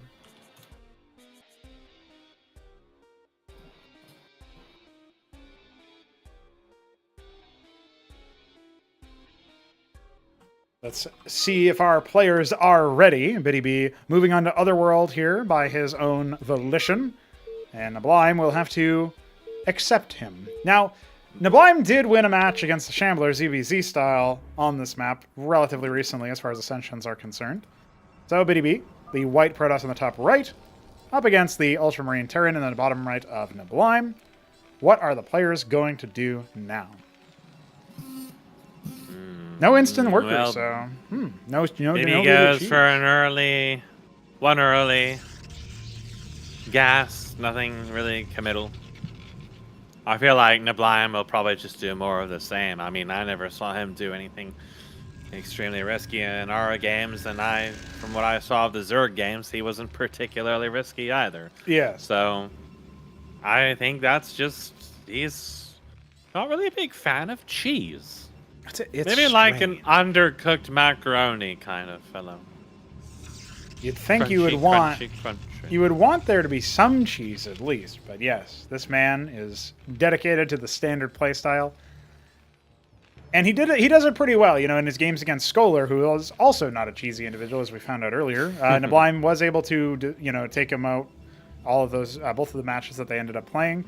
And it was based on just holding on and doing some counterattacks, especially on maps like Boskevine, which Scholar wisely picked against neblime. I mean, there was this whole funny moment where we thought Scholar had, you know, he fell asleep or something, so we thought he couldn't make it. Three Crow was going to sub in for him since he had been dismissed in Group A. And then he showed up and Three Crow couldn't play anymore. So we ended up giving that back to Scholar. But Three Crow had picked Boskevine specifically to punish neblime.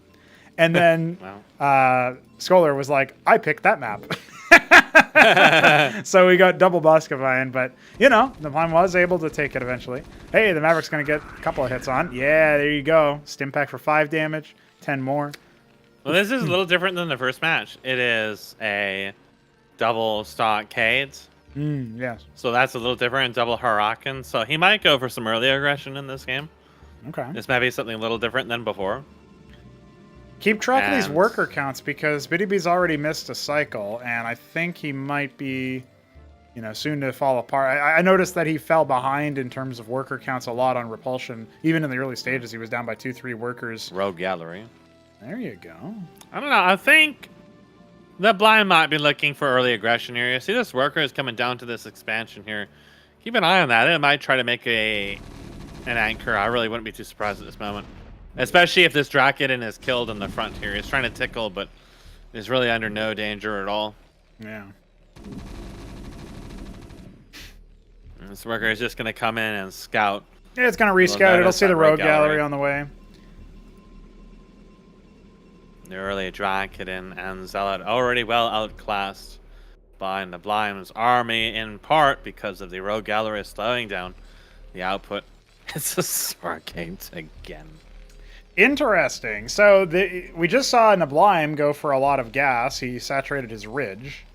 So we might see a star pad out of him. Indeed, we do. So that's kind of standard. If you're going to go double stockade, you need some kind of... I mean, generally in Terran, you want the Wraith for scouting. This Mason, once again, continuing to scout around, see what's going on. He really needs to kill that. There you go. Yes. Don't want to know about the Stargate. This kind of cock-up is what might catch him out. Double star pad will probably be... it could be Trojan. Just by the bid positions of his units. Yeah, doesn't it look like it? You never know. The lodestone coming. Okay. Early defense. And Might detection. Be suspecting. Yeah. Suspecting some Bargus or whatever. I think he clicked on the rogue gallery when his Mason went back in for the second scout. He wasn't able to get to the Stargate. And it will be. So these units here, these early defenses, you see how he's spacing them all out. I think he's just going to spam the fuck out of Wraiths. That Cyprian has encountered a moment of blizzards. He has, yes. Barghest encounters the lodestone. There's a Mason in that lodestone, and the Cyprian cannot enter because he's too fat. Well, we'll see if that comes back to bite neblime. The Cyprian will have to learn how to harvest in his stats. There is a Cabalist going the long distance around the map, and a Panoptis in routes. Mass Wraiths are going to be the choice, with the first one already just about in BDB's base. It'll spot the Stargate and the Panoptis. The gig will be up. You'll probably see a Watchdog go down. You'd have to. And that will probably be the end of that, but we don't have a Fulcrum. We don't have Goliaths. And Neblime's already invested quite heavily into some stuff here that's not being used. So the Panoptis might be able to pick up some speed in this, so long as he stops the Wraiths from entering some kind of terminal stupid quantity. He has a disadvantage that his Wraiths are oh so much cheaper than what he's trying to build, and they're also cloaked, so they get to attack whenever they want. This Cabalist, I don't think is going to accomplish too much. Now, scouting and confirming no expansion in the back, and when his air units are, hanging out over here, he knows no expansion in the front. BDB is going to be primed to potentially have the macro advantage here. Yeah, but he also has no defenses in his main, and all of his units are wandering around elsewhere on the map. These Wraiths can cause him some really serious headaches. Oh, the only unit that's readily available here is going to be a Cabalist, followed by a Zealot. The Panoptis will finish, but I feel like maybe BDB's going to be pressured into some sort of all-in play here, because he's only got the one Draken, and he's actually, pathing it backwards here. Fourth Wraith comes up. I think 4 Wraiths could potentially deal with this Panoptis, but instead they're gonna... Okay, now they're going to start turning their fire onto him. Oh, a lot of damage. Yeah, this flash shielding has tried to be used here. And it's not as bad as it may be. Well, if he loses his Panoptis, indeed he does. Yeah. I was going to say it's not necessarily as bad as it looks for BDB, but hold that thought, because the anchor is under attack. There is a Shaman that finished. A lot of good damage from the Hurricanes. 3 of them in that anchor, absolutely shredding the Zealots. Now, there is still potential for this attack to go sideways against Neblime. But as of right now, yeah, the Panoptis was actually the primary target here. The Cabalist is still here to back things up. They can focus down that Watchdog, and that's a lot of unexpected damage, but the Panoptis will go down in the process. And at the same time, I think the Cabalist is dead due to the Lodestone unit. So we only have the Barghests over here to harass. Over in the side of BDB, on the other hand, though, there's just a graveyard of workers. Yeah, he's lost a lot. He's got the 2 Barghests alive, and they're doing a little bit of tickling here, but the Wraith will probably finish them off, seeing as there's 2 of them now. He'll probably get 1 Wraith out of it. Oh, he's actually targeting the wrong one there. He only now updates. Oh, a little bit of micro. Okay, it does well to clear those 2 Wraiths, and he recalls the other 2 that were harassing. So a little bit of a reprieve here, but look at the worker count. It's 9 to 31. There was not nearly as much critical damage. He's got enough for a 3rd Nexus, and he has 2 Qs, so he can try to catch up, but if these 4 Wraiths get more worker kills in, it's going to cement them firmly in the Beehive graveyard. It's random Zealot and Cabal is trying to come over, but it's already well too late. Yeah, I mean, double Shaman over here. That's going to prevent a lot. I mean, admittedly, there's only there goes the 3 Warden. It wasn't even cancelled. Oh, that boy. Scribe is gone too. That Scribe's also gone. These are losses the Bee does not want. Oh no, and the deployed Shaman obviously detects the Cabalist as well. Now, admittedly, these Cyprians are not the greatest moves here. And look at that, the Hurricane will also be popped, but yeah, here comes the Wraiths. Now, in a format of only 2, you can obviously deal with this. But now that there's 4, yeah, there's going to be not much here for the Panoptis. Make that 8. So many Wraiths. Another Cabalist is here, but... Oh, there's a Cabalist. He's alive. And away he goes. Where he'll stop, nobody knows. But it's probably where... Oh, there's additional... Well, well, this is looking grim. A disaster. At this stage, I think he needs to stop making Panoptises. They're not helping him anymore. There's too many Wraiths. Controller's gone. I mean, some land effects might help to deal with the stacked error, considering their splash. They might just get instantly bursted down, though, right? Like, it's... The Wraiths are just going to immediately turn around. I think you got to cut your losses and abandon this base at this moment. Oh, dear. Didn't have his Dragon on hold position. It's probably too late anyways. He doesn't have a way to stop this. Yeah, when the pylons get focused down, right, the one Panoptis, it can easily get bopped. GG's called, and the Wraiths are enough. Without actually expanding, without finishing that Ministry in the bottom left, or bottom right, but the left-hand side of the base, Neblime's able to take the second match.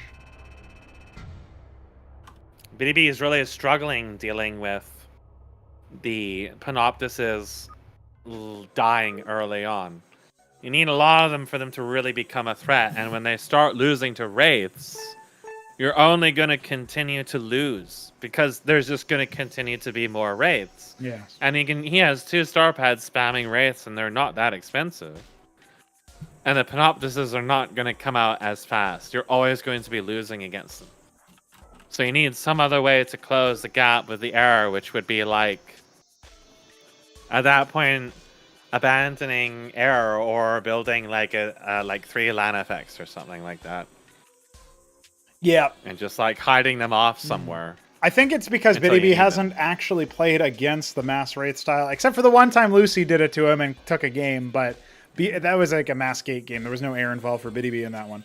So he doesn't have that much experience against that style. Probably didn't expect it out of Neblime, and as a result, maybe didn't, since he's never played against it really at all in general, especially in that particular game environment where you've got a Stargate, a Rogue Gallery, a Gateway, an expansion. It's a very scrap cobble set of tech. It's an unfamiliar map state, and I think that probably got the better of him. It was definitely a moment where he could do damage, but Neblime's main area was just too hunkered down, and I think committing to it was a mistake. Trying to just attack and destroy the stockades or force them to lift off and abandon the vestries. Just trying to like hold the position and stall the game rather than close it. Might have given BDB the opening he needed to really put the Panoptises in a stage where they could actually be dangerous. But the fact he kept losing the units that he had meant that the Wraiths just continued to amass in numbers in spite of losing individuals here and there. And it was just like reaching a stage where he was losing everything he had to Wraiths, right? Well, let me hit you. This is an early scout. The Mint Protoss on the left-hand side of Infinite Velocity is BDB. He is harvesting gas with 2 of his starting workers, and he has sent another one of his first workers to scout the Blood Neblime. That's the Terran on the right-hand side. Mesk, this is a proxy engram. I have that feeling that it's a proxy engram. That's my bold prediction. Proxy engram. But I don't think Neblime's going to let this worker idle in his base. Does he have the killer instinct is the question. Can BDB, change his direction, his angle of attack? I think the scouts are going to bump into each other, and that will confirm that there is a very fast I don't think I've ever seen proxy engram work. It would be nice to see it work against Neblime. That would really catch someone off guard. Absolutely. Oh, it's a star pad first for Neblime, so there is a chance here. The star pad does take a while to come online. Well, the engram takes even longer to come online. He's got enough gas almost for it, but not enough minerals just yet, and he's cutting workers in the process. He's adding a gateway back at home, so it's a bit of an interesting play. Where's the pylon, Ben? That's what we need to know the answer to. Are you really going to do this? Yes. What a cheeky fellow. Yes, back against the wall. A Wraith might kill him before he manages to get this out, but at least he'll go out with his balls out. It's not been scouted. The Mason wanted to scout it, I think. But he stopped over here. Yeah, here we go. Oh, boy. He's going to find it. He is going to find the pylon. The Wraith is on That's the awfully way. suspicious, but is it going to be much else, right? Go away. Well, we're waiting for it. We're waiting for it, Ben. Matrix. It's a Matrix. Well, that's going to get pulled on. It's got good armor, but, against Masons, it's still not going to be able to cut the cheese. Take his minerals. There you go. He's got him. Cheat shot preen, which Bell isn't really about. Wraith is killing them. Yeah, he's just whatever. Whatever's going on in this match, I don't want it. I swear it was a proxy engram. I know. I think it was going to be a proxy engram. Yeah. He had the gas for it. Well, does BDB have the guts to go for a macro follow-up, or is this going to be something absolutely ridiculous? I mean, it's got all this gas. You look at that, and it's like, I've got to spend it. It's burning a hole in my pocket. Yes. Well, he's going to head on back to the bottom right. There are 2 wraiths in that area. Suspecting I wouldn't go with a Stargate. I would go with, yes, the Ardent Authority. There okay, all right. Cantors do counter wraiths. He's still chasing the bloody scribe. Yes, he only now found it with a wraith. He's trying to dodge the return of that Mason, right? It was pretty good instinct there, but ended up getting bopped by wraiths anyway. This pylon slowly being killed by a single Mason instead of a wraith because he wants to use his map tempo that the air units afford him. So Fine taking a little bit of a risk there. Now a Zealot is coming, and there are 3 wraiths on the way. Mesk, that will beat a Drakedon. I worry for our Ben boy. Yeah, our Biddy boy. He's fucked. I think when you see that wraith, you gotta cancel out and go to Drakedon right away. He just won a game off the back of nothing but wraiths, really. Yes. And the other game, he also enjoyed using wraiths for a fair while. You know, they're coming to at least some extent. Oh, he did. He cut it. Focusing the Zealot. Focusing the Zealot. That's interesting. A Positron coming. Gateway coming. Oh. I don't know that just was not to fight that, but he could, actually. Yes. I don't think that Neblime will be able to close off of just this first couple of wraiths. He can slowly amass enough to punish the scribes specifically. And by the way, Ben, you could correct that scribe so that he's not on the outside of the minerals. Is it even going to matter? Wraiths are just keep tickling. Just keep tickling. Yeah. And they are doing hull damage to these scribes, so they will be popped eventually. Now, Positron is out for some splash, but he needs detection. And you can't attack yourself. You could attack your own unit to do the splash, but you can't attack the Positron with a Positron. More wraiths being made. Is it really a surprise? Ministry in the top right. That's a single star path. This is like... I feel like at this stage, you got to make an embassy or you got to make an matrix. Yeah. Killed 2 workers so far. Even then, all of the matrix isn't going to stop him from sniping your workers constantly, right? Like, only the engram is going to really stop that. This is spooky. The Jaws music plays every time you see the shimmer in the corner of your eye. I mean, honestly, at this stage, I would consider the engram a worthwhile investment. If he's going to just keep doing wraiths over and over, just kill the fucking things and be done with it. Well, the problem is, BDB is already behind by 10 workers, and the second ministry hasn't even been finished. With a Fulcrum on the way, and it looks like it'll be Shamans with wraiths. So, yeah, okay, Neblime's going to try to, keep his wraiths up to snuff, and then maybe just contain him. But, I don't know. Neblime is in control again, unfortunately. And there goes that scribe. Is fucked. See ya. You can't leave the immediate perimeter of your base. Sorry. You got to make a choice at this moment. You either got to build the engram so you can move your units out of your base. You got to get the witness so you can chase them, which is there it is. Difficult. There's the embassy. Or you got to build units that are better suited for killing them. And like moving out Hierophants and stuff like that individually, if he was there, he could kill that no problem. Well, the other thing that the embassy affords you, right, is the envoy, and the Ardent Authority will give you the Acantor. So I do feel like there's options there. Servitor is being He has made to right deal now. with the wraiths if that's even something to consider. Otherwise, it will never accomplish anything. Yeah. I'm really surprised Neblime isn't even picking off like specific individual workers on the way by just to sustain a little bit of damage. And you know what? I thought on the minimap there, that other wraith in the sort of like, 10 o'clock position, I thought that was actually a shaman that was going to be parked out to deploy to give healing. But it doesn't look like he's interested in that. Well, if he's careless, the Hierophant will get a kill in. Yes. So I think he might kind of like taper off at this point and just go for mech. It seems to be kind of like what he's sort of leaning towards. Is he sees this little bundle of units and it's like, okay, well, I'll make an army to kind of thwart this. And then we might see him go up to tier 2 and do the same thing as in the first game. We can see him pretty heavily saturated on his gas now. Azella kind of came over there to scout. The army is getting a little separated for BDB here. These wraiths, hypothetically, might be able to grab a kill depending on what happens here. You can see them kind of going over. They're hoping to snipe individual units. Yeah. Well, that was maybe a mistake because a couple of them But they all popped instantaneously out, get so hits. that And was look a at lot that. of damage. Yeah, the positron gets one shot off and traces down, exploding a bunch of times. It's 2 positrons chilling it over there, but I don't think that's the fight he wants. I think he'll be quite content if BDB just forgets those exist. Yes, absolutely. Which he is forgetting that they exist, and those are pretty critical units to get. Oh, he could conceivably, pop this base if he had a couple extra positrons. He knows they're there, but this delay is going to hit him hard because he's choosing to go without them, and he really wants to have that extra firepower. Oh, look at this. The positron getting focused down. Only gets one shot off on the Wraiths. The anchor does pop, but there's 2 more where that came from. One of them just finishing now. BDB is probably biting his own ankles, knowing that those 2 positrons, if they had been there, might have even been enough to break their ramp and probably even killed a huge number of those Wraiths. But because they got lost and forgotten in the Nidus canals, it completely killed his momentum there. The Atlas is coming, the additional Fulcrums are coming. It's basically going to be the same as the first game. Won't be surprised we just see just the wall of Goliaths and healing. Now, the problem here is that the anchor is still once again going to fall. I mean, as long as he's trading okay with that, it would be all right. But he just lost a Hierophant, a Dracodon, and a Servitor. And he does need some beef for his positrons, right? That's now, you see, Neblime knows his reinforcements coming. Yeah, this so is he's great. going to try to pick them. Yep.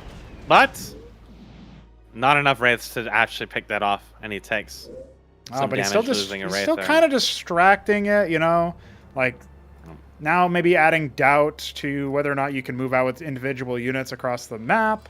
There is a witness idling in the middle line. Yes, just making sure. But they're going towards the Nat, which is entirely undefended, and that's going to throw BDB off for sure. Yeah, he doesn't. And those scribes are going to get annihilated. Yeah, he's actually just realized, oh, wait, I should probably defend this. So he sends a positron out. The right instinct, but it's a little bit late. You can see how BDB has improved his fundamentals and his understanding, but it's like a little bit subpar from what Neblime is able to put out, right? He's got the right instinct. Neblime just had a very simple line of process. That is, well, I can't do anything about this army. Let's check the base.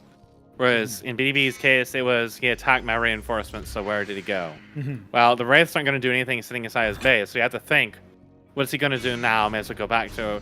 Again, we had this discussion before where I said what you think is, what would be the worst for me, right? Yes.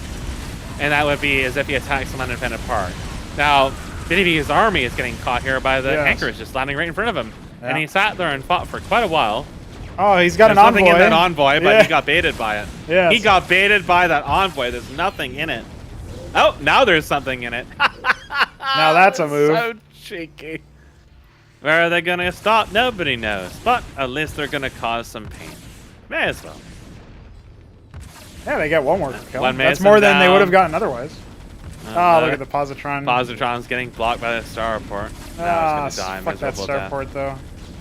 So the Mason even got involved. Didn't get the kill credit, but... Oh, shame. So, again, I feel like, Templar Archives... It's definitely too expensive for him to invest in at the point.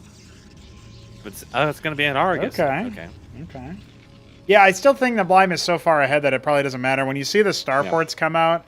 The worker count, right? Yeah, absolutely, right. But just Goliaths alone. He doesn't need tier 2 at this point. Goliaths alone at this kind of a deficit economically is going to overwhelm for sure. Well, there's a couple of Dracodons, a couple of Positrons, but yeah, there's not going to be enough. And holding this ramp is the way you deal with this, is to have architects or something to hold this ramp, but the gas is not there for that. Yes. And they're going to force their way up there, and the envoy is going to spot them, but there's not too much you can do about it at the moment. Yeah, I mean, it's actually a nice spot to be in, believe it or not, but well, I think he might have just barely... No, not quite. I think he has to go all the way around in order to catch a vision of it. No, maybe not. He's in the perfect spot. No. Perfect spot. It's like Starcraft 2 with his dedicated Overlord hiding pillars all over the fucking map. Now there's the Wyvern revealing it. Oh, it lives. It lived.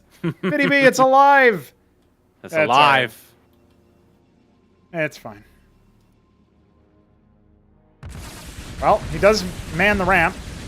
Positrons can do some pretty good area damage here. Shamans are going to try to deploy so that they can get some good healing spread. They are in the back line, which is great. The Argosy isn't even making anything. And he charged forward. That's even more damage being put on him. And it's over. Yeah, just the sheer number of Goliaths here is going to be familiar. Bitty beat. GG's out. And that ladies and gentlemen, is a clean sweep. Neblime taking it 3-0. I really did appreciate the potential for the proxy engram. Mm-hmm. It's just, you reach Neblime state, and I tried to proxy him early on, too, and, I think he's seen enough of the bullshit that goes on these games to know to just check around your base when there's a scribe that goes out of vision. Absolutely. It's a shame. I wanted to see it, and I did want to believe in it, but it is a shame. And you know what? I appreciate Ben trying. That's all you really needed to see there, is you needed to see it be tried.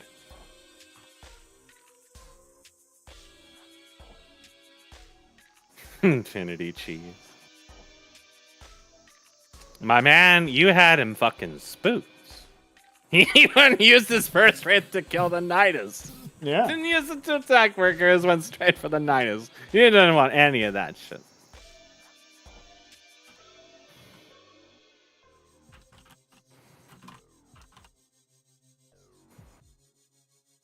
And with that, we do have our playoffs bracket pretty much filled out here after the first couple of rounds, as you might predict. Jumping into looking at the upper bracket, we see that the Shambler will be taking on Neblime in that upper semifinal. Will that be a repeat of what we saw in the last tournament, where Neblime kicks the Shambler out? Now, in this case, he's only kicking him down to the lower bracket if that happens, but it could very well be the case. It's a different race, so it's very distinct now, and Shambler did just dominate an opposing Terran. I mean, the game's had close moments in them, but Scholar did seem outmatched, particularly in the macro sense. I don't think that's going to happen between the Shambler and Neblime in the same way. I feel like they're much more competitive players as far as macro is concerned. But at the same time, Shambler is more recently practiced against Terran, whereas Neblime's Terran is not really that practiced against Zerg. That could be a point of contention. Mm-hmm.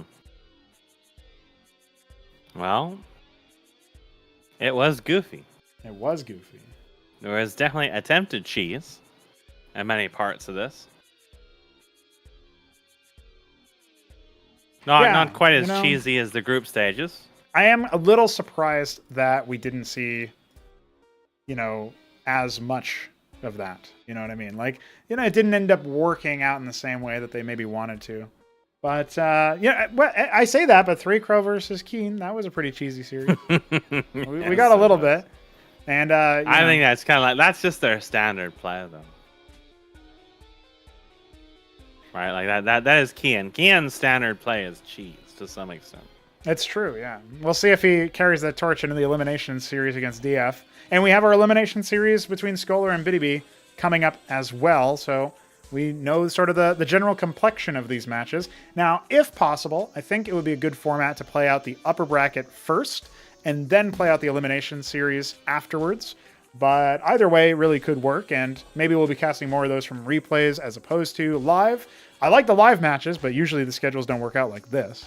So, and I guess as an added bonus, we might only need to take maybe a 5 to 10 minute break, or 15 minutes break at most or something between series, instead of the more prolonged ones if we're casting them live. So there is that as well. But either way, generally speaking, for the first round of the playoffs here, it worked out pretty well. The only thing I'll say is that obviously this takes a lot longer to run than the old, single elimination playoffs bracket, because we go from we would have had 7 matches in this format by default. Now we have 14, right? So we're doubling the number of matches. Yeah. So it's obviously going to take a lot longer to get through them all. Join us next time for sure for that. And I don't know if you have any broad thoughts on the double elimination versus single elimination. I like the idea that we can see potential lower bracket runs, particularly when we get to those like title contenders, now that we have 3 or maybe even 4 in Keen, if he shapes up. It's like, there's something about that where, okay, the first time you have, say, Neblime against the Shambler, one of them doesn't have to go home completely out of the tournament. Now we get to see if they can battle back and maybe do a rematch or something, right? There's potential for stuff like that. But, obviously it does come with its own trade-offs where it takes longer to run the tournament. So I'm curious as to your thoughts overall. Well, I think that if we see Kian versus DarkenedFantasies, it's just going to be a cheese fest start to finish. And who doesn't want to see that? Of course. Why that not? Opportunity should be presented all the time. I can agree with that for sure. So, I think it leads to more opportunity. I think that the the losers bracket, you're going to see a lot more cheesing and just general silliness. Mm-hmm. And, you know, we also get to see a chance to see, like, maybe Scholar go up against someone who's more, you know, his skill level, or at least more of his comfort level, right? So I think there's more of a chance as a more even matches with that you otherwise wouldn't really get just coming out just the group stages. Right. So, I mean, it is definitely more matches, right? So, you know, depending on how many players you get, you know, fatigue definitely can be a thing to run it and maintain it. But I don't think you're quite at that point yet, right? Not yet, no. Like, if you're doing it like every 2 weeks, but it takes you 2 or 3 or 4 weeks to actually conclude it, then you've got... Yeah. That's at the point you start rethinking how often you're doing it. I think it'll be once a month from this point onward just because of that, right? Because at this rate, we probably won't conclude the tournament, depending on scheduling. I mean, maybe it could accelerate a little bit. We might not conclude the tournament until, you know, maybe the 3rd week of October, which was, you know, we were expecting the 2nd week of October would be when we run our next tournament. So that's probably not going to happen at this rate. You know, that was just sort of the every 2 weeks plan was going to be it. So instead, this might be October's tournament generally. I mean, it was held on the last day of September for the group stage, but this might be like October's monthly tournament, and then we have, you know, December's or November, you know, and November's and stuff like that. So that'll you know, we'll see how that one pans out, and ideally people's schedules will align a little bit better, and we can just cast them from replays in the middle of the week instead of having to wait until Saturday. But this is how it worked out, and I think it ended up good. You know, we didn't get any issues with Peruvian internet. Really, a little bit of a Canada moment there. Yeah. Not any more than what we're having with Aussie and Canada internet, though. Yes. Yeah. Hey, that series went off without a hitch as far as lag goes, so that's pretty impressive. Yeah, there was a little bit of slowdown in some of the starts, but the so actual games themselves were fine. Pretty solid stuff. So, yeah, I guess with that, it's just a question of how soon we can get the other matches scheduled. Of course, I will be posting about that in the Discord server, so you guys can keep your eyes peeled on that, and I'll keep you guys up to date. But as far as the other things to consider, we're still obviously finding things that might be OP or what have you. It's hard to really definitively say anything like that anyway, because the player's skill is all over the place, and people's familiarity with things are all over the place. One of the things that's really great about competition is even if you find a strat that you think is overpowered, people might have counterplay to it. People might find strategies that can answer it if there's no balancing patches made. So that's another thing that I'm keen on, you could say, because I'm really interested in seeing where that goes. But there's some things that I think maybe are a little bit too easy. Like one of the things I was thinking about is that Cantors probably will cost more transport space, so you can't fit 2 of them in one envoy. But even without that, we saw in the DF series, the only time we actually saw Cantors thus far in the quarterfinals was in extreme danger of being sniped, and that would have been a lot of value lost right there. So there you go. I don't know. There's definitely musings to have, and in terms of balance, but I'm happy with where we seem to be heading, at least direction-wise. And honestly, it doesn't really feel like there's anything that's like totally running counter to how you would play an RTS game in an quote-unquote ideal world. It doesn't feel like there's anything really dumb that's meta that is really good. I mean, there's some funny cheeses, and you can do like Ahmed drops and stuff, but there's nothing that's like, oh, this trivializes or, you know, makes a mockery of the genre of gameplay, which is really nice because there were times like that where it was happening. So. Yeah. I mean, I think in any given game you're ever going to play, there's going to be cheese. Of course. So that's kind of like just to be expected. I mean, when I started playing, it was the peak stupidity of like every game was Naths and Vassals. Mostly Naths. Yeah. Naths were basically, that's how the game ended like 9 times out of 10. And that's been curbed to the point now where, we're seeing people getting cheesed by Naths in this, but those people don't even realize you can make Quasilisks. Mm-hmm. So, like, those cheeses kind of like, you can see that as just being the part of the learning it, which just kind of comes with the territory. But, you know, the guy deflected it and eventually came out and won the series. So, it wasn't nearly as dominant or as overpowering as it once was. I think you can still, you know, see some room of people arguing about, oh, maybe you shouldn't be able to make Arians immediately into the game. But, you know, it's still like a far cry from what it was. And I don't think it's defining things nearly as much as it used to be. And it's still not how most of these games are ending. A lot of these losses to mass wraiths are just not people not trying to deal with the wraiths. Like, the moment the Matrix and everything went down, the Wraiths stopped attacking the workers. That was that. But by then, you know, it took so long to reach that point. And that was with all the other stuff that happened, right? Like then the Panoptis is dying incessantly to wraiths and so on. Like it took a while for them to win, and it was just like, well, it was just like the nature of the match at that point, unless that you had an Aryan early in the match. So it was definitely, all in all, that it was playing like a fairly solid, fairly stable game, right? There's nothing really that really stands out to me as being that there's some serious major underlying issue for stuff that needs to change. Surely there's like individual balancing stuff that needs to be made all over the place, probably in the values of like individual numbers on attacks or armor penetration or whatever. But all in all, from what we see, at least like in the tier 1 and mostly tier 2, it feels fairly stable. We don't really see a lot of tier 3, which, in my opinion, I would like to see more tier 3 stuff. I like to see longer games. A lot of the maps feel like unsafe. Once you hit like the 3rd base, it feels very hard to start taking 4th and 5th bases unless you are very clearly in the lead. And that was definitely, it felt like a lot of cases in these matches. But also these matches were really, really, in many cases, heavily skewed gear-wise, where a lot of these players don't do well in mid and late game. They're going to struggle to even saturate 4 or 5 bases to begin with, right? They even take a long time to take a 2nd base. So it's not even like the best way to wager against that in itself. So, as far as like competitive RTS is concerned, having watched a fair bit of competitive Supreme Commander, a reasonable amount of competitive Command and Conquer Generals, and of course, years and years and years and years of Brood War in itself, this is definitely like the healthiest I've seen. Like especially like lower skilled competitive RTS. I can't say about high skilled. I mean, when we have like Shambler versus Mystery, it feels pretty solid, but we don't see those games really go into tier 3. Right. So like the full breadth of what is possible is not really being explored by a lot of these.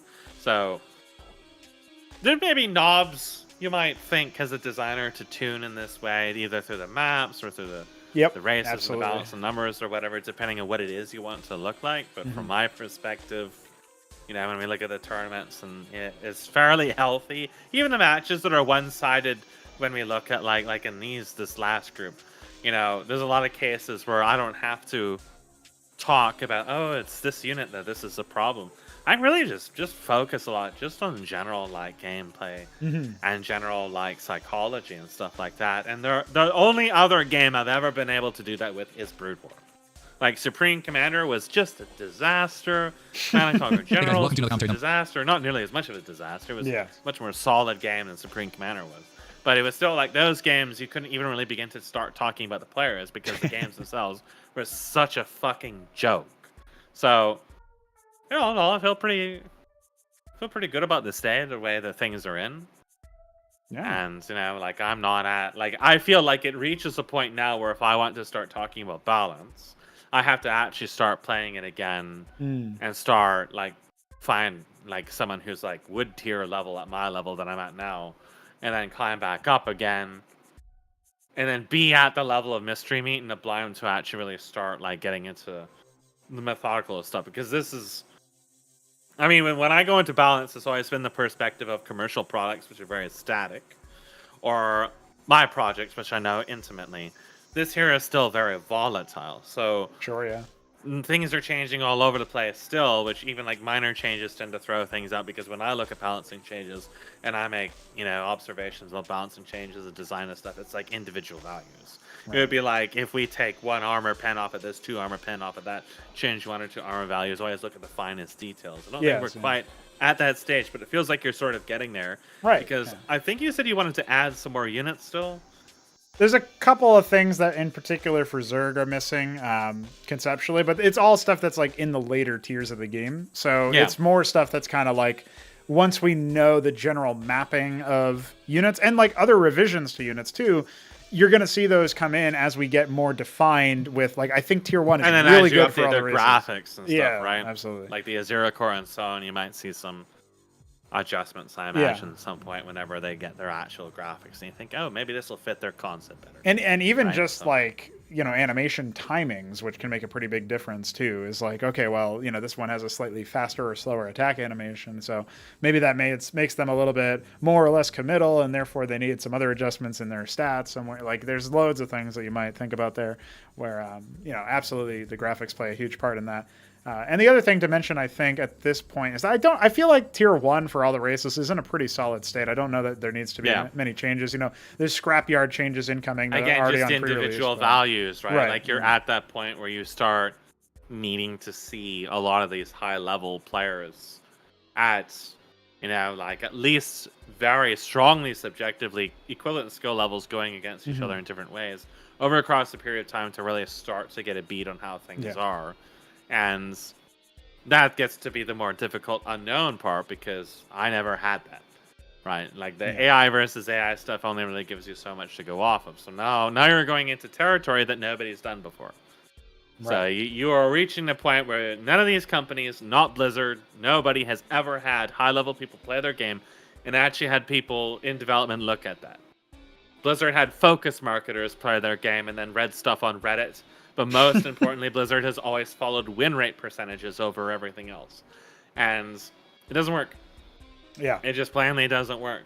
Yeah. And that's why we ended up with just rubbish like Starcraft 2 and this hideous disaster like fucking Void Rays and Widow Mines and Marauders and Roaches and Immortals and all this other just garbage. It got even worse with the Disruptor and the fact that Phoenixes fire while moving all the time in a game like that. Like the Wyvern fires while moving, but it's a slow, very like kind of durable meaty unit. And I'm not even sure I like the fact that it fires while moving, FYI. But like the fact that it does right now, okay, it seems pretty balanced. Whereas the Phoenix is like the fastest air unit in the game or something. Yeah, like all of that. Like when you play StarCraft 2, you just don't feel that anybody has actually played this, much less sat down with high-level players, gone back and forth over a period of some months to really get an understanding of how this is played.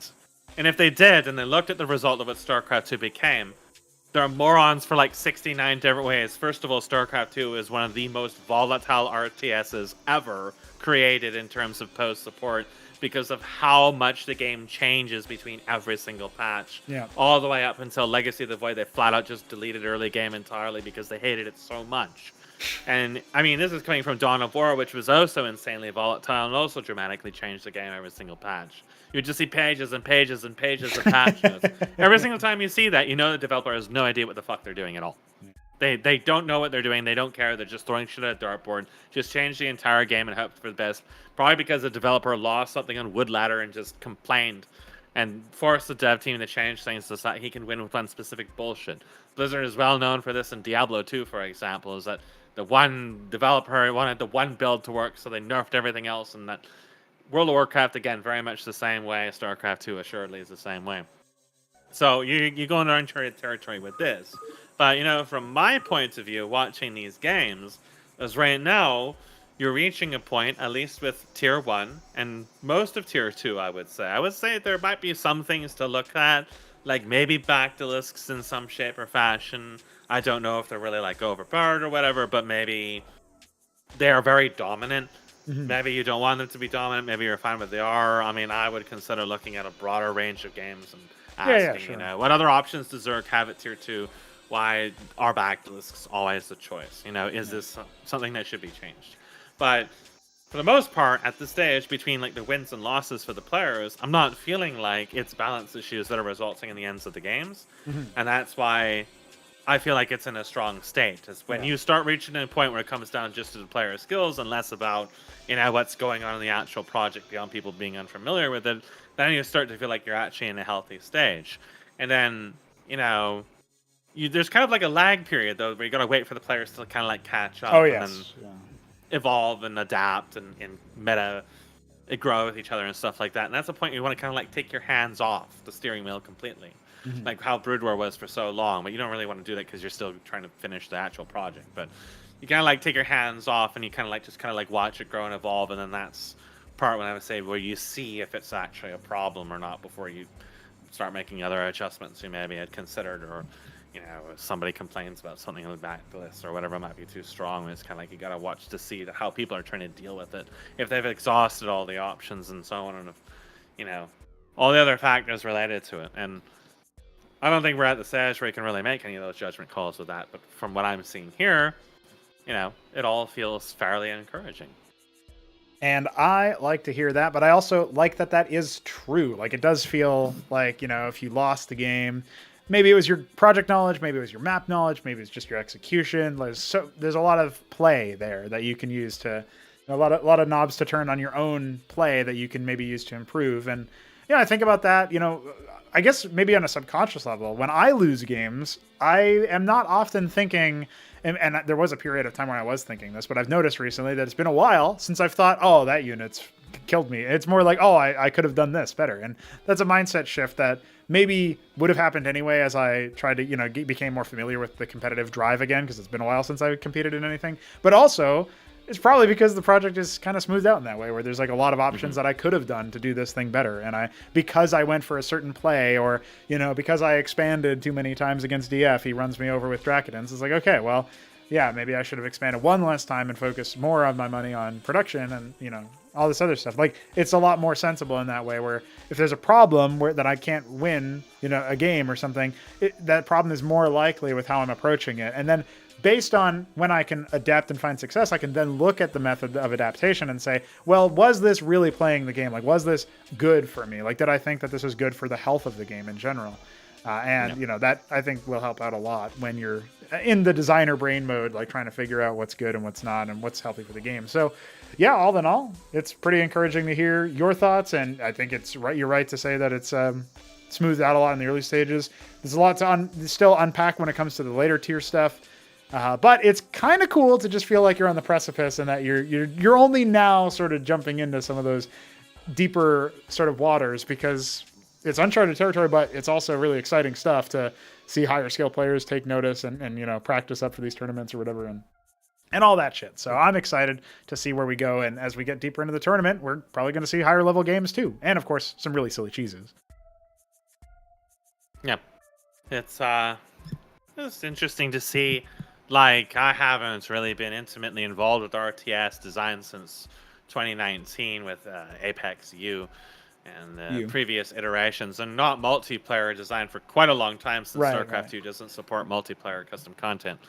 And, then I went from that, the last time I really did like heavily multiplayer-oriented stuff was Armageddon Onslaught. Really doesn't count since it was versus AI, so it would have been like iTest, right? Like the remaster of iTest is like 2009 or 2007 to 2008. So I went from that back to this, and now we're seeing all kinds of stuff that is just the actuation of all the ideas and concepts, and they're all kind of like just turning out to work. So it's kind of nice to see that all those things from decades ago are all actually being put to the test and shown to be solid concepts, solid ideas, and all the strategies are actually really quite effective to the approach of how to actually build, publish, and maintain this content. So, I'm not really the one doing it. I'm kind of just on the sideline picking my ass and shit posting, but it's still nonetheless interesting to see, and then you kind of learn a few things along the way that aren't really necessarily applicable to what I do these days, which is, again, just shit posting. But, it's still kind of like some vindication for all the the efforts and energy players behind modding and stuff like that up to this point. Yeah, and I think it's nice to have you, not just for the cast, not just for the videos, but just in general, because you do have a lot of experience in that sense. It's nice to be able to, let you see some of these things and come to your own conclusions. Because, if I had asked you that question earlier and you said, well, actually, I think there's a lot of these things, well, we would have had, a conversation, maybe not at the very end of the stream, obviously, but we would have had a conversation about it. And I would have looked into it and seen, like, okay, are there legs to these complaints? Like, how can I maybe test these ideas? But either way, I'm sure we're going to get to that situation. I'm fond of saying that if the pros turn onto this project and they start seeing that, like, you can do XYZ thing, and they expose some absolutely ridiculous strategies that are absolutely broken, as scary as it would be for pros to be doing that, or like amateurs or whatever that are really, really high skill compared to the rest of the crew, it would be really exciting for me, because it's like, well, time to, really test my ideas. Like, are they going to are they going to hold water? And, what are we going to see come out of that iteration process where I, improve things and improve the balance in particular of any problem areas that show up. Like, even to the more mundane thing, like Shambler saying that you can use Confilisks to suicide your Zethra cores and turn them into Sovereigns. It's like, well, that's a very APM intensive job. Maybe like his idea is that like if you're a higher skill player than even him, like if you're one of these Brood War amateurs and stuff, like you could probably do that and get a lot of free gas effectively. And it is kind of stupid to kill your own units to get more of another unit. So I can see where he's talking about like fundamental RTS concepts that kind of perverts the game or whatever. So maybe that is true. And maybe we'll see that in action, or maybe I'll, find an elegant way to resolve that or something. But at the end of the day, it feels like when I see that in action, when I see, these kinds of broken strategies, or at least like the proposals that they might be broken, my instinct is at this point to explore them and then decide, okay, well, is it a problem? And if it is, how am I going to fix it? And having that mentality come into it is really going to be helpful for this project overall, I think, to continue flourishing and improving, because we are getting to that point where it's probably just down to individual values, like you said. Like maybe by the end of the year, maybe a little bit later, I'd like to essentially be done with the multiplayer balancing to the point where it is just those small values, or maybe we can just get away with just maps as the balancing act, and almost self-sufficient. Like obviously I'll still be making content and running tournaments and stuff, but on the side of like, updating the metagame, yeah, ideally that would just be done by players doing that. And then on a case-by-case basis, if something develops due to that meta that is perverting the game or, making a mockery of it or whatever, devaluing it in some way, then I could maybe step in and say, okay, now it's time to, have a larger balance update. But for the most part, I'd like it to just sort of play out itself. And then we get to see these really cool Brood War-esque stories about how somebody innovated this idea for a map, or somebody had this crazy strategy that like gives them a faster tech timing or whatever. And we get to see the real depth of the game that it has to offer that hasn't really been mined yet, because of the fact that we have lower skill generally compared to the, Brood War pros and all that other stuff. So we'll see how that one goes, but I'm excited to see that for sure. I mean, yeah, it's like the real trial of your things is being put through the ropes of actual high-end competitive play. And if your goal is to reach competitive play, you are targeting the high level. Absolutely. So it will be expected that when you first brush shoulders with that, it's probably going to expose a lot of busted shit. I would imagine. Yeah. And a lot of it will probably be shit you either already knew about, but disregarded, or didn't know about at all. And it just comes with the territory of it being like, well, that's going to have to change. Right. And that's certainly part of the process, and it's part of allowing and growing and learning. And I most certainly would look forward to seeing that, because I think that will be really one of the first times that I have ever heard of, or at least that I've ever seen, of high-end players getting involved in mods. Right. Yeah. So, and it also will be most certainly good exposure to your future content as well. Yeah, a lot of what's in Cosmonica Brood War is kind of like an argument for a lot of our ideas that are a little bit more on the avant-garde or unexplored side about RTSs, like cut supply, cut upgrades, cut researches, just have expansive tech trees and, slower early game and all this other stuff, and, lower time to kill on, or I guess higher time to kill on some units, so that the early game volatility isn't as high as it is in something like Brood War, and especially something like Starcraft 2. Yeah, all this other stuff that we've sort of iterated on and improved upon over time, it is that. Whereas if we make a game, maybe it has a 6 months to 1 year development cycle or whatever. I mean, probably closer to 1 year if it's, assuming the engine is complete. We could imagine churning out content a lot faster. But the raw tech tree design might only take 6 months. It's like, yeah, then I release it, and then we maintain it for balance, but we don't need to adjust it over and over again. So I think at that stage, it's just one of those things where, to me, it feels like these are good ways to test our ideas. And then when we get around to building an actual RTS, okay, that's when we can say, hey, remember us from that hit mod, which is funny to think about. Yeah. But it's like, we have some skin in the game because we maintained this mod for 3, 4, 5 years. And, it's something that grew a lot and even captured the attention of some, pros and stuff or whatever. And I don't know, especially considering we do have some prize pool. There's going to be some people who check it out that, for whatever reason, getting like $10 at the end of a year is going to, motivate them. I don't know why, but that's the thing. So, or maybe they can get a lot more than that by winning 1 million points. You never know. Well, it's certainly a lot better look than all those shitty mobile games showing up on Steam of all these people claiming to be StarCraft 2 modders who've never made a mod in their entire life, and the absolute most they ever worked on was some shitty map that doesn't have any custom assets or anything like that. And the second that they're given any shred of a budget to make something with custom assets, it turns out looking, sounding, and playing like absolute garbage. Like, Frost Giant and Immortal and all this other horse shit, and that Not other one great. that Fagmon was posting about the Zero Space or whatever it was. They were just all a goddamn embarrassment, start to finish, just utterly embarrassing. How could you be given money and produce this? Right? Well, Zero Space is pretty bad as far as I can tell, because although they have a game, unlike Frost Giant Studios, Zero Space like automatically rallies your units to your hero because they have heroes, and it automatically adds them to a control group, and it's like making so many decisions for the player. Like, it's nah, like, that's the opposite of what I this want. isn't even a game. It's literally like Idle Heroes or something. Yeah. It's the same thing. Like, it's just a bot playing a series of images on the screen for you. It's like, that's not what players want. No, not at all. So we know what players run around here at the No Frauds Club, and they want more Cosmonic Brood War. So you can join up and join the club, literally, dude. Check it out. But I guess at the risk of going off on any other additional tangents, do you have any final words for us as we close this one out? It was a long sort of marathon going through all those series, but I think we saw some interesting games. I'm excited to see where we go. Any closing remarks for us? XD XD and smoke weed every day. And there XD. you have it. He Question managed to hold it in until the final series. Well, boys, we'll see you next time. I'll leave the stream running for just a minute so you can see all of our funny messages in the bottom, and we'll catch you guys for the next playoff stream. Peace.